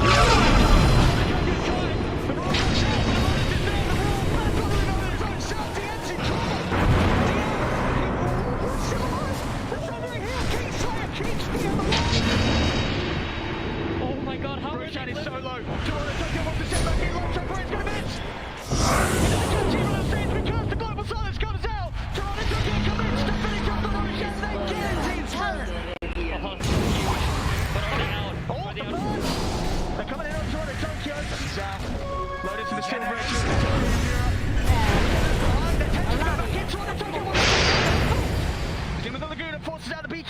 Nightfall. But they got what they came for. Aegis on Toronto. Tokyo Spirit able to sneak in and take it. Absolutely. This is huge because it slows down VP's game plan. VP's game plan was to try to win the game on the second Aegis. Now if they're even going to have a chance to win the game, they need to make sure that they get the next one that comes up. And in order to even just get there, they have to survive the second Aegis. So for VP, you're not really thinking about your game plan anymore. You're off the win condition that you initially tried to set up. And your mindset is just like, okay, how do we survive the next 10, 11 minutes until Roshan spawns again? I mean, and how do you have to just go full defensive? I think like every single team approaches this in a different way. Some teams start split pushing really heavily. Some teams like to group up and like play on the defense. When I think of VP, I feel like they're traditionally a team that likes to play when they're in control. They're rarely put in this position, right? They left the DPC with I think 14 wins, 0 losses. They're not used to being put behind like this. So I think this is a tough position for VP to be in, and it's not a position I would imagine they don't have a lot of practice in either. Definitely a scary time for them to be put in that position here. Game 3 in an elimination series here at the International. Yep. We have some big items coming up soon. I think if you're Team Spirit, you're starting to think about, all right, how do we set up this timing to be as strong as possible for us? Brave, brave, brave. Doom closing in under pressure. Lina's eyeing up that X. And you see Yatora's finally coming around to that auto attack build. He has the shot. I believe he got it from Roshan. And I think that, yeah, was the second one. Yeah, Silver Edge finished up, and he's going to start looking at that AC. So he's going to turn into a third carry. We talked about how he kind of started his game off more as an offlaner than he was a carry, and now he's slowly shifting back into that carry position. Yeah, he certainly is. Closing the Nightfall's Luna just one play between them now. Spirit out with the smoke. They know they're ahead. 8 advantage right now off the back of that last sort of 2-minute long fight around the Roshan. Save is closing in on a Aghanim Scepter, but he does have a 4-step queued up, so it might change his mind at any given time.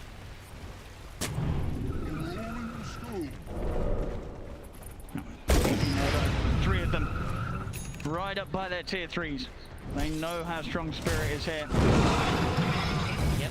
Spirit also respecting Virtus Pro's ability to fight. If they can hold a high ground on vision, it's going to be very difficult for them to run into. So they're keeping their formation, making sure they're always moving in with the right heroes in front. And that, in this case, is the Aegis Lina.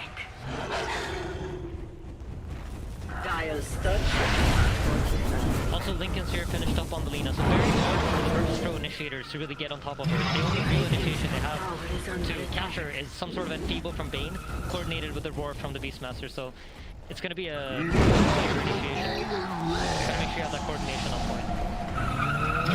We're seeing one of them always put to a stop thanks to the global potential. Further limiting the way they can start off the action, VP. Team Spirit playing with so much discipline though. Look at it. Tiny's not walking up this flank past the tower because unless he knows he's safe. Really playing this patiently. Just walks up, hits it twice, backs off. You know, they understand. We cannot give away the bump. We might be stronger, but it's only under the right circumstances. As long as we play it right, we will edge out in the fight. Make one mistake, and it's not the case.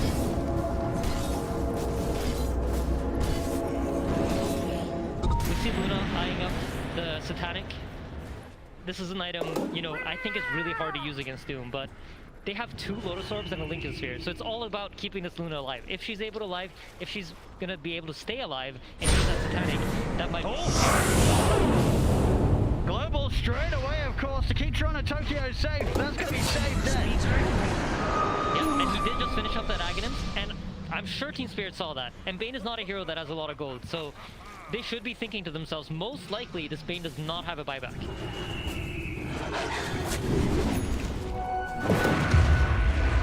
Especially now with the refresher done on Collapse. I'm very happy to make the moves. Aegis timing out. But that ability to pretty much even guarantee a Doom on one target. Collapse is able to find them grouped up, get the Doom down onto 2.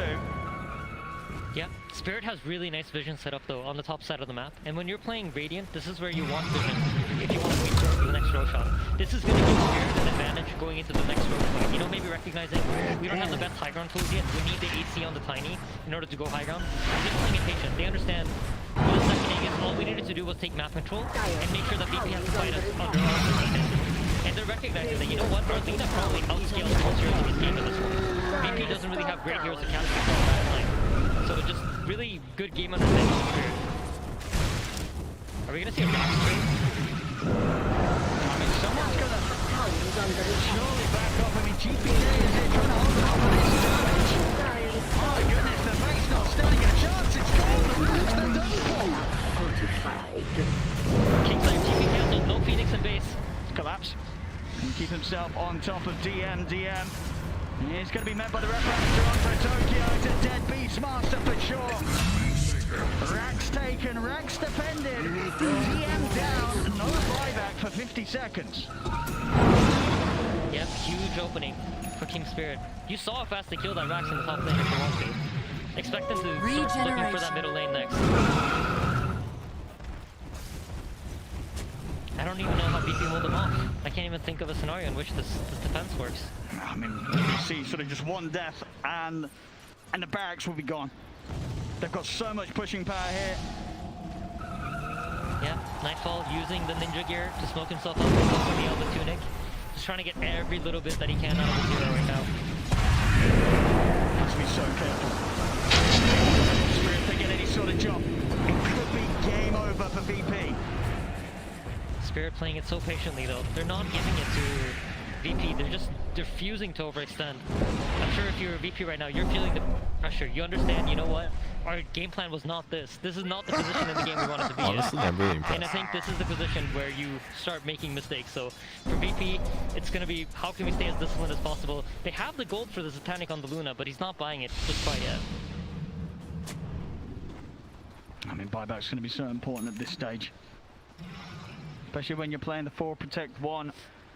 Doing it against the Doom, you have to be sure that you're there for a second round in the fight if they get the jump on you. Yeah, absolutely. I think for VP, you want to try to find these wards. These 2 wards that are alive for Team Spirit, they're huge. This is what's not preventing VP from moving over towards the Roshan side. And they must be going through VP's heads. They must be thinking about the vision that Team Spirit has right now. They have 4 wards on the map. They basically see everything. They're controlling both the dire jungles, and there's no way VP's playing on the Radiant side, right? So Team Spirit are big at this point in the game. Neposhka's had a great game. We actually haven't touched on it, but he's been playing amazingly well. The globals have been on point. I think he saved Toronto Tokyo 3 times. He has, from save. Without those saves, he wouldn't be at like 28,000 net worth at this point in the game. It's, you know, with how well Save plays his Bane, it's one of those things that when you see it in practice and how good Miposhka makes it look, you kind of wonder why other teams haven't done this as a direct answer. It really ruins that sort of flow that the VP want to play. We saw in previous games this series. To kill with the center.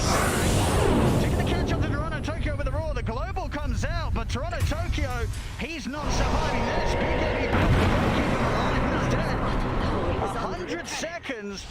I mean, Roshan is up in a minute, so there'll be about a 40-second window when Roshan's up. The Lina isn't. See if VP's able to make anything work with this. Yeah, so VP, you know what? They decide like halfway through the potential Roshan spawn timer. So for those of you who don't know, Roshan gets spawned in a random timer between 8 to 11 minutes from the last time that he died. VP doesn't have a smoke during that gap. Unfortunately for them again, Roshan doesn't spawn during the timer where they're strong and Team Spirit are weak. But like you touched on, they will have an opening. There's a little window. It depends how quickly they spot it out and if it's going to be enough. You know, you see Hawks everywhere. They will see as soon as it's up. But Team Spirit, of course, still very scary with just the 4 of them. The lead that they have, 15k up as a team right now. Yeah, I wouldn't be surprised to see them fight it. Yeah. Absolutely. The buyback stage is not quite as good for Spirit. Still 3 of their heroes without the money for the buyback. You see on VP, they're playing it much more cautious. Everybody buyback at the ready. Yeah, they understand that, you know, if we don't get this Roshan, it's done. There is no item in the game that's more valuable for us than this Aegis. So it really is going to come down to Roche, and it spawns a refresher. 30 seconds. No. Tokyo. This is ideal for VP. Some crucial components in the start of a potential turnaround. As the Roche hits all this. Aegis, refresher shard, and again, no love for the cheese. They don't like cheese on VP. Yeah, okay. All right. I mean that. That could definitely be game changing. I think that's pretty important. Yeah. You've got to use everything you get to get back in on this one. You're down at the moment. Cheese left behind. If they lose this game, they're gonna regret that a lot. They are. They really are. Yeah. Once again, we have a standoff. VP now finally getting rid of keywords. Coming out of the globals there. Nightfall being fully focused down by Toronto Tokyo. Nightfall to go down. He's standing his ground alone against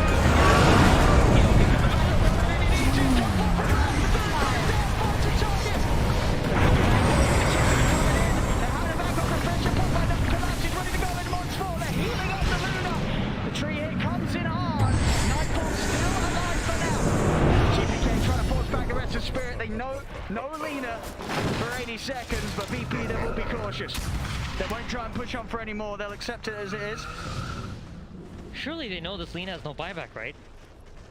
I don't know, actually. Who plays like a madman? I mean, it's so hard to understand. I was going to say, Spirit is playing without buyback on some of their cores in a way that, as you say, you just wouldn't expect them to do so. So VP may be hesitant due to the fact that they feel that the Toronto Tokyo could still make a re-entry here. We'll see how hard they do push it. Important to note, Doom refreshed. He has one more Doom ready, but so did Phoenix. The refresher shard has been extended. So there's another egg on Virtus Pro's side too.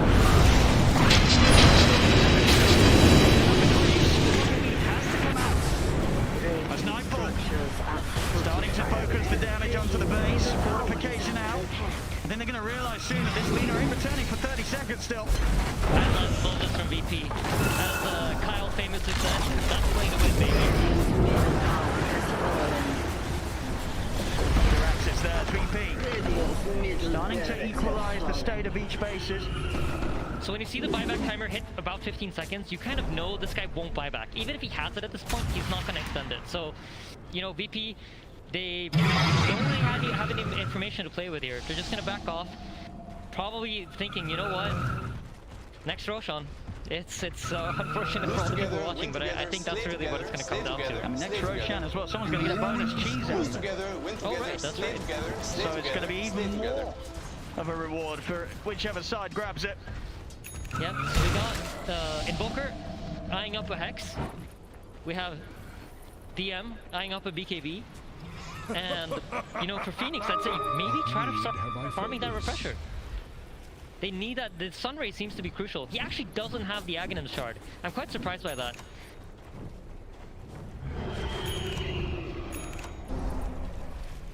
Oh, see, now they picked up the cheese now, GPK.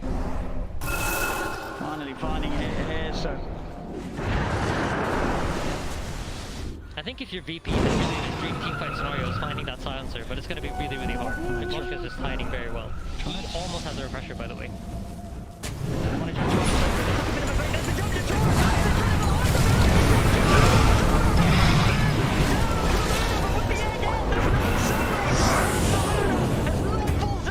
GPK will turn with the BKB to commit back onto Collapse. 2-for-1 with 75 levels. Get a buyback for Collapse because Toronto Tokyo, he's just charging in on VP. VP having a run. GPK the grip persisting. Holding back Toronto Tokyo. It doesn't matter though. Yatoro, he's got enough damage on his own to finish off GPK whilst Toronto Tokyo's held back. Buybacks were extended. You no longer have buyback on Collapse, and no more buyback on Save. So VP now, because they didn't use the buybacks on their cores, they're going to get a fight in their team fight.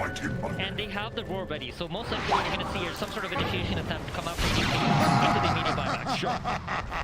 But if you are Spirit, you do want to force these buybacks out, right? Absolutely. If you don't get the buybacks out, you're fighting at a numbers disadvantage in the next row. So you're getting the buybacks and then you're getting out of it. I think that's great, but you never know. Spirit has been playing very aggressively this game, and they might as well just do it. Who knows?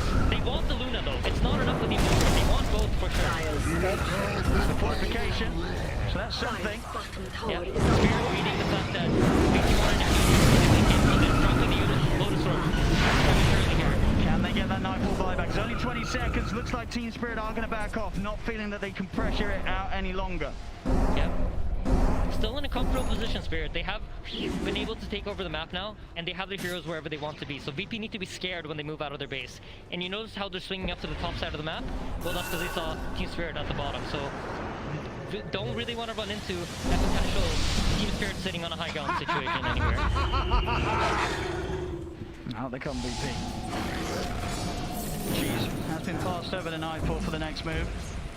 Yep, this move is coming out a little bit prematurely. Roshan can't really spawn yet, so even if you get kills here, you won't get the Aegis. And I would say this is probably due to the fact that it's, you know, TI, Game 3. They feel the pressure.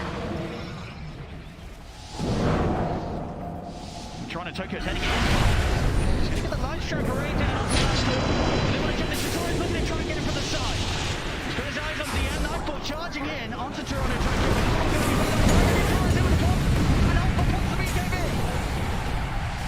BKB out for now. VP hard.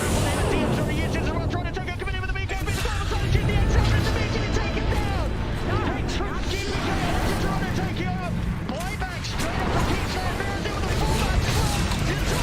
Buyback combo. Triple kill. For your time. Collapse good for the down onto DM. They're chasing off the Beastmaster. DM's out of action.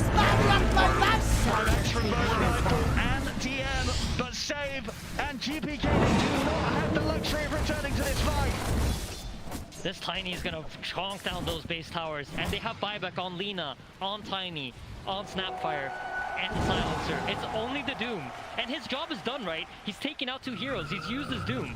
So whether he lives or dies here in this next fight, it doesn't really matter. For Team Spirit, now you can stay focused, make sure you keep the right heroes in front, don't make any mistakes, and this game is very likely gonna be yours. They're so close to grabbing it here, Spirit.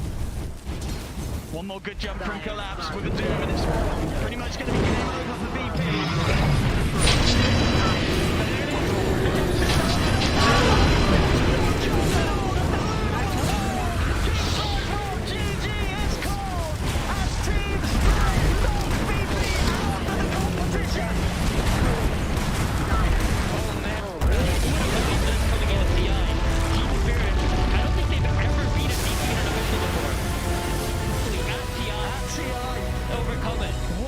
Time to do it. VP, they've always looked like that.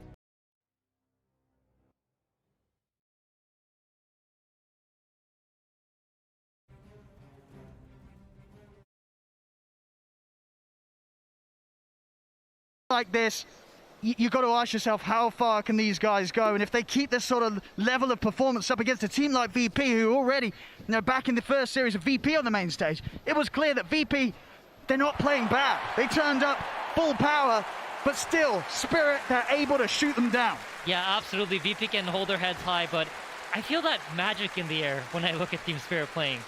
It's reminding me of a TI8 underdog team. Absolutely. What a series. What a game 3 from Spirit. It was a well drawn out one. VP, they tried their best to get themselves back into the action, but each and every time, Spirit's reads and moves were incredible. Ladies and gentlemen, Spirit will continue on here at the International, 2-1, knocking out Virtus.pro. We got smiles all around. Look at that mandatory reaction. Oh, Team Spirit, they have this roster, regardless, has never beaten Virtus.pro. Taken games, yes, but never a series. This org, as we started our series out with, the record was 29-1 with only one game, only the first series they played going to Team Spirit. The next time they chose to beat Virtus.pro, it was $1 million game here on the main stage at TI10. Top 4 guaranteed for Team Spirit.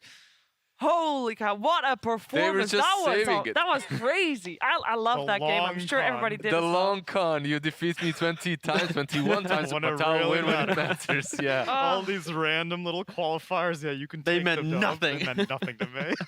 We heard Insania say something at the end of that cast, by the way. He felt that he was seeing some of the TI8 magic of a certain underdog team. He was, of course, alluding to OG that ended up winning the whole thing. Tsunami, are you feeling that too? Not yet. Not yet. Okay. Come on. Just because you can Yeah. just because you can dethrone them doesn't mean that you can become them. Oh, all right? okay. Unless they're just absorbing the power of all the teams that they beat, then it's a possibility. But so far, I need to see them get top 3 before I can start making claims like, "Oh my God, new OG." Oh my God, new OG. Look at that. The OG. magic, the way they're playing, the aggression, the execution. God, it's so fun. It's The I'm 1-2 all punch, down. right? I'm I'm down. I agree with Lizard here. I'm down to give them that flair, that spark, because like they got to top 4. We said at the start of this panel, Eastern Europe hasn't really been at this position since I believe it was like TI 3. So that alone is already a little bit of magic for the region. Team Spirit the entire season lived in the shadows of VP. Most teams probably looked at this. Most people looked at the series going VP would win because of course they've dominated every time in the matchups. So I think you can give Spirit the edge. They beat OG today. They beat VP today, and then tomorrow they've got to battle up against a little bit of China. That's gonna be a rough one, but of course it's top 4 at TI for a team that most people probably would have put 12th, coming into this maximum. Yeah. Insane. Not us though, right? Like No, on our no. predictions, we had them really Actually, high. Of course. Shout out to my fantasy. I didn't actually have OG cards, so I went all in on Spirit, and oh baby, did it pay off! I'm shooting to the top of that leaderboard. It all paid off. It was a great performance. I want to highlight the Snapfire. Because that I felt like we saw some $1 million cookies in that Mira was in that game. Shotguns. On point. He was on fire. But also, he was on fire, but it was Yatara as well. How many times at the end of that game did we see Tiny just blinking into like 5 heroes?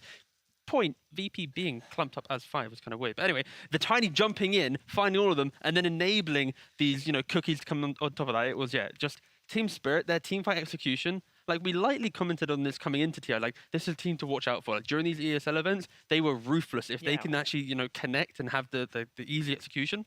In this game, same thing happened. Like, if they get that little bit of stride, that little edge, they're going to outplay you in some of these bigger team fights. We are all very, very excited about Team Spirit. But, of course, every time a team wins, there is a team on the other side that loses. And we are going to highlight that as well as Sumi is ready to talk to DM. Thank you very much, Shiver. I am here with DM from Virtus Pro. So DM, you guys started as VP Prodigy and you did so well that you got moved to the main roster. And now you have just confirmed that you are one of the best players in the world. How did you prepare for TI? For TI, we changed our playstyle like a month before. We did bootcamp with our coach, and we're trying to play a new style of Dota for us because we saw that this playstyle can help us to win TI, obviously. I think playstyle and its idea is basically very okay. It's just when you go later and you do some mistakes with our playstyle, it's harder to win. So, today we lost. One day we'll win. So I think we just keep trying and doing our best. I think when you keep improving, like let's say some teams of, let's say EG, they're playing same playstyle for like 2 or 3 years, and maybe one day our playstyle understanding will be that much good that we'll win TI. So let's just keep moving forward and see what happens. A lot of your fans were cheering throughout the entire match, and they were also saying that they were super excited to see Virtus Pro play some super high-level Dota. Do you have anything to say to all of your fans who have been supporting you? Thanks everyone who are supporting us. I think overall we did give you a lot of fun games to watch. Sometimes to throw, sometimes to just run enemies, but overall it was a fine view. So keep cheering up for us, and I think we'll keep improving to make our gameplay win us games, so you get even more glad. Thank you guys. Thank you so much, DM, for a fantastic interview. Shiver, back to you. Thank you very much, Sumi and DM. And this was DM's first main stage. He is part of the youngest team at TI. That did not seem that way. No, I've been impressed with his media skills since the beginning. Whenever he first popped up on the camera, I was just like, oh my God, he looks dead inside. This is not good. Then total consummate professional after that. And I'm glad that someone who is so young has such a positive outlook, because I think like if it is your first TI and you're like, oh my God, it's all falling down now. What are we going to do? I'm going to worry about disband, stuff like that. No, he had his head held This up team high. only is just getting started. Team that is also still starting. I mean, they're still doing fine as, of course, Team Spirit. We are able to talk to Collapse right now, who's with Frankie. Thank you very much, Shiva. Yes, and we've got Crystal May standing by from the Russian broadcast as well to help us a little bit with the interview. So thank you first of all. Now, Collapse. Today, both OG and Virtus.pro have targeted you specifically in the draft. And also in Game 2, they bullied your Tidehunter. Do you feel victimized? Ну, ты понял, да? Тебя, в общем... Чувствовал ли ты себя жертвой, когда тебя постоянно банили всех твоих героев на протяжении всего этого времени? Да, ну, как бы да, потому что на этих героях очень хорошо играл, мы постоянно с ними выигрывали. Но, думаю, и с OG, и с ВП там мы нашли линейного героя. Просто во второй игре мы просто сделали плохой распик, на самом деле. Мы взяли Виспа вместе с Тайдом, а это успехом не обвенчалось, так сказать. Ну, а так, да пусть банят, все равно герои найдутся всегда. Okay, yeah, he was a little bit disappointed because he cannot play on his favorite heroes, and then they got there on a second map, but draft with a Wisp and Tidehunter. He didn't like it, and also, but he said like, let them ban. It's totally okay. I'm gonna play it.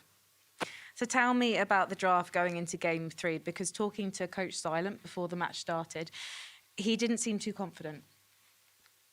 Ну, на третьей игре, в третьей, точнее, игре у нас был такой... Что у нас еще было? Я уже забыл все.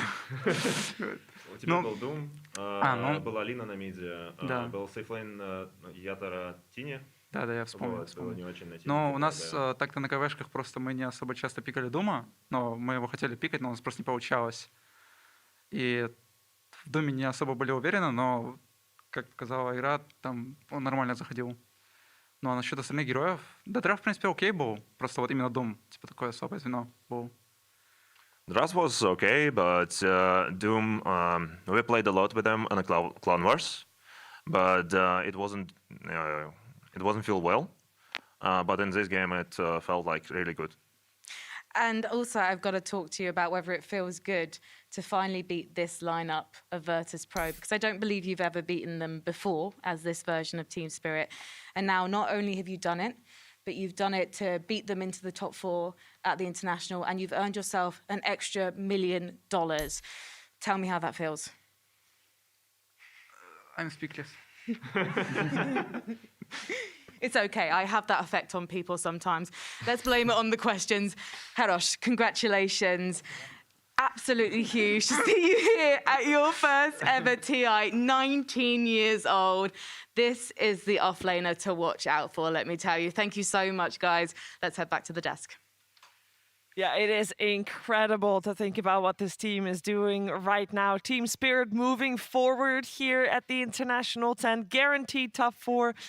I think anybody would be speechless after just playing a game for extra $1 million to their prize money, because that now makes $2.4 million, by the way. That was an incredible series, and it also marks the end of the Virtus.pro run here, Lizard.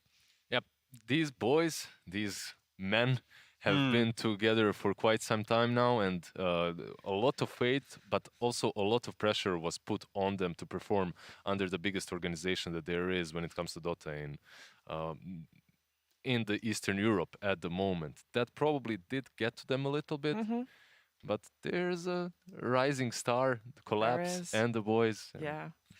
Both of these teams, of course, are the youngest teams at the International. Now only one remains with Team Spirit. Let's take a look at where that puts them in the brackets, because today we had 3 series coming your way, and all 3 were elimination games. We have said goodbye to OG, T1, and now also Virtus.pro. And I must say, the games today, it is heating up here in Bucharest, absolutely. Of course, we still also have on the horizon an upper bracket finals to look forward to. Team Secret and PSG LGD. That's going to be a blockbuster of tomorrow for sure. But the lower bracket, that's the brutal part, right? It's part of competition. We only need one team to crown champion, but I really like all the teams. I just want to see a lot of them do well. It's a tough part of the competition. My favorite part of TI is when the event first starts, we have these paper brackets on the wall that we production use to keep track. And it's completely empty. No teams have been filled in because we haven't even started the group stage yet. And then each day, more and more, a few names get put in. A few names get put in the red fields, a few names get put in the green fields that move on. And these last 3 days, whenever the weekend starts, it's so fraught with anticipation because you've been through so much over this. And now 2 Chinese teams, an Eastern European team and a European team, are going to prevail in the top 4. And it's the anticipation, right? You got Team Spirit, I think, becoming obviously like a fan favorite to some degree. A lot of the the Western teams have been knocked out at this point, so really can Team Spirit kind of continue that wave of momentum going up against maybe Vici Gaming or IG tomorrow? But yeah, like all of these series tomorrow. I also we have 2 all chatters in the lower bracket. On one side we have easy game. On the other we have question mark.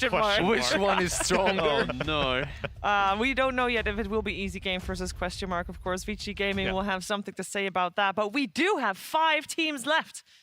There were 18 before, but now there's only 5.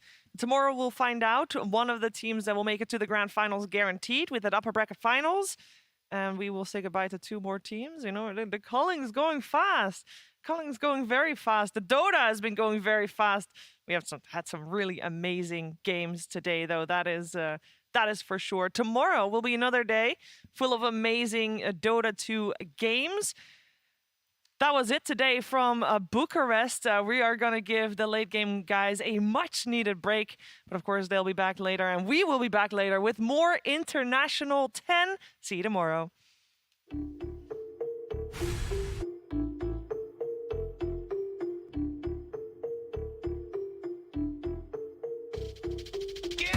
him on down, hook shot, try to salvage it. It's not going to be enough. OG don't have an answer for the mag, and Saksa also gets killed. Unbelievable composure and presence of mind coming from this Team Spirit roster. Too, right? I mean, all that damage was magical. Effort right now, a nice star breaker, but Puyoyo should be able to finish him off as most of T1 just hightailing back to base. Carl gets taken out, no dragon form for you. And Vici Gaming look primed and ready to force a game number 3, Cinderin. They're going to commit, Collapse. In with the Ravage, he's in fact caught the 4th, and this is giving them good time to fully focus onto the Medusa. The brilliant grip there from Raposhka as well. There's no way to VP to stop it.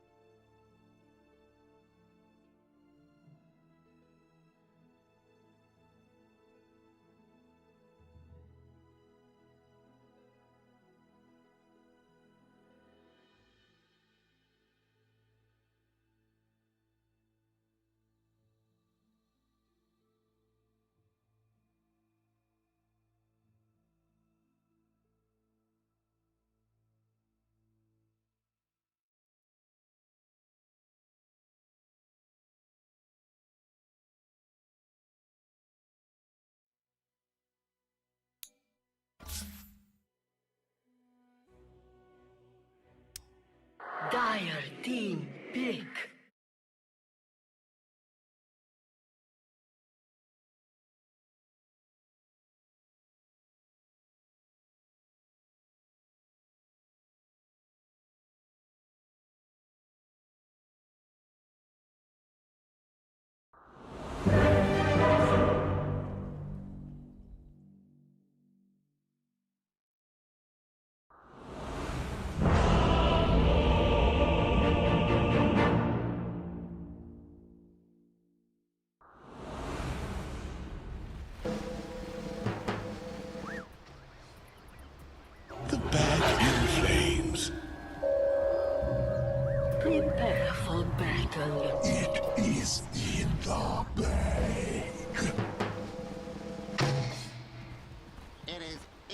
the bag.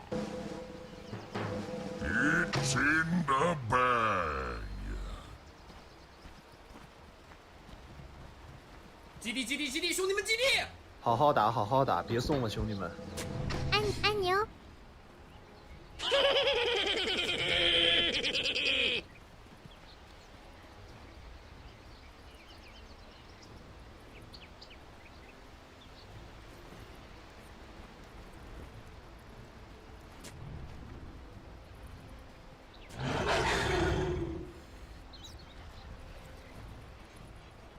气都给我写字。好好打，好好打，别送了，兄弟们。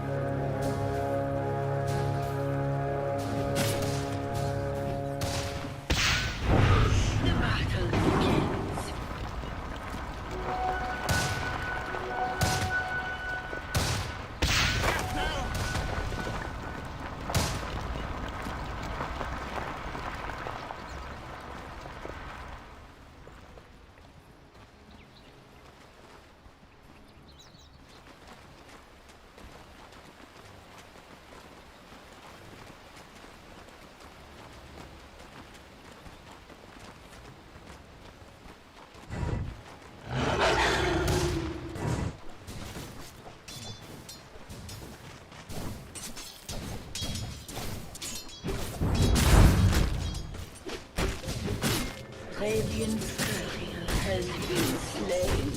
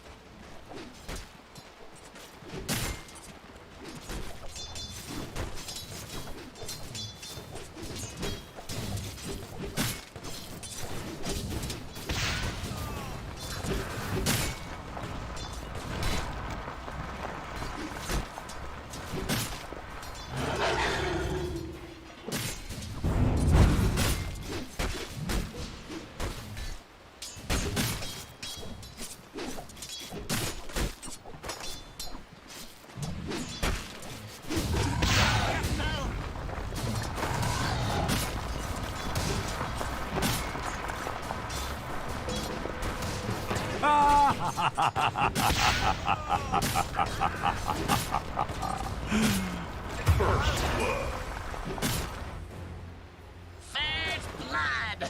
First blood. 안녕.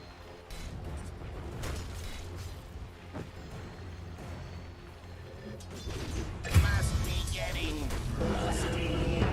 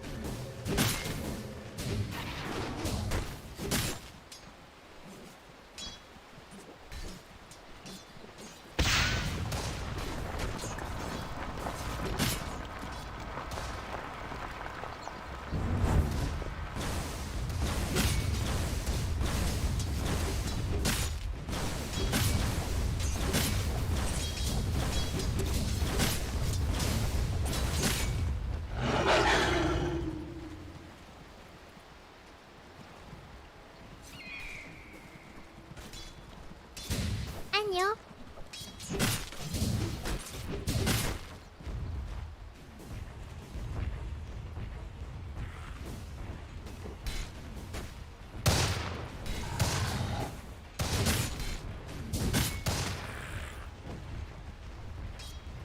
Are they roshing? Hey, we can see you in the Roche pit. We see you doing it.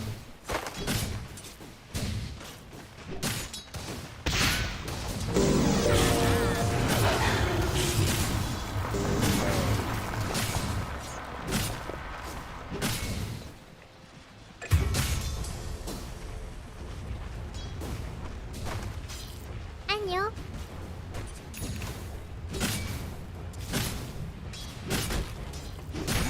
while I'm around.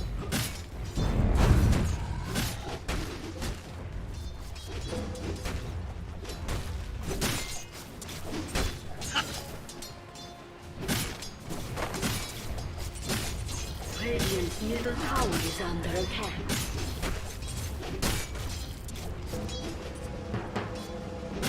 Jackpot.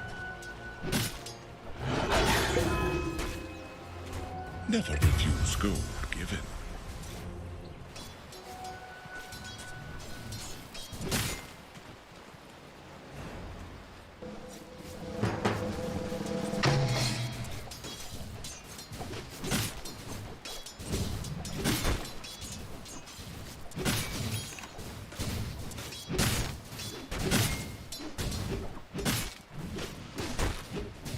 Dire structures are fortified.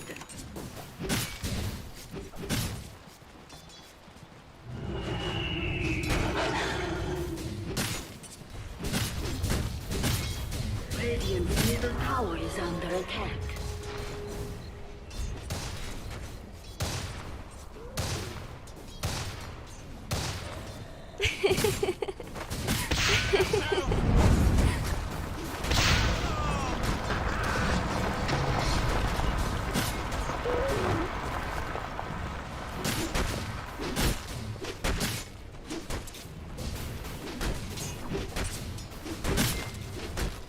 Radiant's bottom tower.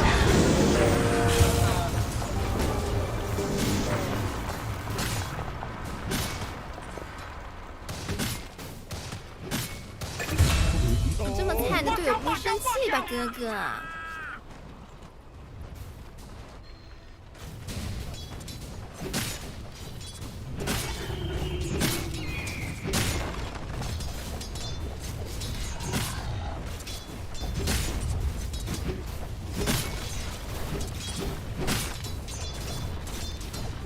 The rune of invisibility.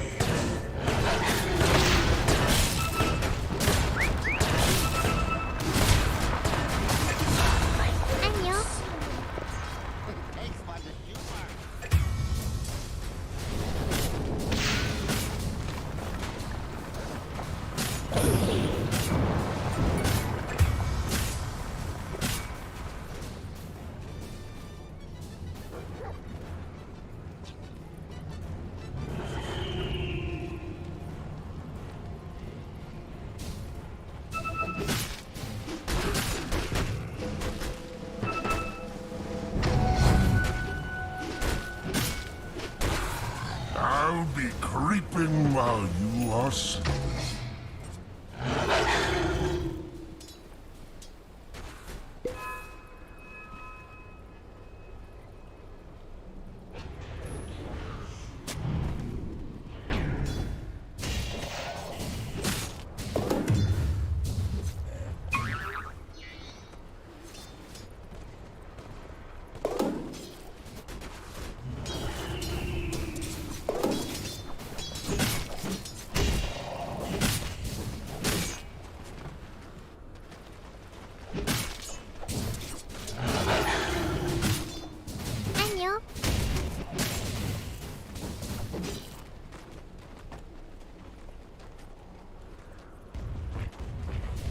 Dire's top tower is under attack. Radiant structures are fortified.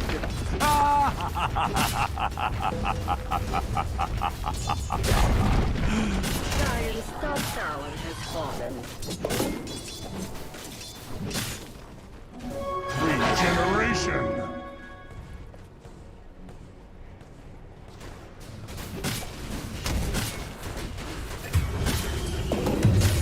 Radiant's bottom tower is under attack.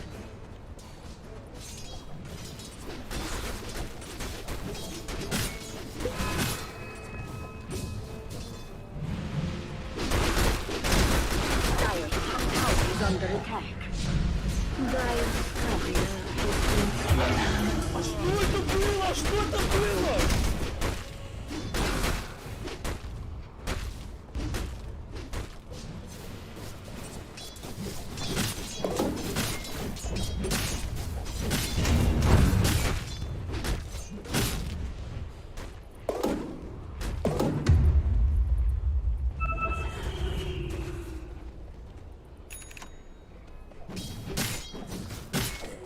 coin for me.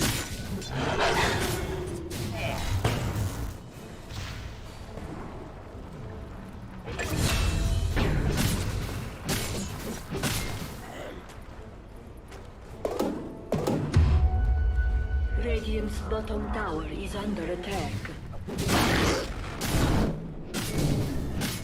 Dire structures are fortified.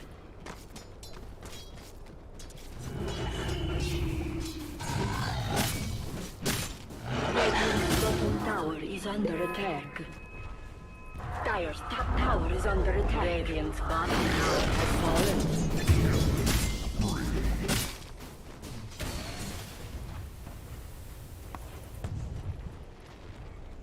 Dire's top tower is under attack.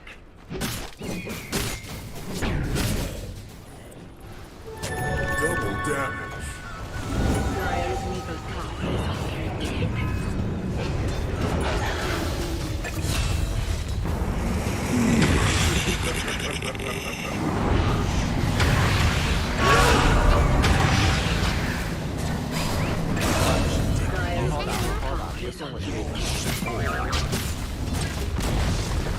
Dire's middle tower has fallen.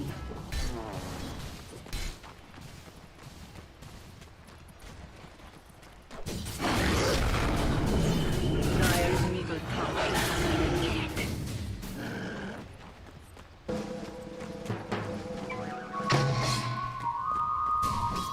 Dire's middle tower is under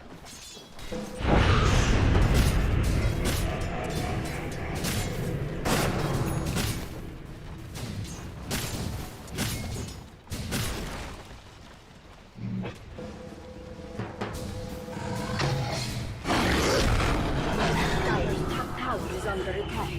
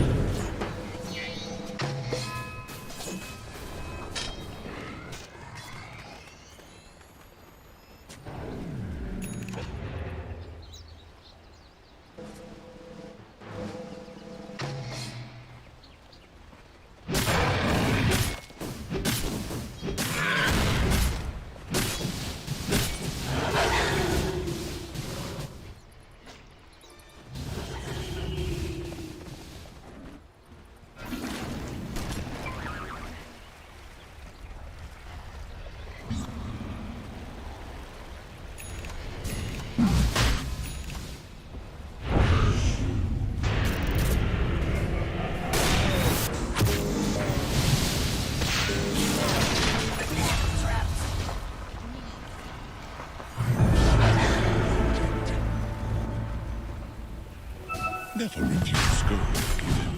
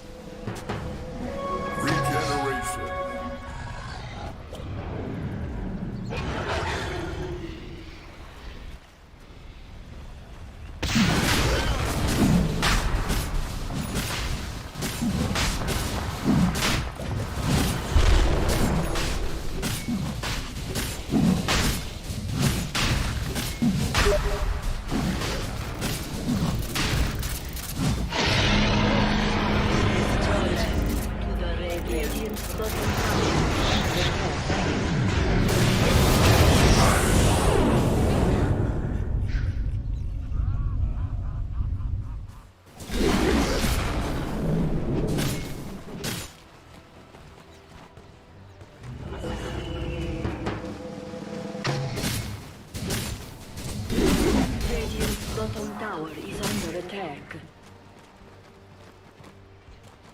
안녕.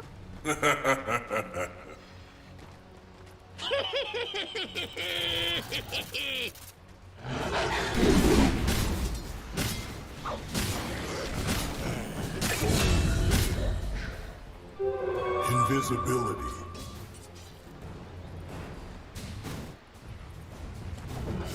Dire's top tower is under attack.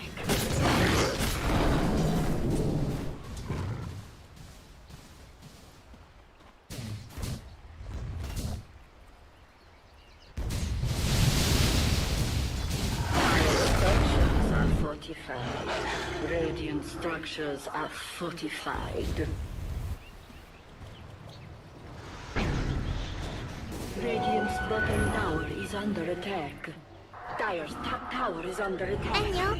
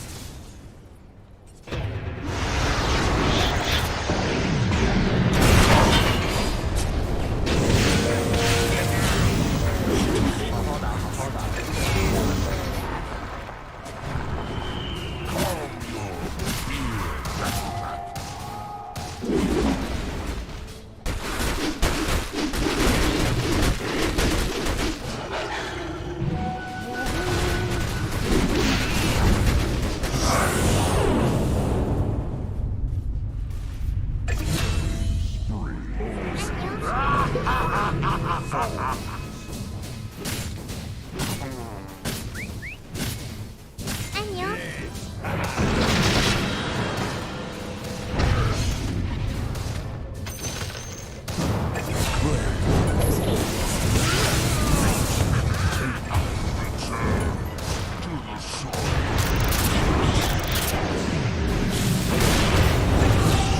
I'll be creeping while you are sleeping. Mirrors of my delight.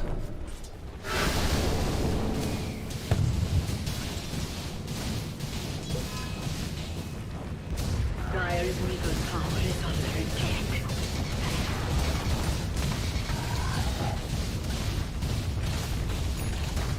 Dire's bottom tower is under attack.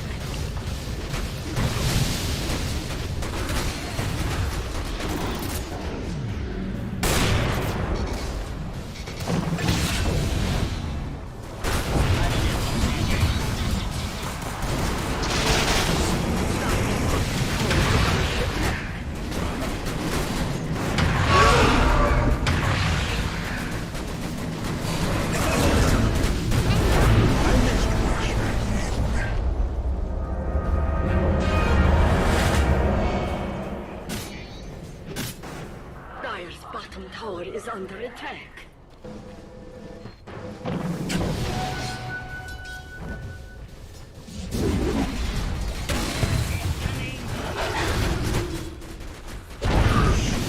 Dire's middle tower has fallen.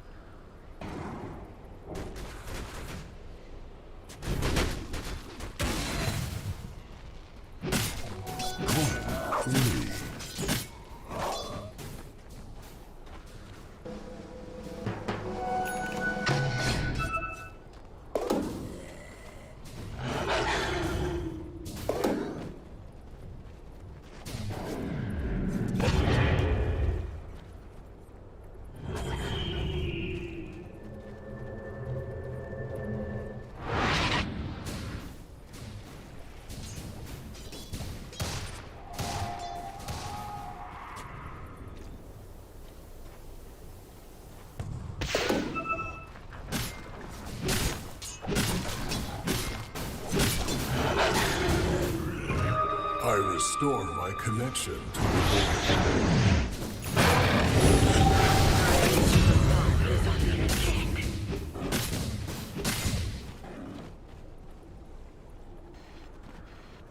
Radiant's top tower is under attack. Dire's bottom tower is under attack.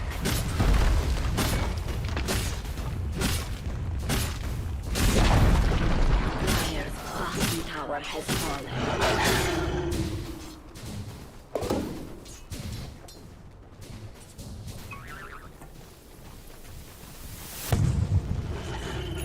Dire's bottom tower is under attack. 안녕.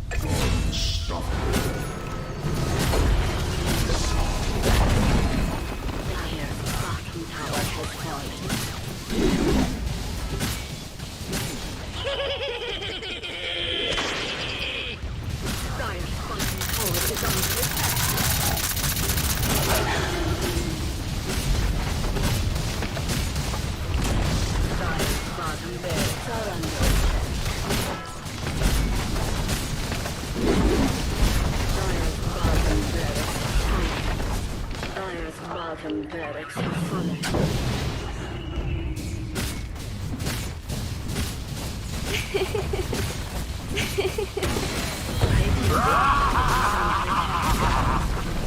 Dire's middle tower has fallen. Radiant structures are fortified. Dire's middle barracks have fallen. Dire's middle barracks have fallen. Dire's middle tower is under attack.